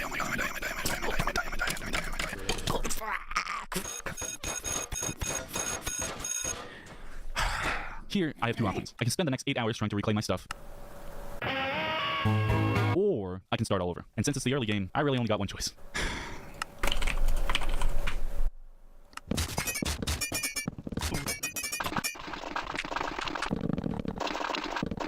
Wasn't all bad though. On my 3rd night, I was able to club a zombie to death that had full iron armor. And in Better the Wolves, the odds of a mob dropping what they're holding is 100%.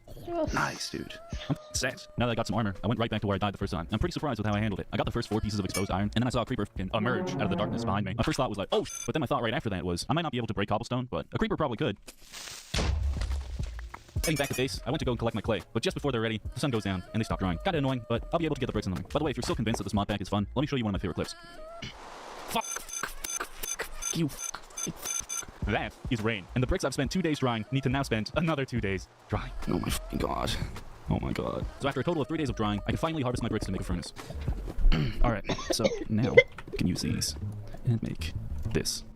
Holy cow. These brick ovens make starving to death so much harder. This is because the brick oven cooks food extremely quickly, but what it also allows us to do is melt iron, but in the most painful way possible. Iron in Better Than Wolves does not drop 1 iron ingot. 1 iron drops 1 iron nugget, increasing the cost of every iron item by 9 times. It's even worse when you don't have a pick, by the way. You just use a rock and you ain't even get a nugget, bruh. You get a dust that you combine with another piece of dust into a nugget. Luckily, we only need 4 nuggets to get a crafting table. So as soon as this iron smelts, you should be able to make it into a chisel. Using the chisel on a stump of a tree we cut down, we'll carve it into a crafting table. These can sadly not be picked up, forcing you to possibly leave the safety of your house to use one. But you know what's worse than not having a crafting table at home? Not having a crafting table. So I ain't gonna complain. God, having a pickaxe is nice. Look at how much iron I got too. I mean, that's not even enough for a single iron ingot, but god damn. I also decided to finally raid the temple. You might be asking yourself why I haven't done this sooner, but it's simply because there's not a lot of loot in it. All structures within spawn have already been looted by the villagers a long time ago. So the most we can get out of this is some rotten flesh and some bones. Whatever. Time to put this pickaxe to use. And that is about as far as the stone pickaxe will take you. Because the lower you go, the harder the rock gets, eventually requiring you to have a diamond pick to even break blocks. Therefore, we should get our asses some better tools. But this choice isn't as easy as it seems. In fact, in my opinion, the very first iron tool you should make should always be a hoe. A sword is entirely unnecessary. The bone clubs are perfectly adequate for the early game, and you really shouldn't be wasting such a valuable resource. The same thing can be said for the shovel. The axe, however, is a very viable option. You see, you can't simply make logs into planks like you can in vanilla. The only way to make them is to either cut the logs with a saw, which we don't have, or we can use an axe made from iron or better to chop the logs into planks. What can you do with planks? Well, really not much, but they do float and they can give you a roof if you manage not burning it to the ground. Additionally, an axe also now only costs 2 iron ingots instead of 3. Something to take note of for sure. The pickaxe seems like the obvious choice, seeing as how it can be used to get even more iron. But a pickaxe is also very expensive. A hoe, on the other hand, is only a single ingot. And trust me when I say this, you should start farming as soon as humanly possible. More about that later. So why am I such a strong hoe advocate? Well, I'm not. All hoes go straight to hell, but you should invest in some farming equipment because the resource needed to progress is not only a plant that humanity has relied on for thousands of years, but also a plant that I rely on to restore my sanity every single time one of you fuckers comments saying I look like Schlant. Zuh. Not the fun goblin gas kind, but the long fibrous kind used for ropes and shit. Getting seeds for it is a real pain in the ass. If you're a Minecraft veteran, you might remember that you used to get seeds from hoeing grass before they added shrubs. In Better Than Wolves, it's pretty much the same, but, you know, painful. While this is going on in the background, take a guess. Take a wild fucking guess how many seeds I've gotten from all of this. 10! If you said any other number than 10, you've been cursed and your firstborn will now have hands. If you guess 10, then congrats. Here's my favorite inspirational quote that I actually go to when times get tough. I'm not gonna lie, the farming part of this mod is really, really tedious. Once you start doing it, you're essentially forced to work it into your morning routine. Each night, there's a random chance weeds will spawn on your weed, the desirable weed. Like weed, not weeds. If you don't walk over and rip these weeds out with right click, they will slowly eat your crop away and stop it from growing. So tending to your crops first thing in the morning is a must. This weed will eventually mature into their full-grown state. Yes! From here, you'll get to chop the top off for an infinite supply of seeds and materials. Sadly, Minecraft Steve is both figuratively and literally a square, so he ain't rolling up shit. Oh my god! Holy shit. That's worse than a Mormon, dude. Having him at your door? Fuck. More iron, more nuggets, and finally, we have enough for that beautiful iron pickaxe. With this, we can crack open a ravine that's directly below my base.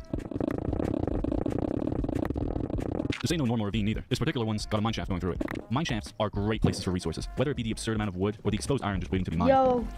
Oh, fuck. Hey, yo, what the fuck? Holy shit. Hey there, bro. Hell yeah. Now, the wood and iron is great, but what I'm really here for are the chests. Oh my god.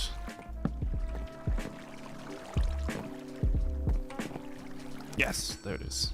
Melons make life so extremely impressive, even adding certain blocks like the Observer and Hoppers years before the game would as well. I think I'm about to steal! But today, Better Than Wolves is a completely different beast. While Minecraft would move on to the versions we have today, Better Than Wolves would stay as a 1.5.2 exclusive mod, and slowly convert Minecraft into the most hardcore survival gaming experience I've ever seen. You see, these saws, windmills, and grindstones were cool, but they had no real function. You didn't need to build them to beat the game, and the devs sought to change that. No more crafting tables, no more chests, no beds, no furnaces. This mod doesn't let you simply make these things, you earn them by progressing through the mod. Something that might only take you 30 seconds in vanilla can take hours in Better Than Wolves. In Better Than Wolves, there are 2 difficulty settings, normal and relax. Either way, you'll still be playing hardcore, but it's not the normal hardcore. Every single aspect of this game has been changed or tweaked to make Minecraft more hardcore. There's hardcore baking, chests, chickens, darkness, fishing, hunger, mining, wood, torches, villagers, and even spawning. And that's not even the entire list, bro. What doesn't help is how criminally underrated this mod is, leading to the wiki being largely unfinished. But with this video, I aim to give you a semi-comprehensive guide, all the way from smashing stones together with your bare hands to killing the Ender Dragon and slapping the Wither. So let's start off with the most challenging day, day 1. Oh, and by the way, you're gonna need this world seed.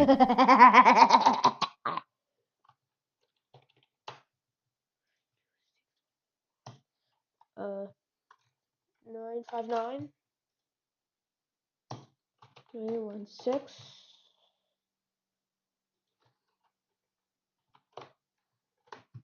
5825 1991.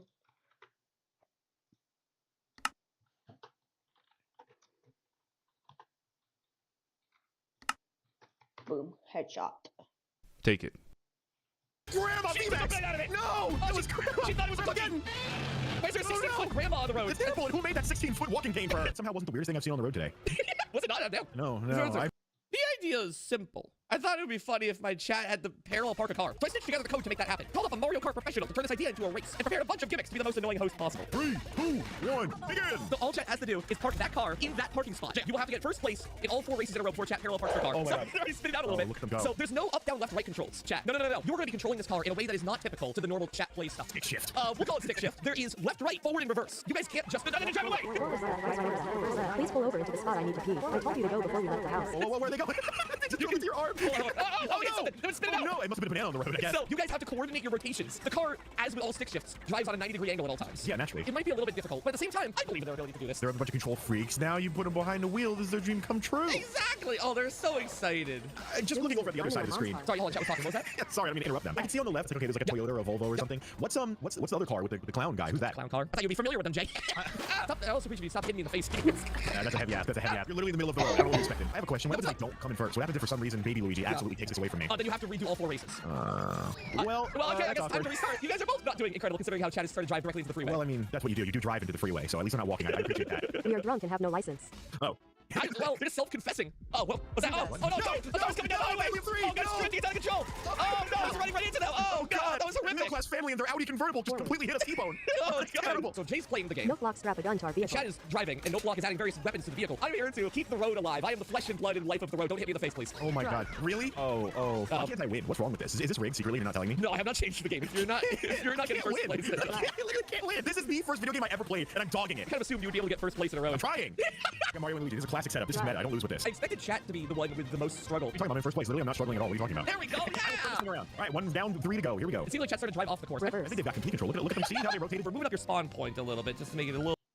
Welcome to A Little to Left, a satisfying puzzle game where you use...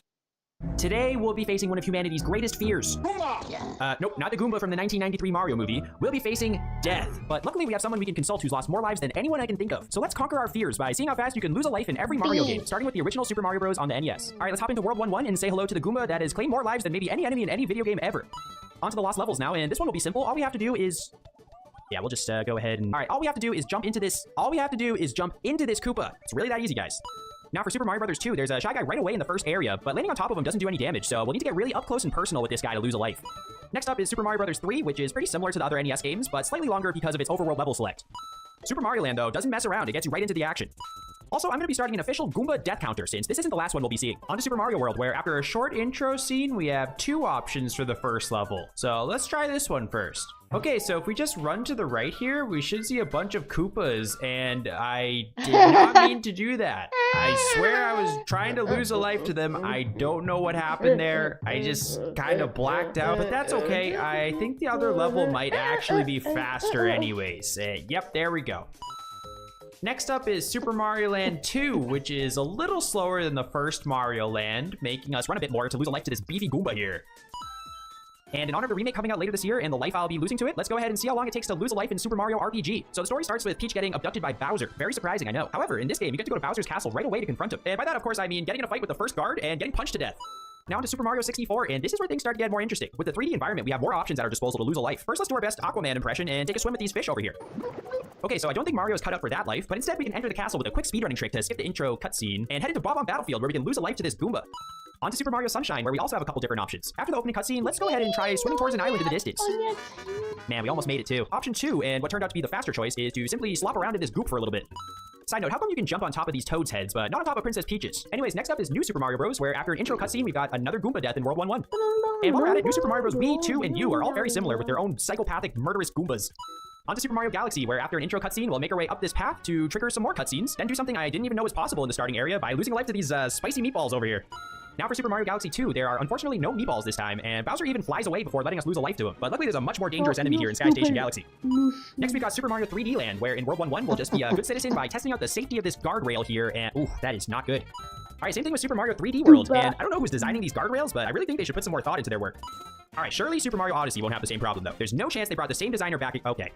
Finally, we've got Bowser's Fury, where you might think the fastest way to lose a life is to head up here and get hit by some fire and lava and all that good stuff, but in reality, all you need to do is go for a swim in this nice goop over here.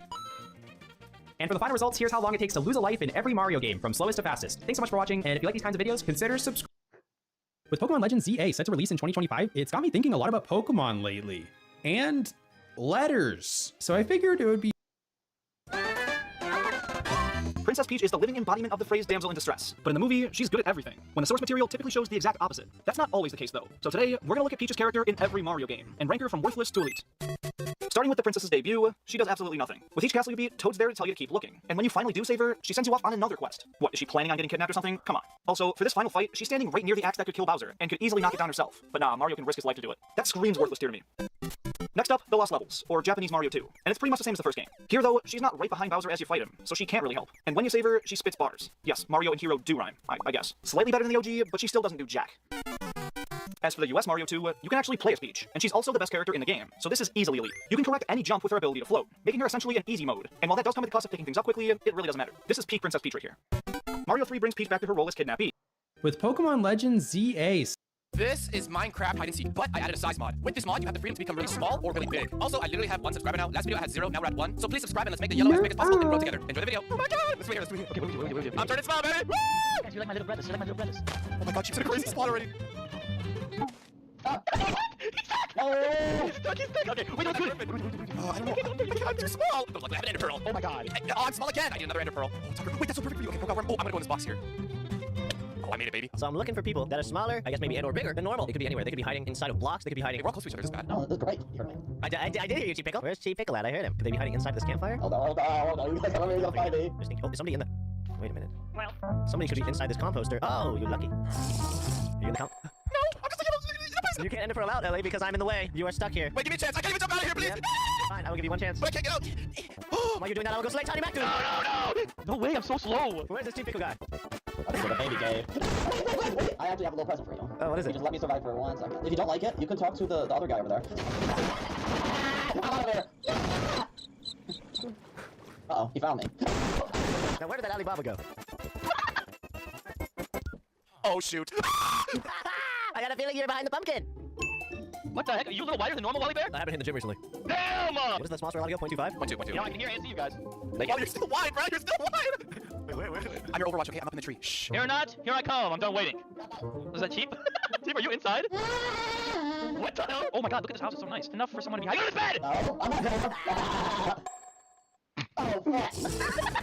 Cheap, what are you doing, bro? Cheap! How are you so thin? Why are you so thin? Oh my god! Did you just close up? What the hell? This is so hard! Oh my god. Dude! Come here! God, this is you have an arrow sticking out of your head. Come here, Wally! Come here! Come here! Stop! No! Wow, that guy was so stupid. What? He was so stupid. What? He was so... Oh. Come here! It's cheerio! Ow, that actually hurt. Oh my god. What? Where'd he go? Where'd he go? Gone! Cheap. Where did you go? I swear I heard him just around here. Hey, make animal noise, where are you? Why did this door just close? Cheap, buddy. You think you're hidden right now? No, get out of here, Cheap! Get out of here! Get out of here! Get out of here! Oh my god! How is there? Oh my god!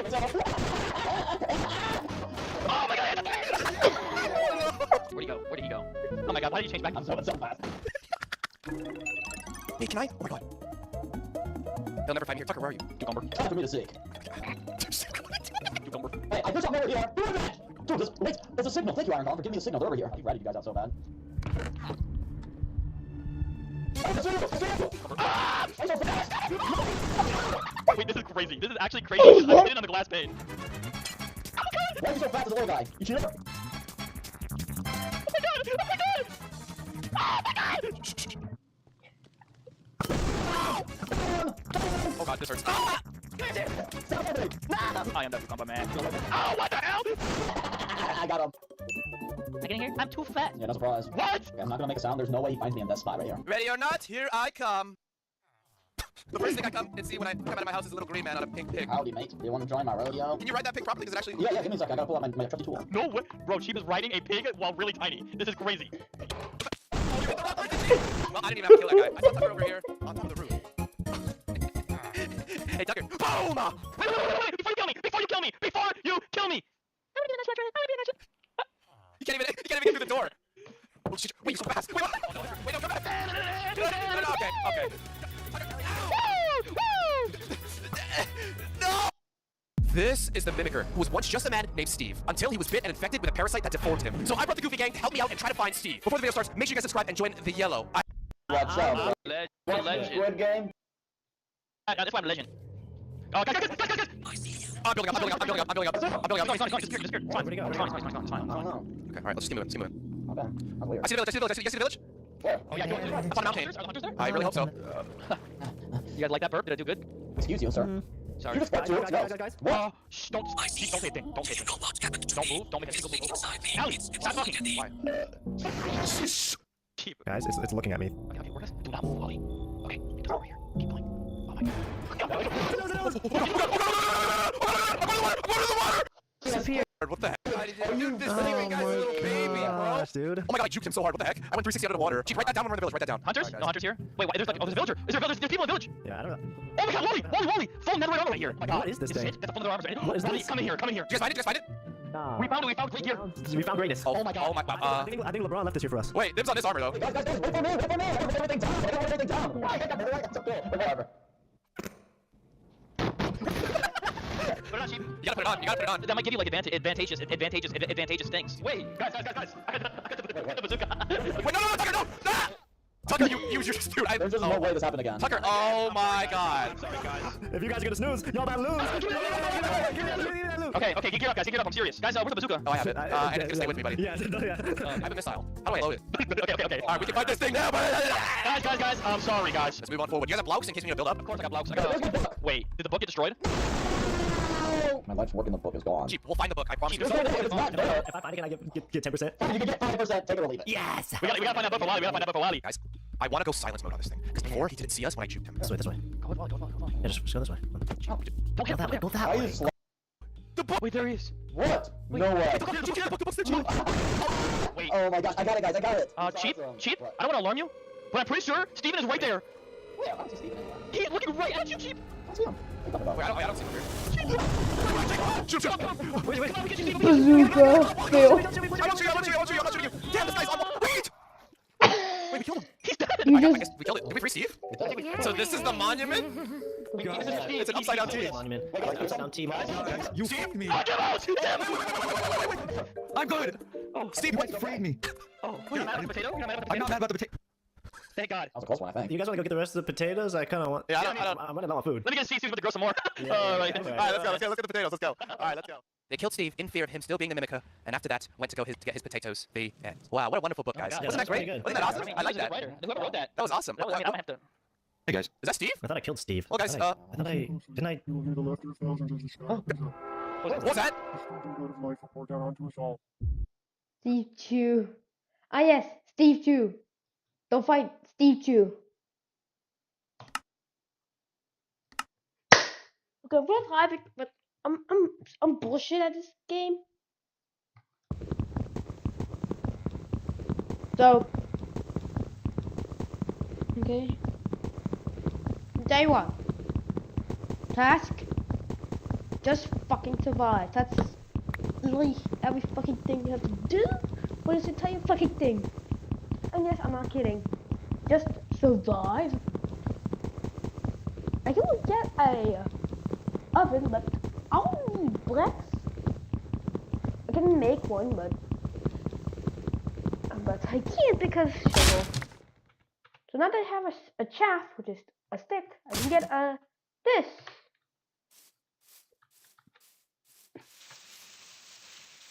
Now you see, we all wanna get partners, but I don't want to well,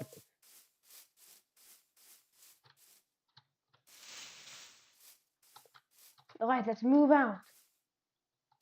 And like, yeah, that's a dead end. I'm a dumbass.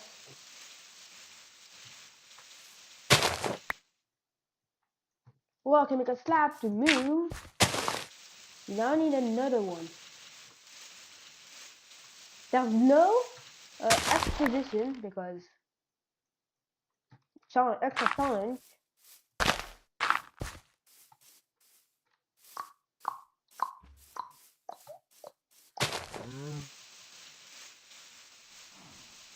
Where was I supposed to go? I know it's fine.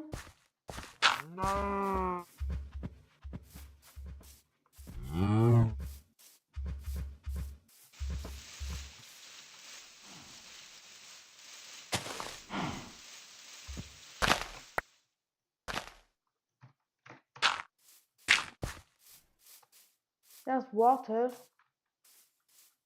Hold up, I'll have to look. 3 hours of pain. Is how criminally underrated this mod is, leading to the wiki being largely unfinished. But with this video, I aim to give you a semi-comprehensive guide, all the way from smashing stones together with your bare hands, to killing the Ender Dragon and slapping the Wither. So let's start off with the most challenging day, day 1. Oh, and by the way, you're gonna need this world seed. Take it, trust me. You have 3 objectives for day 1. Gather sticks, gather food, and dig into the ground as quickly as possible, because brother, the darkness is coming. You need to run. Luckily, we started off next to some sheep. Minecraft horror mods are still terrible, but have you ever wondered what truly makes a horror mod stand out as the best? What elements contribute to a horror mod being so exceptionally good and unique? And why is the selection of quality horror mods so limited? Well, today's video I'll be exploring the most quote-unquote terrifying creatures created by the community and the mod developers. And no, I'm not talking about the simple cave dweller reskins that have just been absolutely demolishing the niche. If you're new to horror mods, this video will be perfect. So, the lava pool is near the other biome. So the first thing I'll have to do, and no joke, is to survive. Yeah, I need food. Yes, food.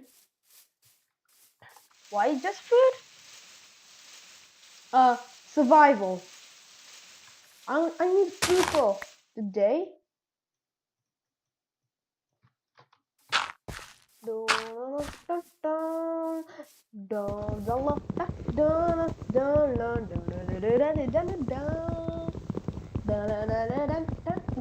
So it must be pretty rewarding to get your first crafting table. But how rewarding you might say? Extremely rewarding. Yeah, you really, and I mean it, really want to get a crafting table. But you can. And also, see this part? See this? That's the trunk, okay? And the trunk can be crafted with a chisel. You can make something better. Something extremely better. And by that, I mean literally just make something cool. And how cool might it be? I've actually cracked this table. Now, it needs a single tree trunk. And I actually sprinted because game. This is the game. So, what is here? Okay, look, what is here? Now let me get some stone. Yes, I'm using a stick. I just crafted this from a shaft, a pointy stick. And this shaft literally makes the entire game go. It requires, everything requires this. Almost everything requires this. And just to make a single, just to make this good, you can just take a loose rock and turn it into a chopped stone. You can mine. Oh yeah, you do not want to jump. Instead, you want to save your jumps. Because jumping is bad. Me.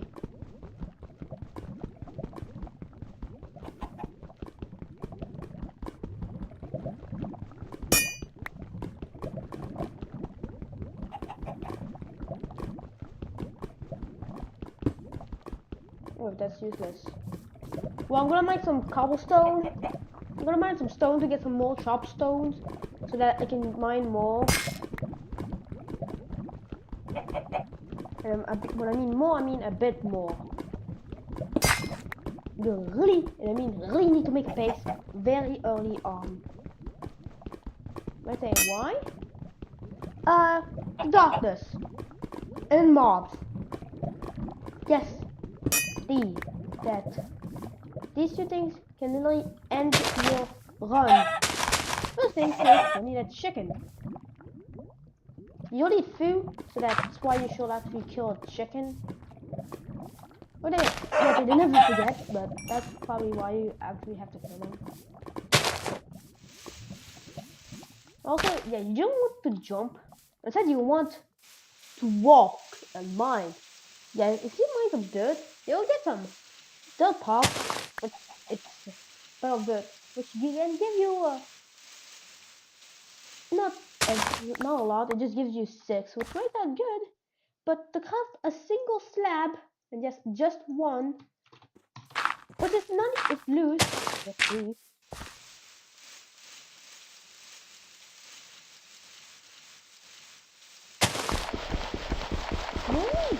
Chew. I guess this too. Sometimes class can like just float.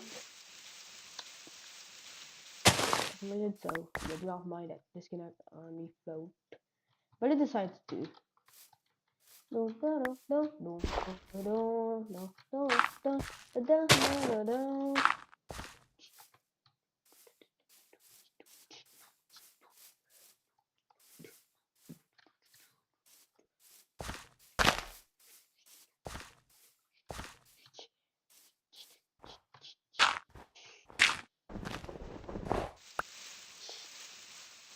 That's an easy way to get snowballs.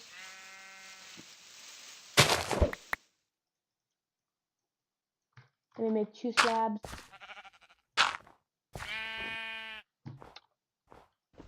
Okay, there. This is where we'll start grinding. And when I mean grinding, I mean really get wood, because that's the most important thing. Wood. Yeah, if it's still wood was not important in the game, unless you want to build, well, think again. Because now, and I mean it, you have now to grind this entire thing. Also, do not mine the trunk, like the stem.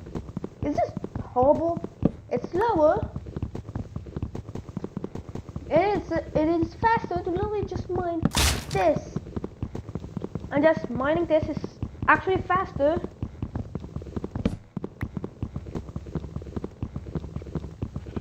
So I need 2 campfires.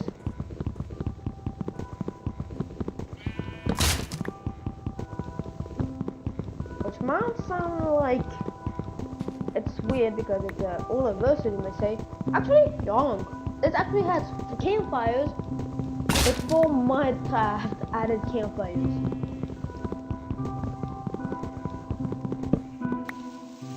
Oh yeah, also writing a single leaf takes way too long than normal, longer than normal, because the game decided to just do that. Yeah. So I'm gonna get like 10 sticks. Yeah, 10 sticks. Which might sound no, way too much. But just want to say.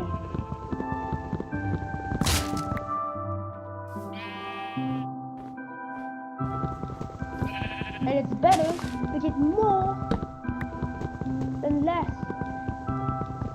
First off, yeah, food. You see this stupid sheep? I'll have to kill it for food, and it's so good in fact.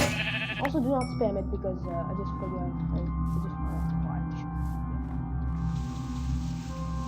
I'm not with my chicken. Also, campfire takes literally 4 minutes for 1 piece of food. And also you need another stick. Why another stick, you might say?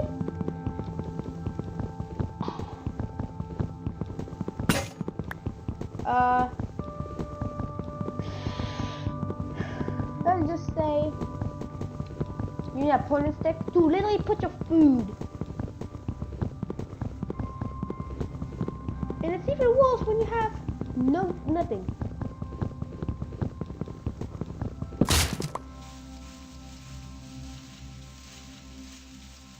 Also get my this because it's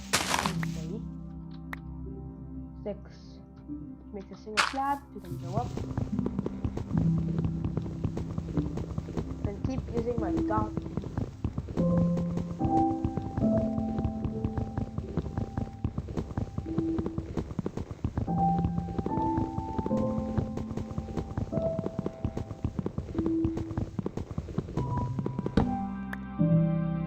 point sticks.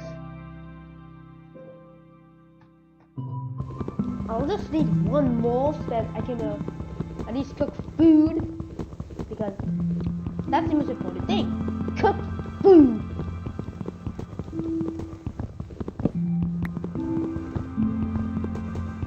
So only a point and stick, which I can get.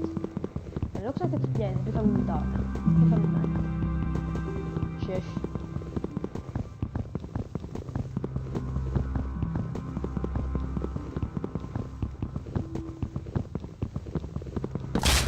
Go.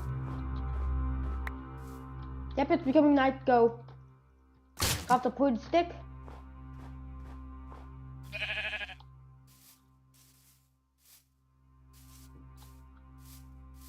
God, that's slow. Thanks, babe. Continue.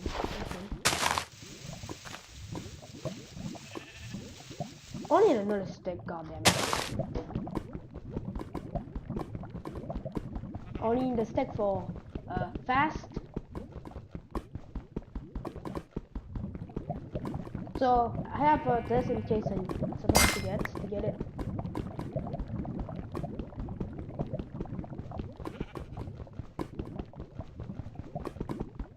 It looks like I cannot make food because night. Look, I just want to go fast. Oh fuck. Oh, that's bad. Duh. I'm restarting because mistake. Yeah, I just keep doing. Perfect for you, but just be aware of the fact that most of these mods are not scary. But if you aren't, then you won't find anything groundbreaking, and you're probably gonna get mad with my opinions. I'm not gonna lie. The mods that I've selected are among the most popular and accessible. Some of the mods can transform simple gameplay into experiences that are something more like this. Though individual reactions may vary. I'd like to add the fact that of at least 30 mods that I've played, only one had managed to genuinely startle me.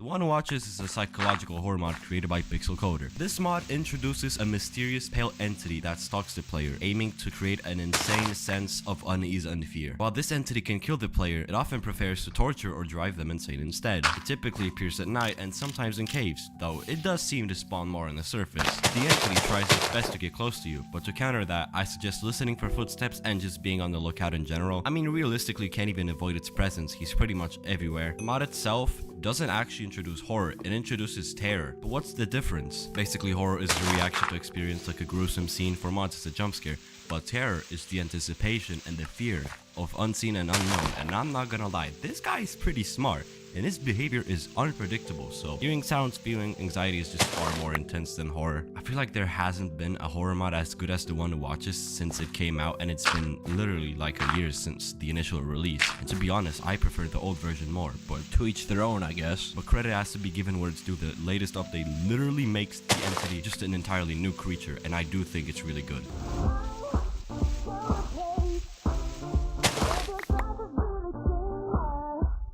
From the Fog is a Minecraft mod that reintroduces the infamous Herobrine legend into the game. Herobrine is a well-known creepy urban myth in the Minecraft community, where players believed that there was a mysterious figure resembling the game's default character, Steve, but with empty, glowing eyes. According to the legend, Herobrine would stalk players, causing strange occurrences like placing random blocks or creating odd structures, and would disappear just as mysteriously as he appeared. The mod is designed to create eerie, unsettling moments as the player explores, with Herobrine occasionally making brief, shadowy experiences in the distance, and it's basically to just enhance the feeling of being watched or haunted, because who the f else would do that? This isn't the type of mod that will constantly keep you on edge. Sure, you will get startled once in a while, but the type of scares this mod provides are just mostly mini heart attacks, but you can actually make this a scary experience if you pair it with the right mods. No stupid cave dweller bullshit. You can literally make it a scary experience if you play this with hardcore and moody brightness. That's literally all you need. You don't need any of these fancy mods and shaders. Also, an entirely custom config that features settings appropriate to make the game scarier. I do think this mod is insanely well made, and deserves a fair rating, since it's easy to tell an insane amount of time was poured into making this mod a reality.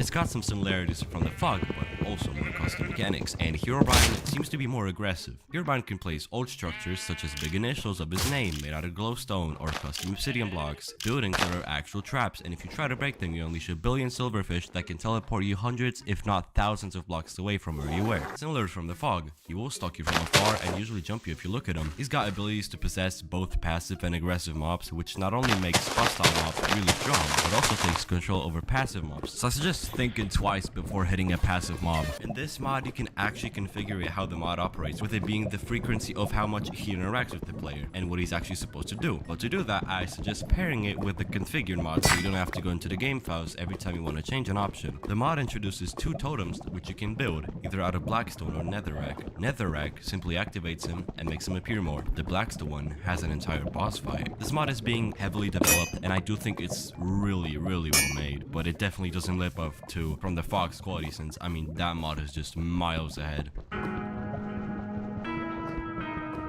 The Anomaly mod introduces a mysterious and hostile entity that stalks players throughout their playthroughs, while it somewhat shares the similarities from the Fog mod, being this type of, possessed Steve type of humanoid. This creation brings a somewhat greater sense of complexity and danger. As the game progresses, particularly after the player sleeps, the creature grows more threatening, its presence becoming more ominous with each passing moment. However, there's one issue with the mod's mechanics. The entity spawning can be somewhat, unpredictable. At times it appears too frequently, while at other points, he doesn't even spawn for a couple of days. What truly sets this mod apart from other horror mods is its sound design and actual, unique mechanics. And some mechanics actually surprised me. One where a book spawns in your inventory with a "why don't we meet" message, or causing a very disturbance nighttime with a fractured moon. That's when it goes out for blood. You really won't find another mod quite like this in terms of the carefully selected soundscape and mechanics, but that just amplifies the overall terror in unexpected ways.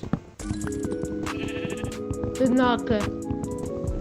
A mod created by M Productions introduces a creepy player-shaped entity that acts as a stalker within the game. It's a mysterious figure that may knock on doors or windows, follow players, and even break into their homes, or just simply wait for them inside. It's particularly known for making disturbing noise to confuse players, with advanced AI that can adapt to different situations, adding an actual element of horror into Minecraft. The knocker can also quote-unquote evolve to a more violent form. I do think this mod is way more superior to the man from the fog, since the knocker definitely excels with a more unique design. The gameplay actually feels more balanced, and overall the mod offers a more polished experience. Matter of fact, let's actually go over the man from the fog entirely. Did you know I was the first person to post a video on him? Guys, I'm just saying, if it wasn't for this video, I would have been as successful as Playboy Cardi if it didn't hit the Millie Rocking rule. This mod just adds one creature that works well with the game. However, there are quite a few inconsistencies with this mod that I've noticed, and I'm pretty sure half of its mechanics are configurable through files, but it has too much health, no reward for killing it. The entity has barely been updated through the past couple, months. After all, I still see the mod holding up really well. The only new thing that happened to the entity is the skin changed. Maybe that's why someone made an illegal version of the mod. Unfortunately, the quality of the mods is gonna drop severely for each and upcoming mod on this list. Additionally, I'm gonna be saying everything wrong with each and upcoming mod on the list. I'm just saying. The Deep Dweller is designed to enhance the game's horror and challenge elements by introducing a guardian of the Deep Dark biome. The creature patrols its territory, adding a constant sense of tension as players explore ancient ruins. Unlike typical mods, the Deep Dweller does not despawn, ensuring that players must remain vigilant at all times. Its behavior is characterized by its sound and attacks, aka a crazy strong death beam. The problem with this is the animations are so bugged they just killed the entire vibe of the mod. He's also just way too easy to kill. The other attack apart from the death beam he does no damage, just a slap across the face. Though the mod is getting a complete overhaul, it really isn't that special.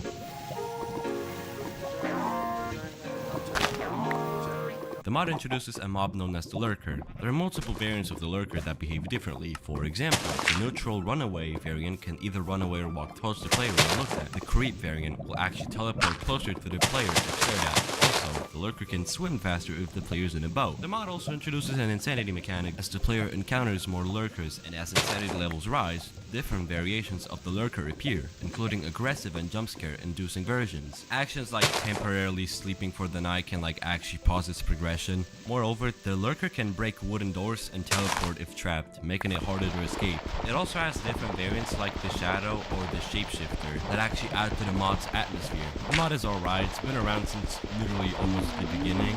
I mean, it's definitely more unique than most horror mods. I didn't really like the pathfinding AI since it was really buggy, though I think this mod is barely above average.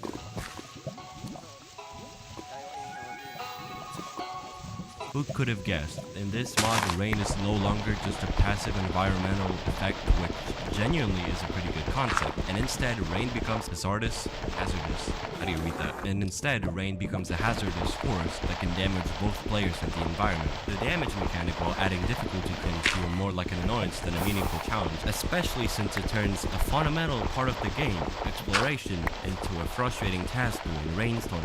The mod could have benefited from adding more unique features, like giving players tools or items to mitigate the rain's effect, making it less about avoiding rain entirely and more adapting to it in creative ways. This is a really good concept, but the mod doesn't deliver quite the experience that feels balanced or rewarding enough to fully justify the extra inconvenience it brings.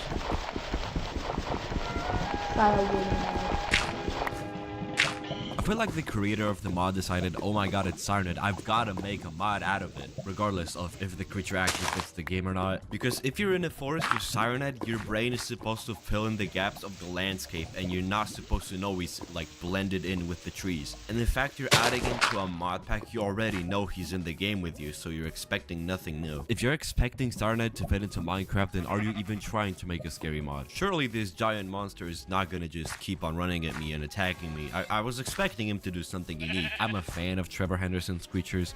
This just seems like another piece of media to me to swap. Like, you see what they did to the Wendigo? Yeah, that's what I'm talking about. But in general, it really doesn't capture fear at all. To make it genuinely scary, you need very specific conditions. But overall, Minecraft is not designed for that. It's a sandbox game. What are you gonna do with it? And if something spawns every night, like on repeat, it gets extremely annoying. Additionally, the Trevor Henderson creepypasta just absolutely surged over the last 6 years, which really affects how the mod gets received. It's literally nothing new. I personally think it's dead. Regardless of my video, I had to put insane as the keyword so I'd get more views. In the end, you have to picture the fact that Minecraft's limitations can prevent some mods from being as effective as intended. Doesn't excuse the fact the mod is annoying as fuck.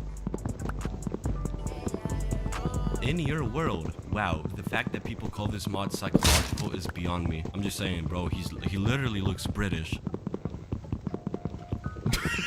He's so chopped. How is this scary? I added this because I wanted oh my god. Like, this mod was so hyped, literally meant to be like the second coming of Christ. The mod revolves around creating the eerie atmosphere of the game's early alpha and beta versions, which I think that's the best thing you can do with a horror mod. It just captures how Minecraft eerie is when you're playing alone on a single player world, especially on peaceful. It's like you feel some things are just missing and just out of place, but the execution is just not there. The model of the entity is probably the best thing about it, but he's British, so gotta give credit where it's due. But I won't judge the mods solely based on just one factor that stands out. And half the time I would just hear glass tapping, I don't know why.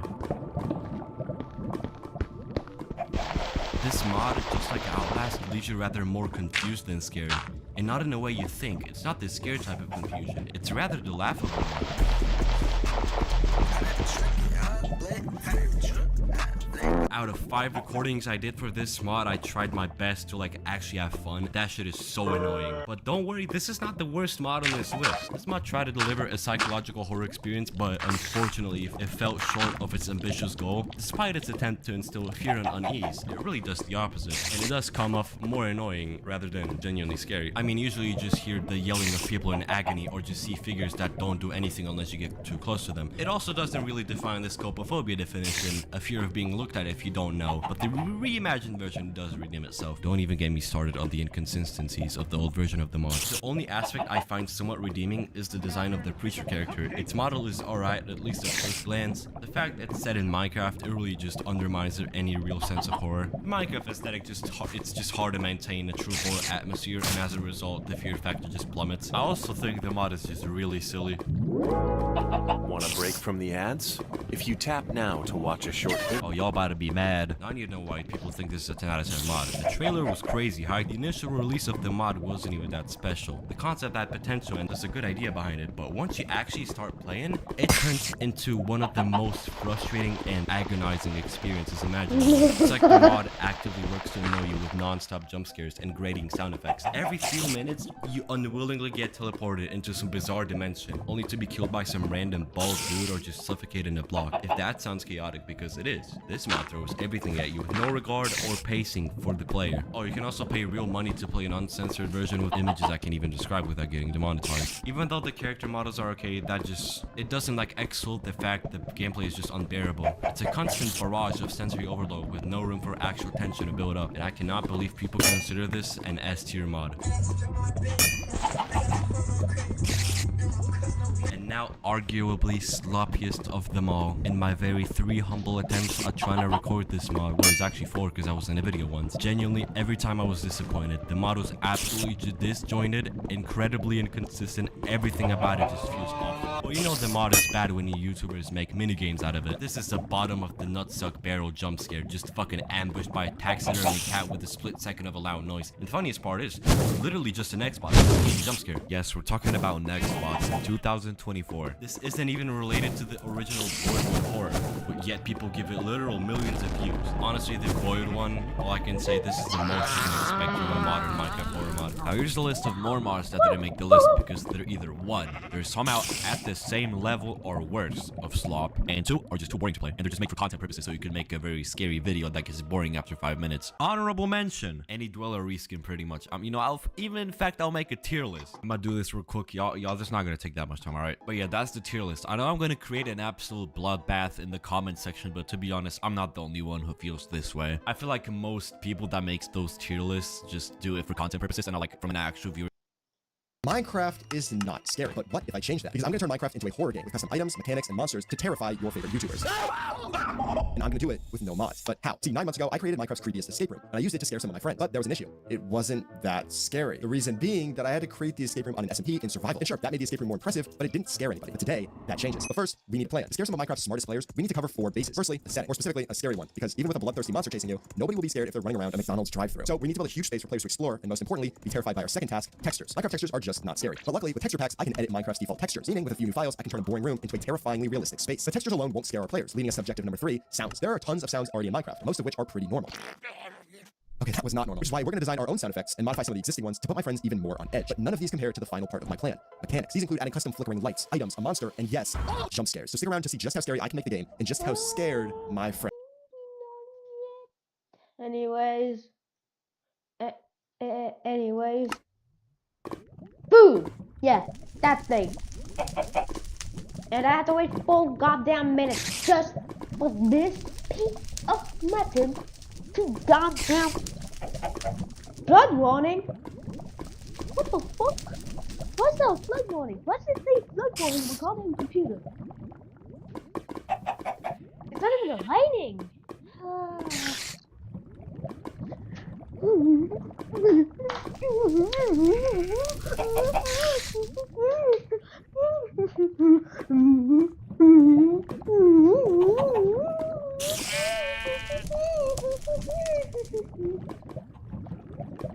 Stupid bullshit.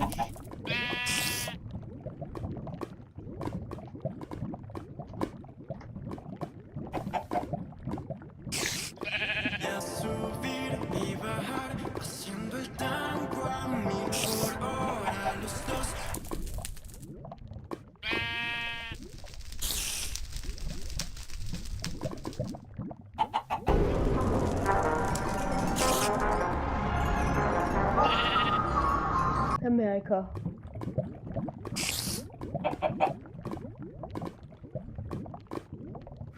Look at us. Minecraft's hardest mod with that mod's hardest add-on. What a joke, man.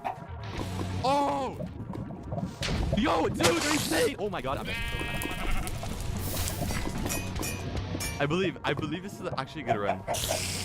I'm dead. I fucking threw. I'm so dead. Okay, I know it's not safe, but like, how much worse is it really? Oh shit! Ow! Oh shit! Ooh. I've never felt safer in my life. Oh shit! Wait, no, please! Oh my god. Oh, now, they used to call me the better than Wolves god.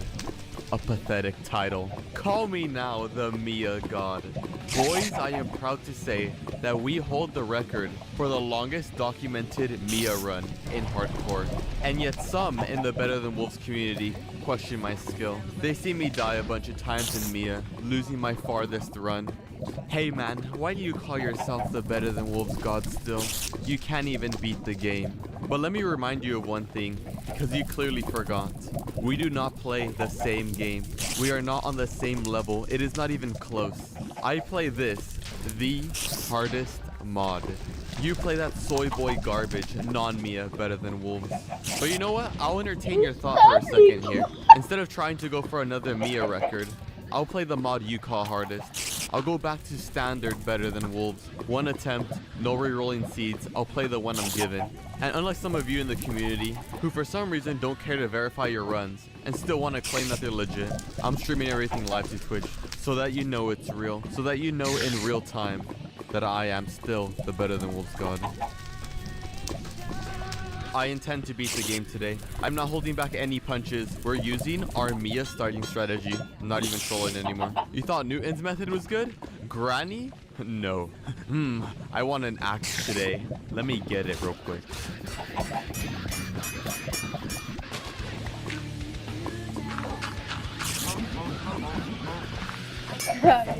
Use it. Hey, it's never been done before. Bing, day 1 axe. But this is only just the beginning. Terrence, tempo, increase. We need wood, let's go. We need sticks and a campfire. It's time for Granny! And we'll actually also get some extra food. We're gonna need a good bit because unlike Mia, this has a soy boy night. We're gonna play night today. I'm just ego maxing this vid. It's over. Raw food, yummy. Shit. I gotta make it more interesting somehow, right? We can actually play night for once. We can play night, we can play the mornings. We don't have to be overly safe. Like, you don't understand how oppressive Mia was. Where you meet Athena. We'll get wood and we'll try to kill a spider. So I pull spider first. There we go, I got him. That was trap.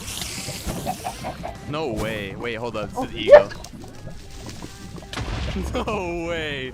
Come on, man. Come on. Game plan. More baton. Oh, and then I can rush, fuck, what do I do? I do shovel so we get clay tomorrow. And then I can still make a campfire. I'll make another one. I need food.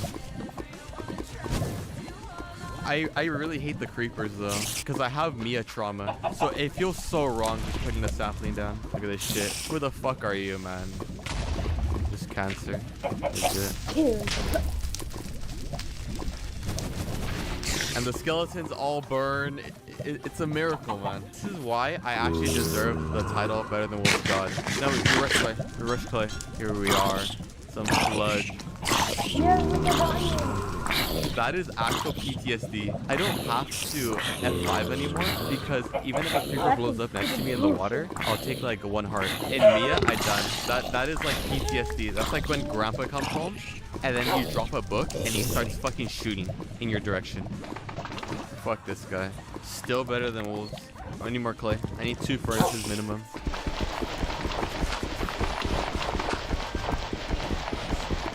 I need to burn the forest down again. Let me make sure my fires don't die. You know what? I actually want more clay. We're gonna put our...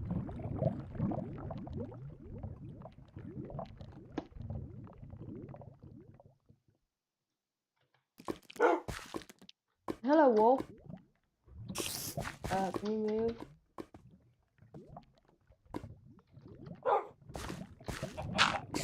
God damn it.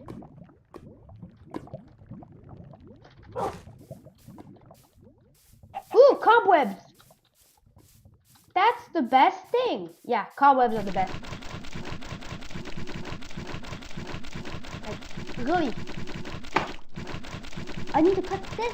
I need to kill Hornet. Why am I saying? Cobweb.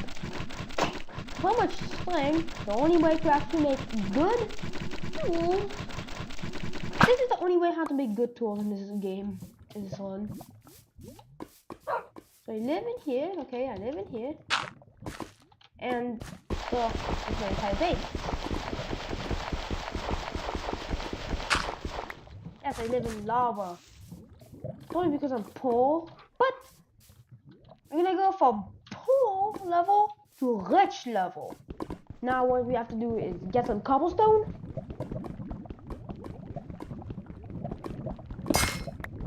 I just get some cobblestone, but I can't get cobblestone.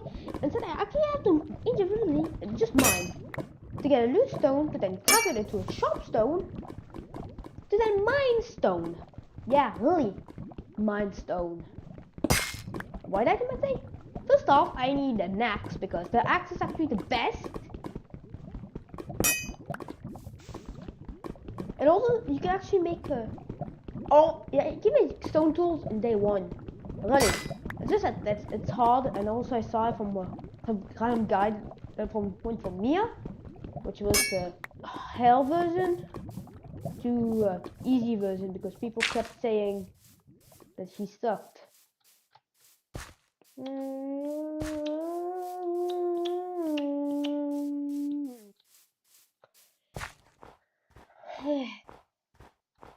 Ah, perfect. I just need one axe. I need one single piece. I just need one stick. Yeah, you might think, oh, you need a cobblestone and like sticks. No, this entire game, this entire model lets me make this. But also, you might think, why are you not crafting that? The thingy that, like, why are you not crafting the axe? That, like, huh? Maybe confused. I still have to mine individually for this. But now I do not need to worry. I can just mine the entire. Also, yeah, do never, and I mean never mine the thing. Do not mine the stump. Stumps are very, very useful. How useful would I say? What?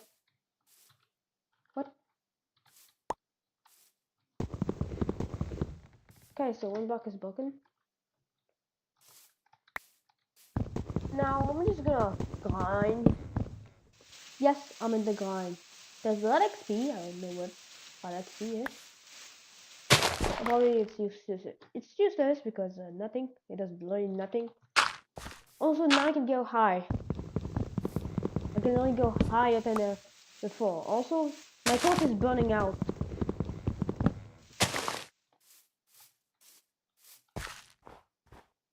So yeah, there's a cobweb there, but there's also a cobweb here.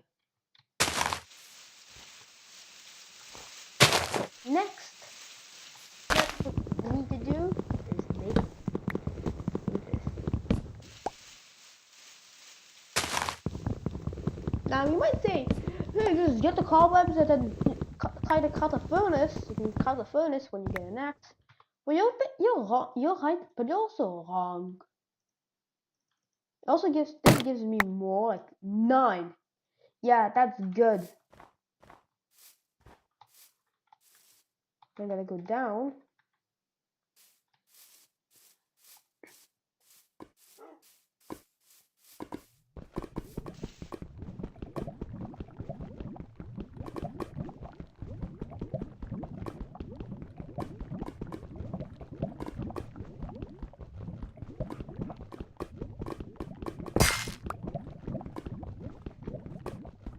I can't even make.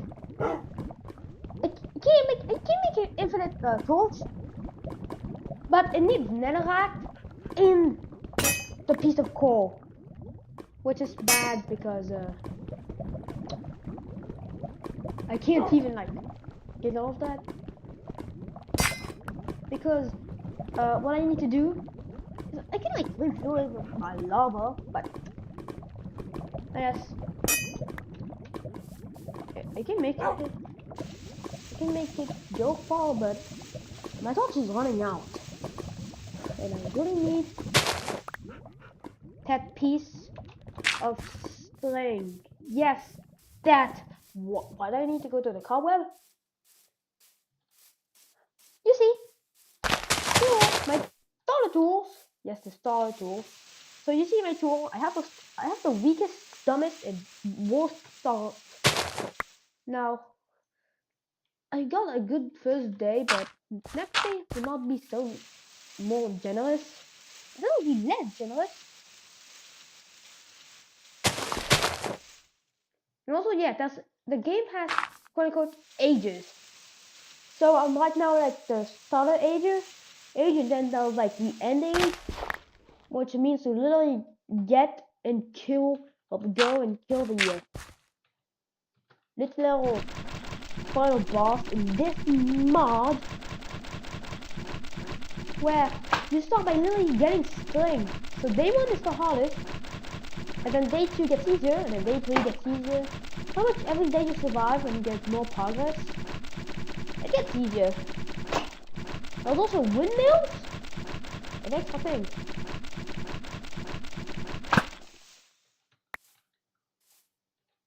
So I have strength, so I'm gonna make something. I'm gonna tie. Is it like, yeah, shovel? I can now mine fast.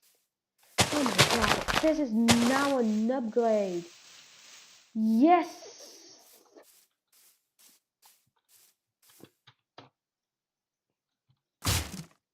I'm gonna make some wooden clubs and just try to find animals to kill. And yes, when I say kill, first off, food, because food is like the most important thing that I need. Why most important? It's just to literally get somewhere. Also, to literally just farm, like farm any, like the things that you need are.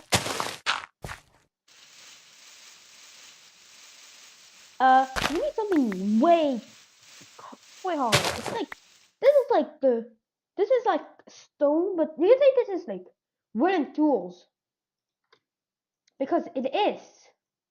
Well, not in Minecraft. Some Minecraft just says, "Hey, this is some good tools," but me in this mod, I just say, "Nah, it's horrible tools." Because first off, struggles. There's a cobweb there. I just need to get up. I can do like this, or I can do something else, but I'm just dumb. And I forgot about my little shovel that I have. Yeah, 2. This one's way faster, which is good. Like, why do I need dirt? Let me just go up. Yeah, I'm getting dirt to go up 1 block, which might sound like I'm stupid, but in this mod, you really need food. And how much really? No way to survive. Like, you lose food faster. In this whole mod, it is already becoming nighttime. After I literally get 1 piece of, like, not even 1 piece, I'm already in danger because, well, mobs. So I have to go quick after I get my, like, 1 piece of extra mutton. And I can't, great. Well, I'll need food for day 2 because that's the only way. Go. Just go, go, go, go, go, go! Go, go, go, go, go. Whoa, go. I'm going in my base. See ya, world. I'm not coming back.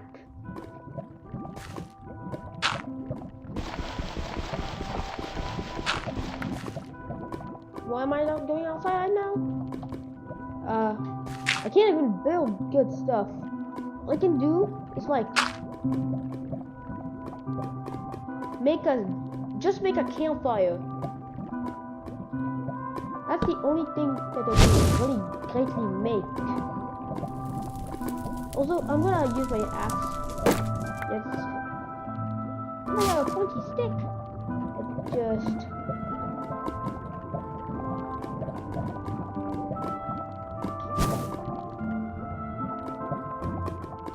yeah, it's day 2. I feel like days are faster.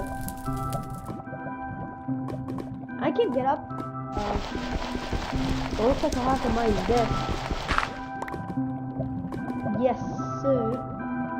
Now I can go up this little block. Now I have to be careful because well, mobs.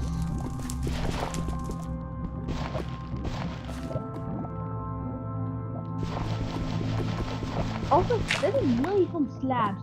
Yeah, everything from slabs.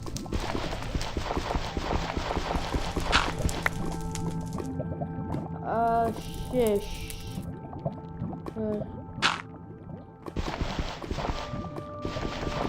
And spill. I can go here, and now I'm gonna hide here. Now this is my very hidey hole. Why am I going in a hidey hole? You'll just keep the fire rolling. Man! With this emerald, I can control reality itself. Try it! Chaos control! Flashing lights! Come on, man, step it up! Wait, that's not what I said! You changed the subtitle! You did! Damn it! What's the matter, Hedgehog? Running out of quips? Are you jealous? Oh yeah, fancy, real mature. You're the worst. Really, dude? Radical? What year is it? Yeah, shut up! I didn't say anything. Get over here, you dirty faker! Yo, what? We gotta go. Is he trying to tell me something? Freeze! You're under arrest! I didn't do it! No, damn it!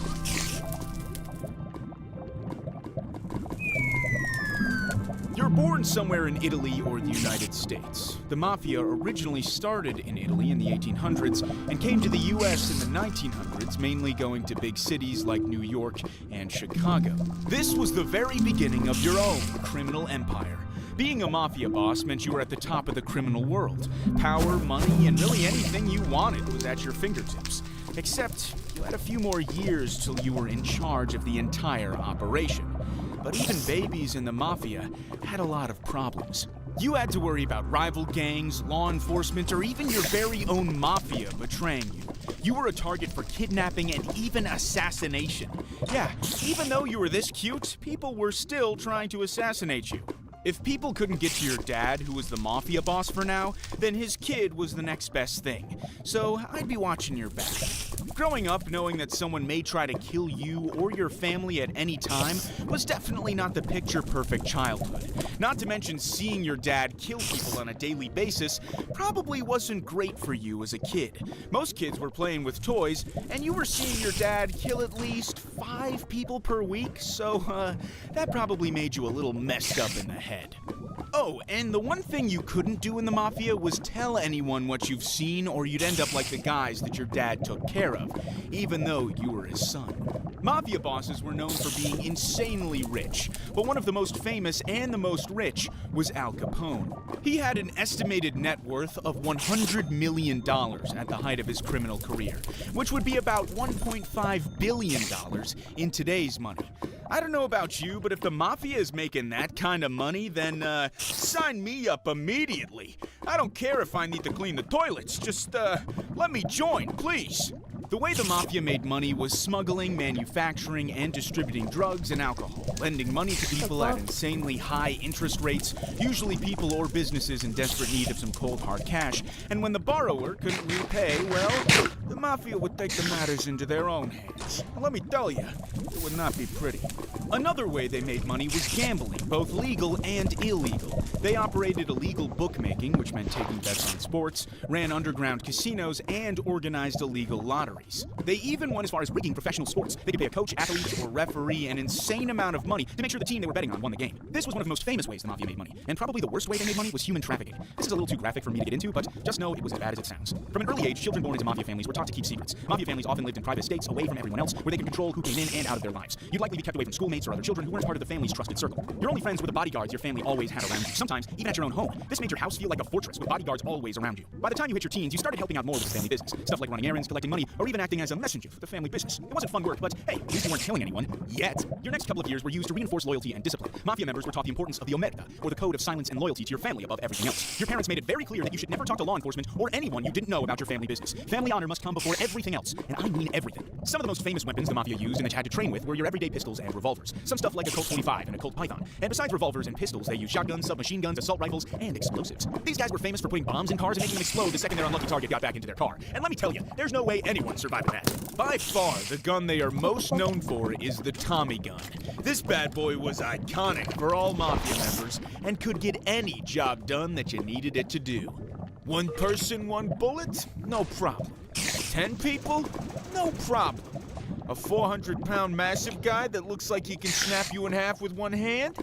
Now, that might be a little bit of a problem. Switchblades and bulletproof cars were also common for the Mafia. You needed something for hand-to-hand combat, and of course, who wouldn't want a bulletproof car? After all, almost everyone in your city was trying to kill you. There wasn't a specific age you became a Mafia boss. Some got promoted in their mid-20s, some in their 30s, and even some over 40 years old. But now that you're hitting your mid-20s and you spent your entire childhood and teens doing the dirty work, it was about time you finally became the big boss. Now that you are finally the boss, your life immediately got worse. As if you weren't in enough danger as a kid, the second you became the boss, almost everyone wanted you dead. The police, rival gangs, and even some of the Mafia members that are supposed to be your closest family. Mafia bosses couldn't work in public without being aware of their surroundings and the risk of being shot, stabbed, or poisoned. Most of the time, it was so bad you'd have to be surrounded by bodyguards. The police were always actively working to gather evidence, wiretap, infiltrate, or bring you and the Mafia down, whether that was killing you or putting you behind bars for the rest of your life. It didn't matter how much wealth or influence you had, they were coming for you. Once you became the Mafia boss, maintaining your position was a full-time job. You had to control your family, keep alliances strong, punish disloyalty, and make sure no one was trying to take your spot. Younger, more aggressive Mafia members were always plotting to take over. Age was seen as a liability, and let's face it, you weren't getting any younger and definitely weren't getting any prettier. By the time you hit your 30s, it was about that time to find yourself a wife and have some of your own kids. After all, someone had to be the boss of the Mafia after you.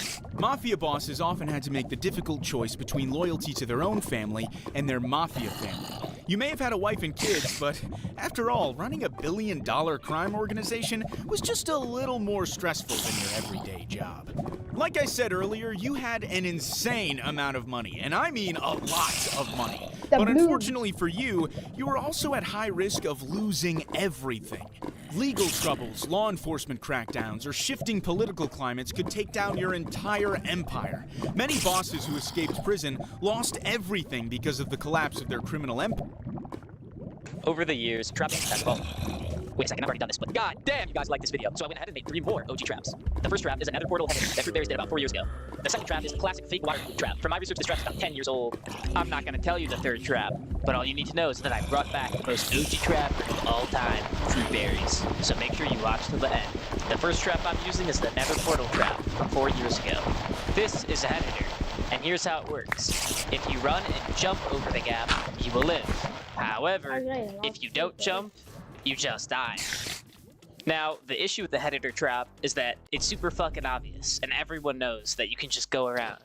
So by building another portal right in front of the trap, it makes it a little bit less obvious, and some people will actually fall through this. Oh my god! No, But no, enough no. yapping. Let's hop into a game of Hoplite, and let's see how many people I can get. The first thing I needed was 3 diamonds to mine enough obsidian for a portal. Come on, bro. Give me some diamonds, please. Yes! Yes! Oh my god, that's everything we need. Oh my god, there's more over here. More diamonds.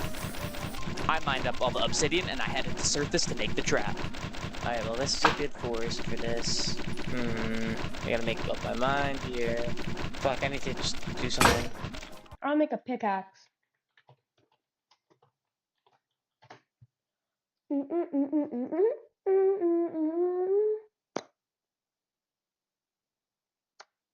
Damn!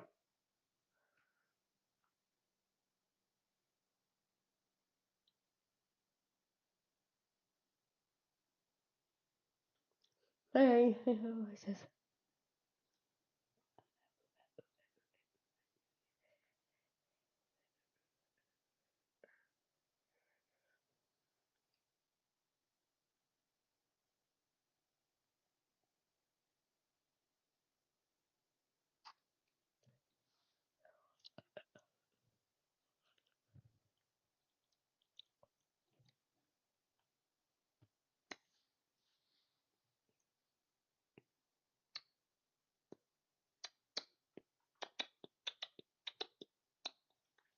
Kappa.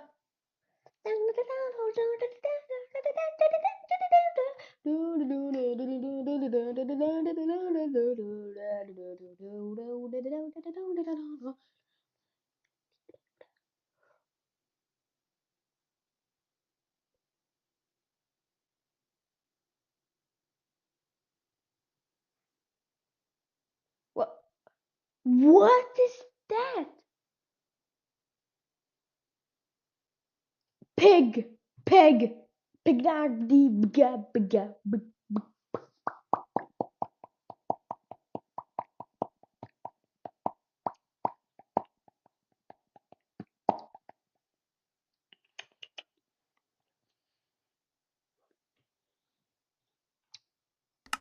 So I need to get I need to get something better because since I'm getting hungry and I have this bullshit. I'm gonna eat for some reason. I don't know why. I had to jump. I really need cobblestone, and that's why I'm doing it over lava. I'm gonna be careful and just sneak here.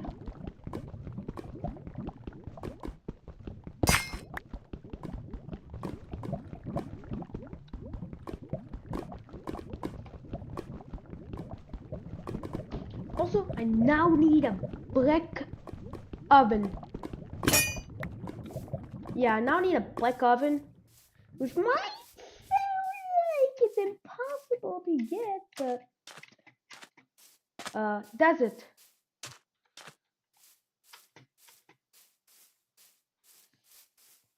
I'm gonna try to stop the jump because jumping is bad. Also, let me make a bone club.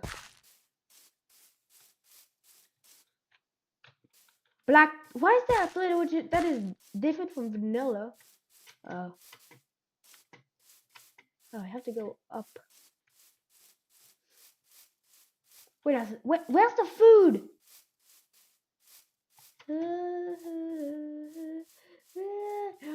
Dying. I'm gonna die. Holy shish. No, a bond club. Yeah, I really had to use it.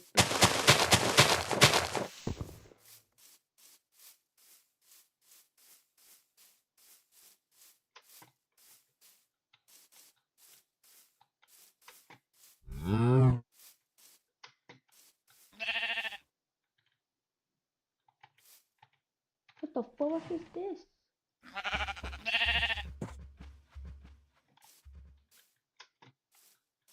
Give me nothing. That's stupid.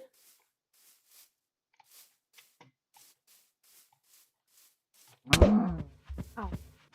Not bad, I lost some of my HP. Get.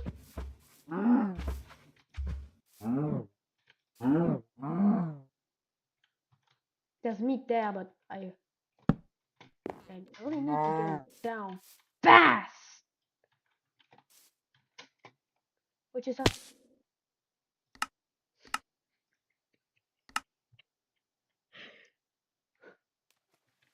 okay, good. Just, yep, take the beef.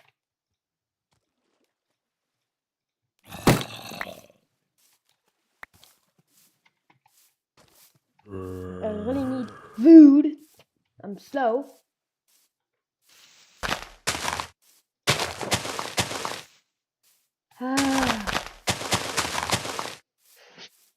I should actually get more. Like, I should actually get more things. Oh yeah, I was looking for any height.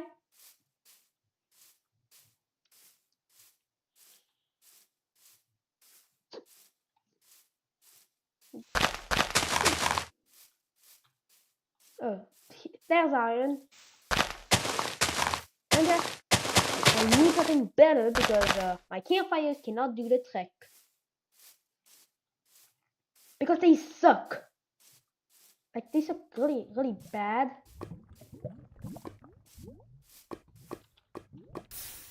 And I think I'm not even gonna be able to jump.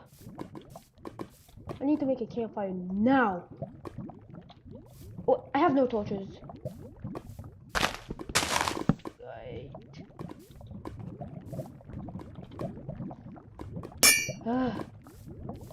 There's coal here, which is good.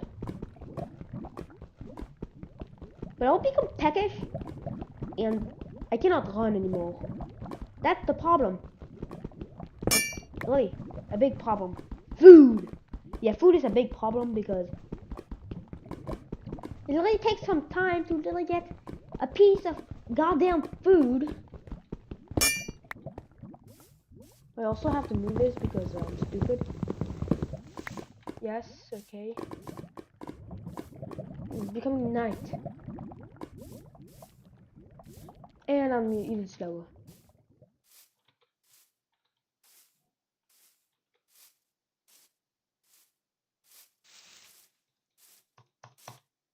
I'm even slower, which is bad.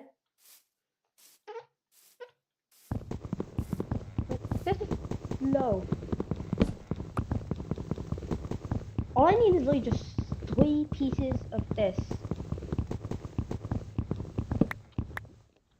I killed a cow, lost a mosquito, which is bad. There's a faster way to go down, which I'm using.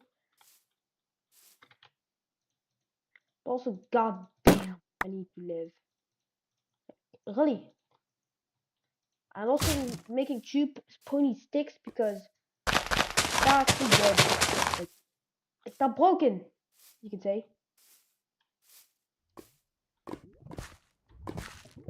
And what am I saying?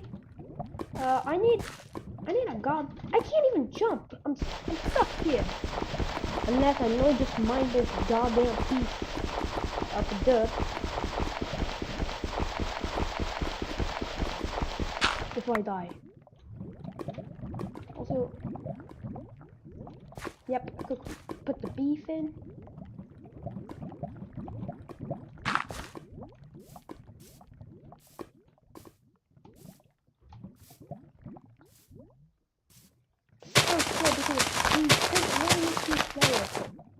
And it's bad. Like, I know this stuff is harder, but I'm just happening. Okay, I actually did a skip. So now I skipped having to struggle to go up. Yes, I skipped the struggle of actually really going up. Why am I saying this? First off, famished, which is worse because I'm now gonna become starving very, very soon. And if I don't get the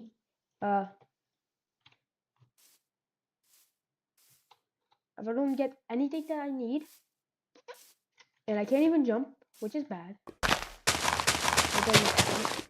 then, even works, then we have my situation. So I need to take my cold torch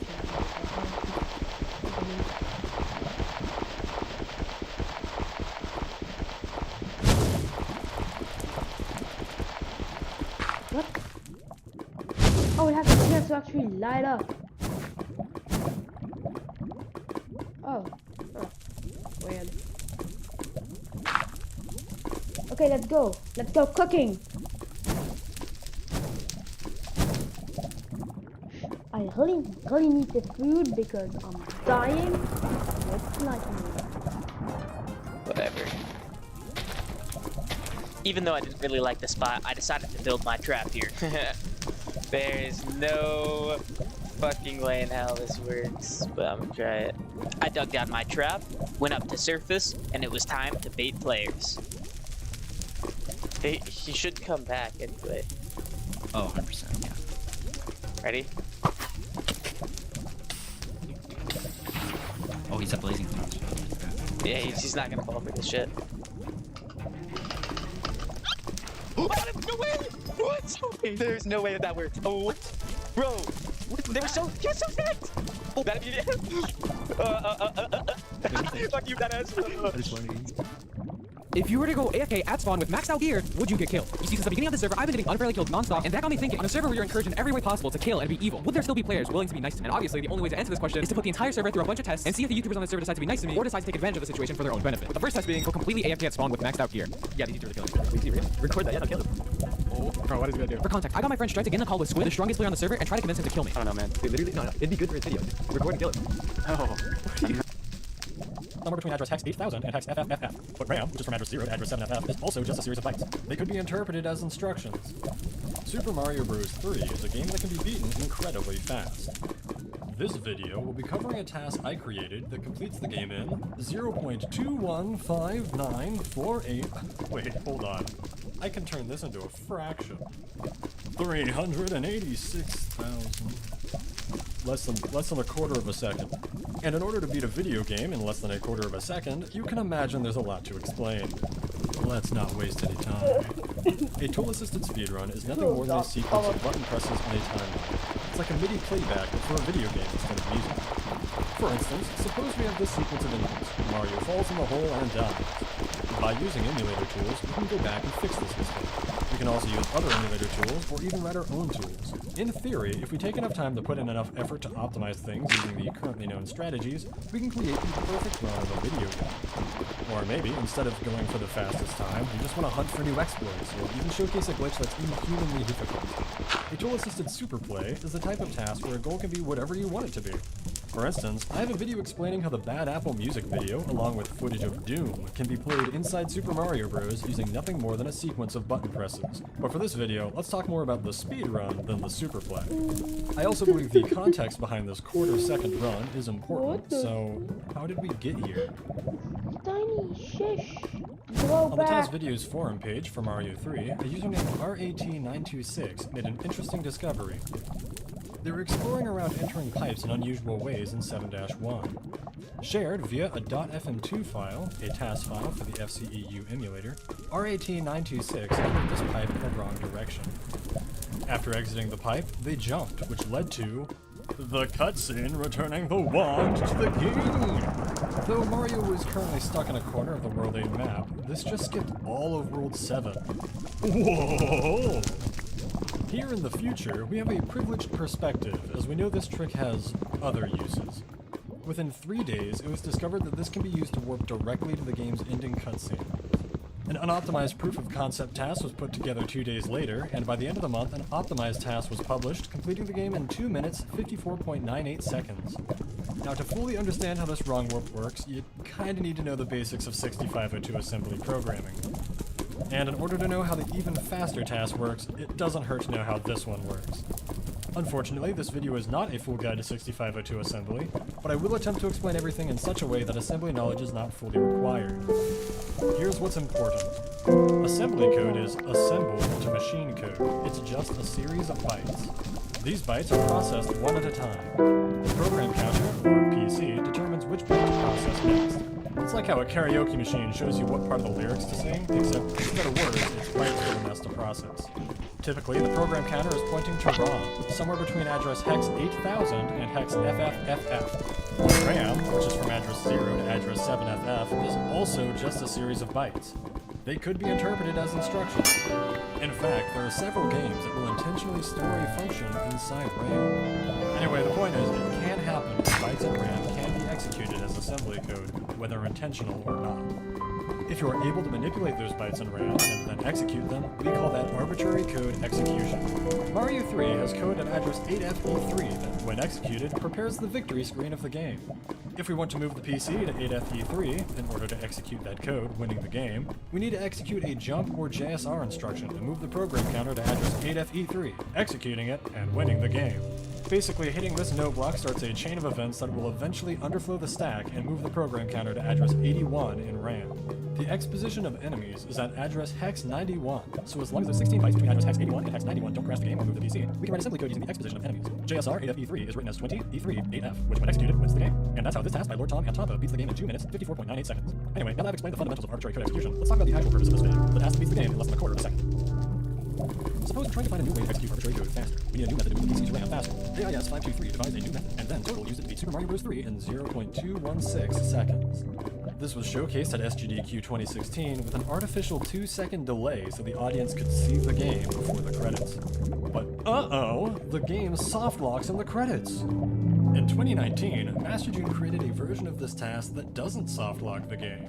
I would like to emphasize the absolute genius behind the 2019 submission by Master June and AIS 523. Along with the efforts of Alyosha and the sub-Neshawk core of BizHawk, this run paved the way for subframe speedruns. I would also like to emphasize that their task has several more steps than mine, and it's easier to just explain my task. So, what's this new method for moving the PC to RAM? If you've ever seen this task, you might have heard of it. It's the DPCM audio bug workaround exploit, and I promise I will explain what all of that means. The audio chip can play audio samples with two methods, PCM, pulse code modulation, and DPCM, differential pulse code modulation. PCM audio is done by repeated writes to address 4011.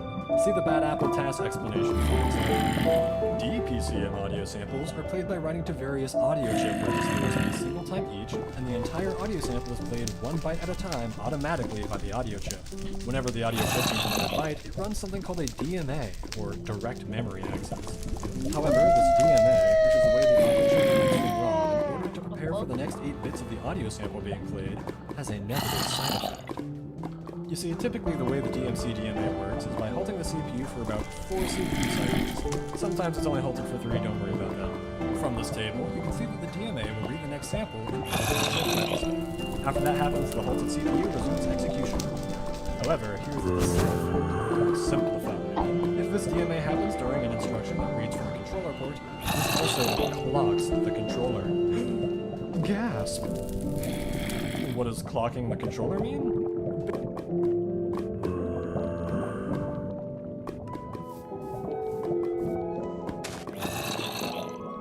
Wait, what? You've probably heard of Better Than Wolves, the mod often hyped as the hardest Minecraft experience. It takes something as simple as getting the wooden plank and turns it into a convoluted mess of crafting.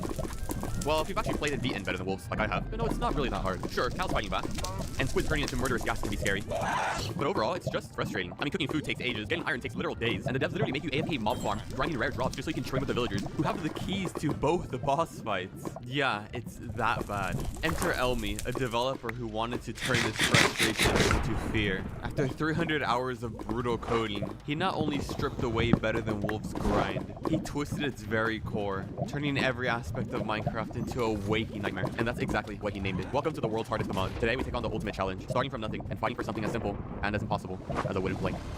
Wait, what do I do? What do I do? No! Wait! Please! Not like this!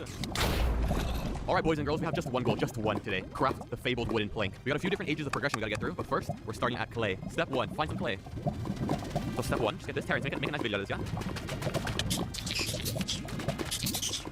Okay, we got 16, that's good. That's enough to make one furnace. We're gonna turn the clay into bricks, and in the morning we're gonna dry this out in the sun. So once you have 16 clay, you can just chill out. We have extra time though, we're gonna get some extra.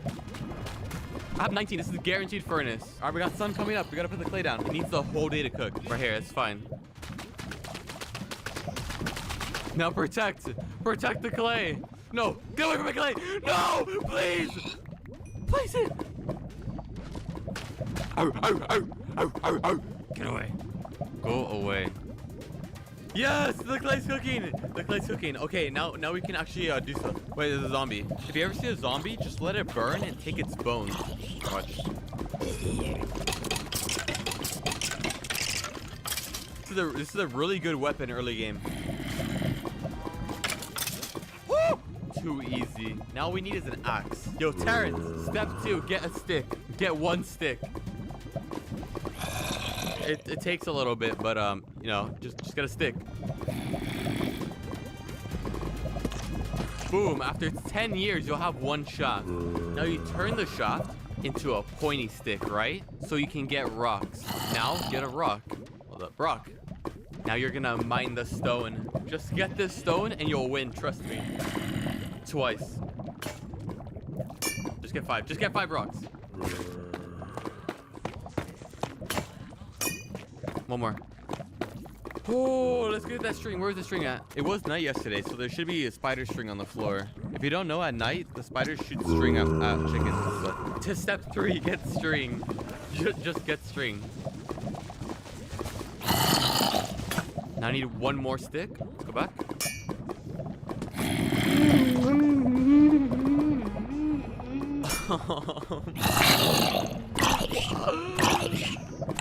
Boom! Take your axe, right? Good job! You are on your way to be the nightmare god, surely. Now you need to get logs. Just get logs. Just get all of them. Yeah, we need a skybase for I'm just waiting.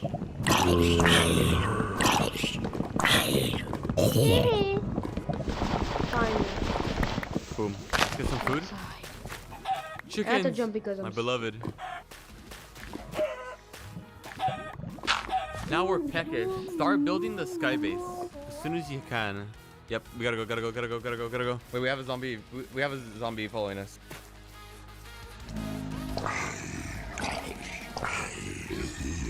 He drops meat, human flesh. Yes.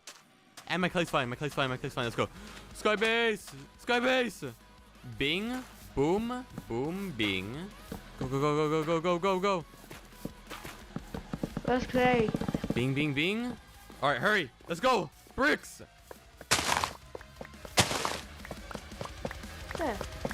Go, just go. Then you hide. Then hide. Run. Step 3. Step 4. What are we? Step 4. Run. And block it. Make sure to block. Make a campfire. Or not a campfire. What are we doing? Am I fucking 4? And make yourself a furnace. Easy. Make a fire plow. You can put logs inside, right? Bing. Wow. Fire plow. No way.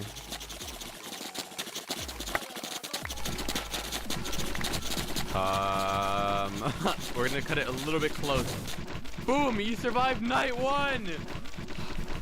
Yes! Like, I'm gonna be real. If you survive this long, you're already goated. Boom! Too easy.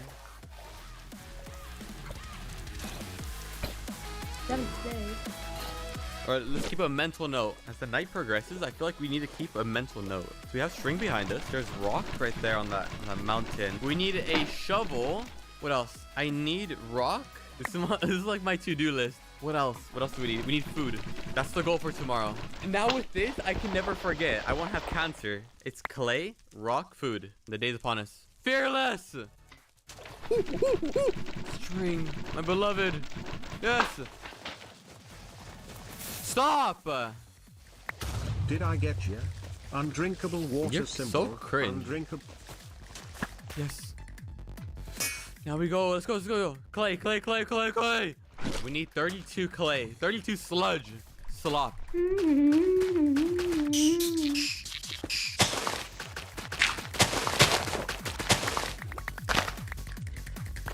Oh my. Oh, I can get more. Way more. Just get more. Honestly, I'm gonna be real. We're just gonna be here all day. Greed. Get food? No. Oh my. That's enough. We actually need food this time. Oh, get sun. I will. I need a new axe and food. sludge? Chat, you're not gonna make me greed right now. Greed! We can go back later. It's fine. We have enough coal. I need food.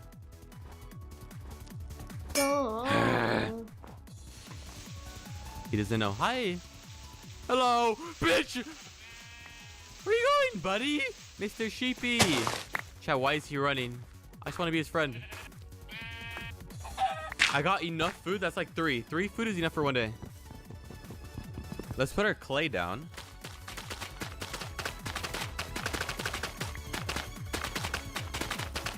Yes! We're doing good. We're doing good. We're doing good. I don't want to... Okay, listen. I don't believe in jinx, but like, we're actually unstoppable.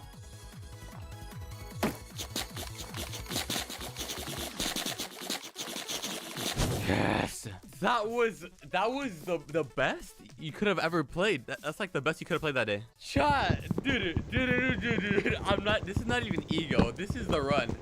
No! This is the run. So tomorrow. Chat, what do we do tomorrow? More food, obviously. Yeah, we'll get some more logs so we can have a bigger sky base. Brick furnace, just in case I forget, maybe.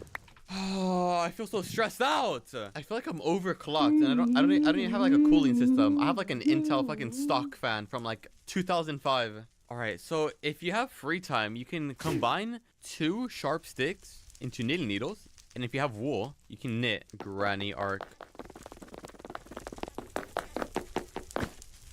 Boom. White wool knit. We'll see that for later. So we'll prep the torch now. What arc is it? We're in the crafting table arc. It's time. We have to go caving. Dude, I'm scared. I'm not scared.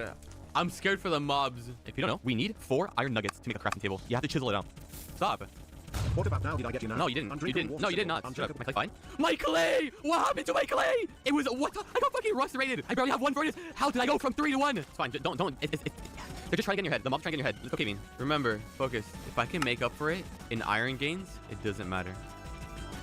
Sludge! My sludge!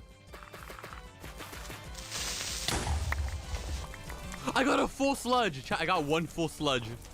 Not again. I got 1 full chunk. I hear something. Ooh, Am I yes. schizo? I'm halfway there. Hello?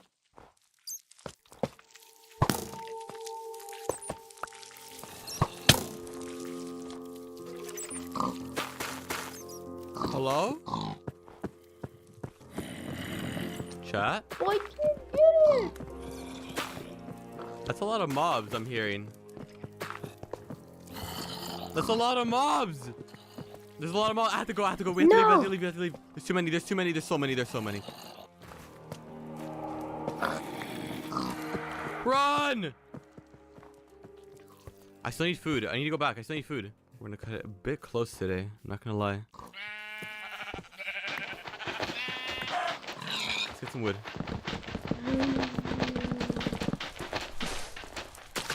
Not terrible. Dude, I'm losing my mind. I can't play this. This is gonna cause dementia. They're gonna trace dementia back to this very moment. And they'll be like, well, actually, your brain started developing this funny looking tumor back when you were 19 years old. Last day. This is the last day before the pain comes. I can't waste time. I need 3 iron pieces, 3 morsels of iron. Let's go in the caves, please.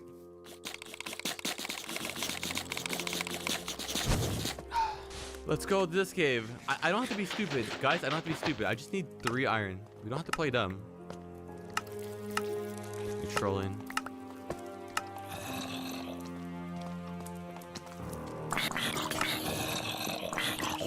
This is a fucking horror game.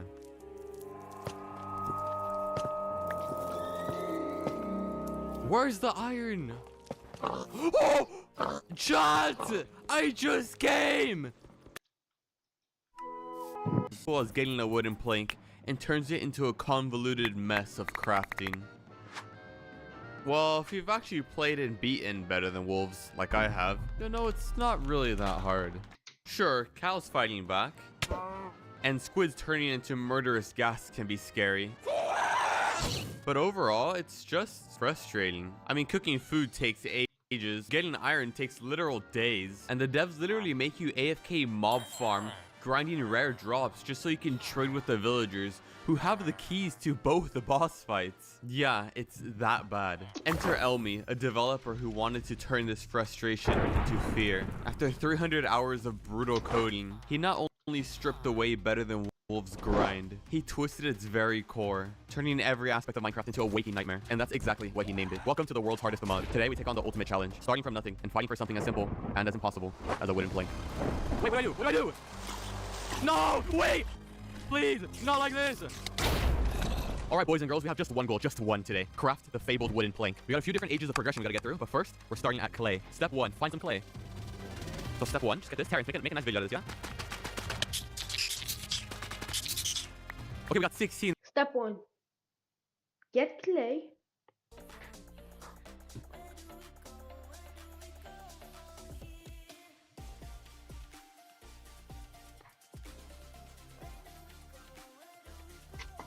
How is it soy? How? Someone explain to me right now. Okay, explain to me right now or you're banned. If you don't have a good reason, it's a 14-day.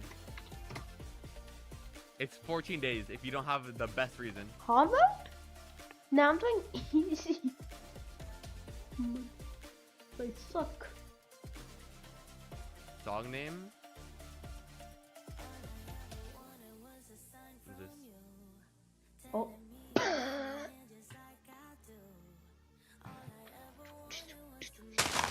Step 1.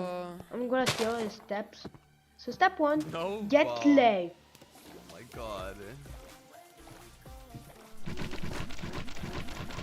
I'll stream tomorrow. I will stream tomorrow. Fine. I'll stream tomorrow. Yeah, I'll stream tomorrow.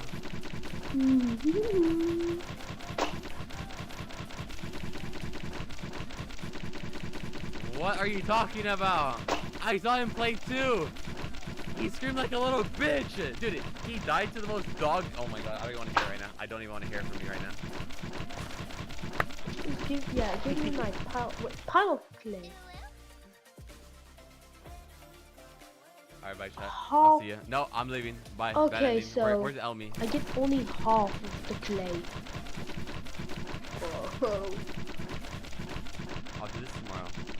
Okay? I'll do this tomorrow. There's a config that makes it easy. His goal is only just to get diamond. Nah, my goal is actually just to get good. Like, this mod adds hoppers before actual Minecraft hoppers. Yeah, he's added See what Minecraft. The skirt's on. The skirt's on. See what Minecraft. The socks are on. Yes, so apparently Minecraft literally stole hoppers from a mod. Choker's on. Nails painted. Makeup kind on. Kind of like the whole thing. I'm leaving. I'm done.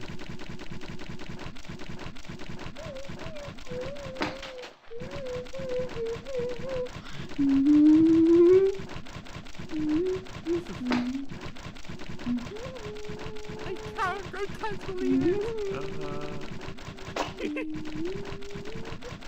Bro, chat, someone just tell me I have to wake up, please. I'm fucking dreaming. Type 1 if this is a dream. I'm not even. I'm done. Okay, bye. I'm ending the stream. Bye. I don't think this is a dream. I think this might be it. Bye, you too. Much love. See you tomorrow, maybe.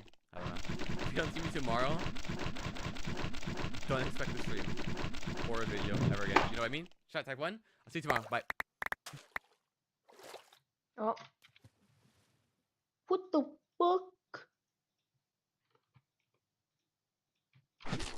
Look, I need more clay. Because clay equals good.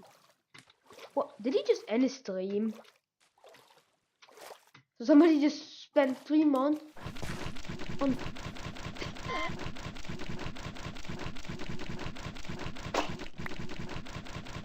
He just ended his stream. As soon as I joined this Minecraft event, I realized the problem. There were 3 gods on the server. 3 gods. That's 1 away from 4. I really wanted to become one of these gods, but when I asked the server owner if I could become one, he said, "Oh, hell no." Hell nah. Oh, Hugo, that'll be the last hell you ever nah, because I'm going to do whatever it took, including gaslighting and manipulating the gods of the server into making me into a god. But how was I going to turn from a level 1 mortal to a level 99 divine being? When the event began, every player spawned with a faith token, which can be used at a server shrine to pick a side, Team Nature or Team Blood. Both teams will eventually come face to face in 3 days on the Hour of Reckoning to see which team stands up on top. However, the server's done is brick because nobody knew what to do with these tokens. What is this? Yo, why does it damage me, bro? Wait, what are these supposed to be? Wait, what? Knowing that everyone only had 1 faith token, I realized I had to gear up and protect this item until I find out what it does. Yeah, the server crashed. I don't know how, but as I log back on again, something interesting happened. What? The crash had caused the server spotter to reset back to spawn, meaning that everyone outside the border was instantly killed, losing their faith tokens. However, this wasn't a setback as I knew where my death location was. But before I went to get my items, I found a faith token laying on the ground from a player's death. This meant that I was now carrying 3 faith tokens, which would soon be the item that would benefit me and my custom god. But I wasn't the only person that wanted these tokens. There were a group of players that spawned that really, and I mean really, wanted these tokens. Now I'm done. Alright, I'm gonna go. Although I couldn't take this fight, I knew it was a golden opportunity to get some faith tokens and run away, so I wasn't gonna leave them behind. Yeah, okay.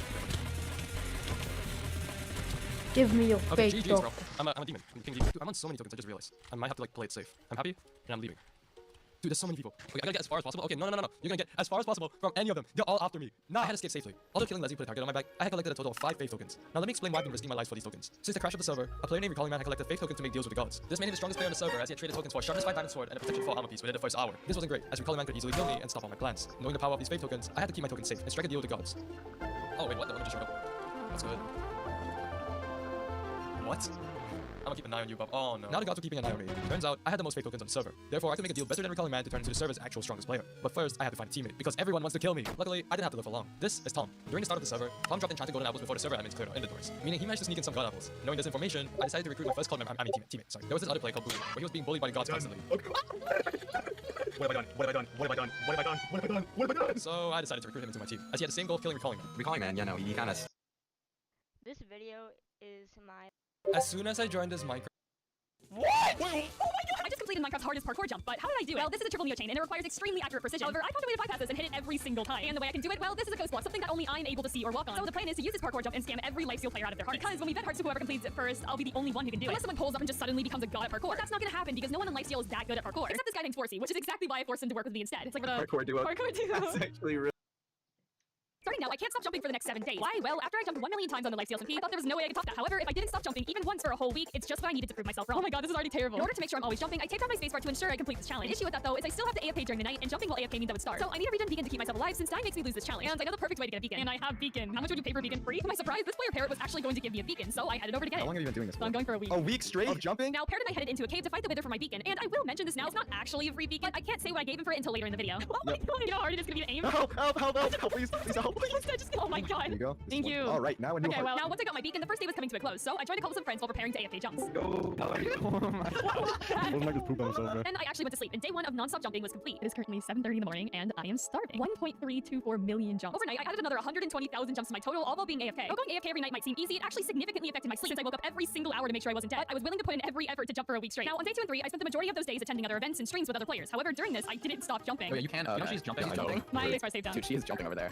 Oh my gosh! Oh my god! At this point, I was at around 1.5 million total jumps, and so far, jumping for a week straight wasn't so bad, and I'd say it's going smoothly. However, my next task could very well be what kills me, which would end this challenge. With food being a major staple in keeping me alive, I need as much of it as possible, and the best way to keep a large amount of food on me is shulker boxes. So I decided to go to the end and find end cities. However, trying to bridge over the void while constantly jumping is one of the most difficult tasks you can do. You ready, chat? Oh my god. Okay, here we go. Let's find the end cities. Okay, this is the scary part. Oh my god.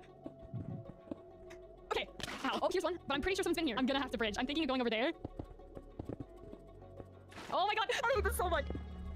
I have an idea. Oh my god, I'm a genius. Wait, while bridging, I came up with the idea to use water, which would essentially give me a safety net while going over the void. And technically, my spacebar is still taped down, so it still counts as jumping. I'm such a genius. Water. If I block up this water, it's game over. Oh my god. Okay, we did it. We got across it. Did I block up my water? Thank god. No! Through all the pressure of bridging over the void, I accidentally blocked up my only water bucket and was stranded jumping on a secluded end island. So my only 2 options were try and bridge without water again, or call a friend to help me out. Okay, I'm messaging Minute. Are you busy? Hi. What? Are you able to bring water to the end? Oh, there you are. So I did not hit that. And then boom. Yeah. Oh my god. Thank you so much. Yeah, all right. got you. All right, chat. We're back. Oh my god. That's a ship too. Oh my god. Yeah, we did it. We get shulkers and an elytra. Yeah.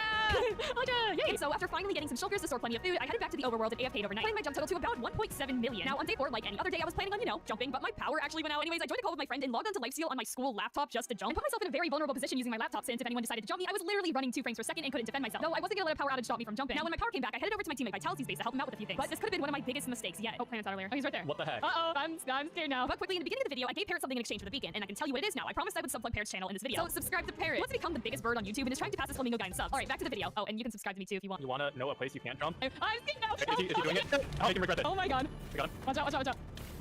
Stay alive, stay alive. I'm trying. Oh my god, I didn't eat them. You're kidding me, you're kidding me. No. Oh my god, okay, I think I gotta run. I think teleporting.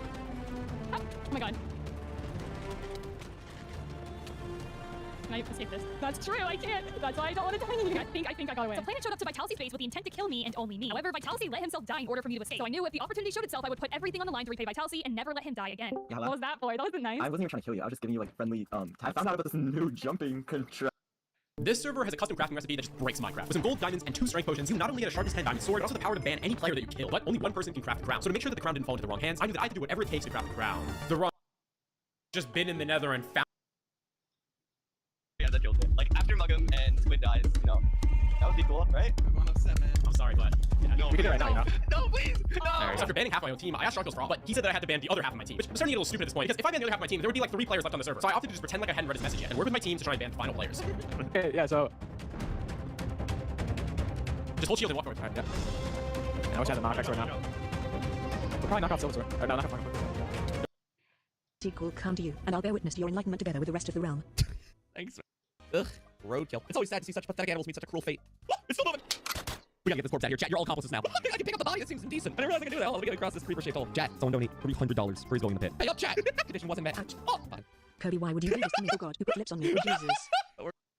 Today, we're speedrunning through Draw Stickman Epic 2. And we'll start our speedrun as soon as we click on continue. And right away, might as well address the elephant in the room. My Stickman is beautiful. Yep, I worked really hard on this guy, and he's gonna be really good for us on speedrunning this game. But first, what we're gonna want to do is go and make sure these trees grow some leaves, including one of these so we can skip a cutscene. Because that's basically what this game is about. Well, not just growing leaves, but using our pencils to interact with the world. Right now, we only have the leaf pencil, and you can see that it gets rid of that like purple goo. But we'll be getting more and more pencils as we go through the game. Right now, though, I'm just talking to a villager. They're telling me all the terrible things that goo monster did to them. I don't really care, but I guess thank you for telling me. And there's also the scientist who really wants me to save them, but I'm gonna completely ignore it because I gotta go down. We have just enough health to make it through there. Then we're going to the checkpoint and dying right away. After that, we can respawn at the checkpoint. We're gonna take this downwards path because drawing a tree right here will skip another short cutscene. And also go through another one of these paths. This one is very specific, but we just made it, so that's perfect. And that's probably the best I've ever done this level, so I'm pretty proud of it. Now we gotta go through a little cutscene where the entirety of the terrain is changing. That's what's gonna happen between each of the 8 chapters. It's always gonna be the same map with different things in it. And now we're gonna go grab this book because that's basically our sketchbook where we can make our different characters and tools. And I mean, they're pretty cool, but I don't really have time to worry about that. Instead, we're going to chapter 2, the Wasteland. And you'll see this place, yep, it's pretty desolate. And all the villagers are not having the greatest times in the world. But I'm gonna go ahead and grab this pickaxe. I already made what my pickaxe is gonna look like, and I know he's also beautiful just like me. But we're going straight over to the right because the only person we really care about here is going to be the scientist. And that's because they really want to get that gear on the other side of these rocks. And they know if we get all of those gems, they can create a solution which will make those rocks into ones that we can mine. So we gotta go around finding the right rocks. All of them are going to have an X on them if they have one of the gems. So we can get this one right down here by the shaft. We can get this one over to the right, and finally all the way over here on the right we get the last one. And by the way, this is something I like doing. I like pretending I'm gonna help the fishermen and then just not doing it. Always feels good to break people's hearts. But after that, the scientist is gonna come by their house, make whatever solution they want to, and we're going straight over to these rocks for them to break. Which yeah, I do not know how this thing is this effective, but it works really well, and I don't really care any more than that. So now we got what we needed out of that person, and we're never gonna talk to them again. Well, actually we do have to talk to them again, unfortunately, but never out of want, just out of necessity. Now we're going straight over to the left. We're gonna draw some tree leaves right there so we don't get murdered by the purple, and we can break a couple of rocks. Now finally we just gotta make it through these couple of rocks as well, and we can get our next piece of paper right by the cave. So that's gonna be chapter 2 completed. And now we're going into chapter 3, the ink mine. This one's going to start us inside the cave, and there's another pencil right by us already, which is gonna be our wire pencil. You'll see I can use it on things like this to connect the switch over to the electricity, and I'll also use it right here. All the wires that we need to connect are gonna be color coded. Then we can go straight down on this left, and we're gonna have a couple more puzzles, which I guess aren't really puzzles. It's more just, hey, draw a couple things. But we do have to wait out this purple guy, otherwise he's gonna destroy our wire, and we don't really want that. So then we can come over to the right where we gotta connect these 2 things, and sometimes the wires are very finicky. We'll try over this way. It doesn't matter if we go through the rock, it just kind of works, and we can start that mining car. Then while that's doing its thing, we also want to come over to the left and start the other mining car. This is because the mining cars take a while to move, so we might as well do as much as we can while we're waiting for them. Now I'm gonna come over to the bottom of the map where first I want to connect that red stuff, I want to make that tree, and then we're gonna connect both this yellow wire and finally this other red wire on the other side, which is going to cause another one of these lifts to come up. After that, it's pretty much just walking over there. But it is important in this part that I didn't get hit at all, just because it's gonna be safer for this boss battle. So you'll see we made it to the bottom of the cave, and there's going to be our old friend Box on the other side. Basically, the story of this game is you make 2 stickmen. The first one is just the line guy I have, and the second one is the box. But some ink turns him evil. Now we have to defeat him, save our friend, all that kind of stuff. Now we're gonna go over here, draw a couple more leaves on there, and this bat is really annoying. He actually almost killed me. I'm at half a heart. Okay, this should be fine. I just have to not be dumb. We're gonna go ahead, press that switch, so that's gonna be nice. And now all we have to do is draw one more wire to this green stuff, which is gonna power the mining device, and it's going to cut a hole in the purple liquid. Which also that thing is so creepy. It's like a hand. Is that what it's supposed to be? Anyways, Box is gonna get very upset. He's going to go ahead, take the key pencil, and tell us about all the people he's gonna murder, stuff like that. Too bad for him. I don't really care about these people. But all of this liquid is going to start coming up, so we're on a time limit. Now what we have to do is just draw 2 more wires. One is gonna be the blue one, and then also the yellow one, making sure they don't touch. And I'm also gonna take this heart because it's gonna be useful for a few tricks later. And finally, we can get up to this last little lift, and that's also gonna bring us to our next piece of paper. That's chapter 3 done, and now we're moving on to chapter 4, a town in need. And this one is kind of annoying because the paper is right there, but this bird, for whatever reason, decides it's going to pick the paper up with its beak and just sit on this house. So to get the bird back down, we gotta make some soup. Luckily, I know exactly where to go. All of these villagers want us to do something for them. But first, we gotta head straight up here so we can destroy this rock, move that fish downwards, and then we can also get our next pencil, which is going to be the rain one. And just as the name suggests, we can draw rain cloud wherever we want, like right here. We'll then connect that over to this device, and I'm gonna start heading down. But in the middle of me heading down, the scientist has whatever that is. I don't really know if I would trust to put that in my soup, but I guess it's fine. And now we're right over here, so we can also get our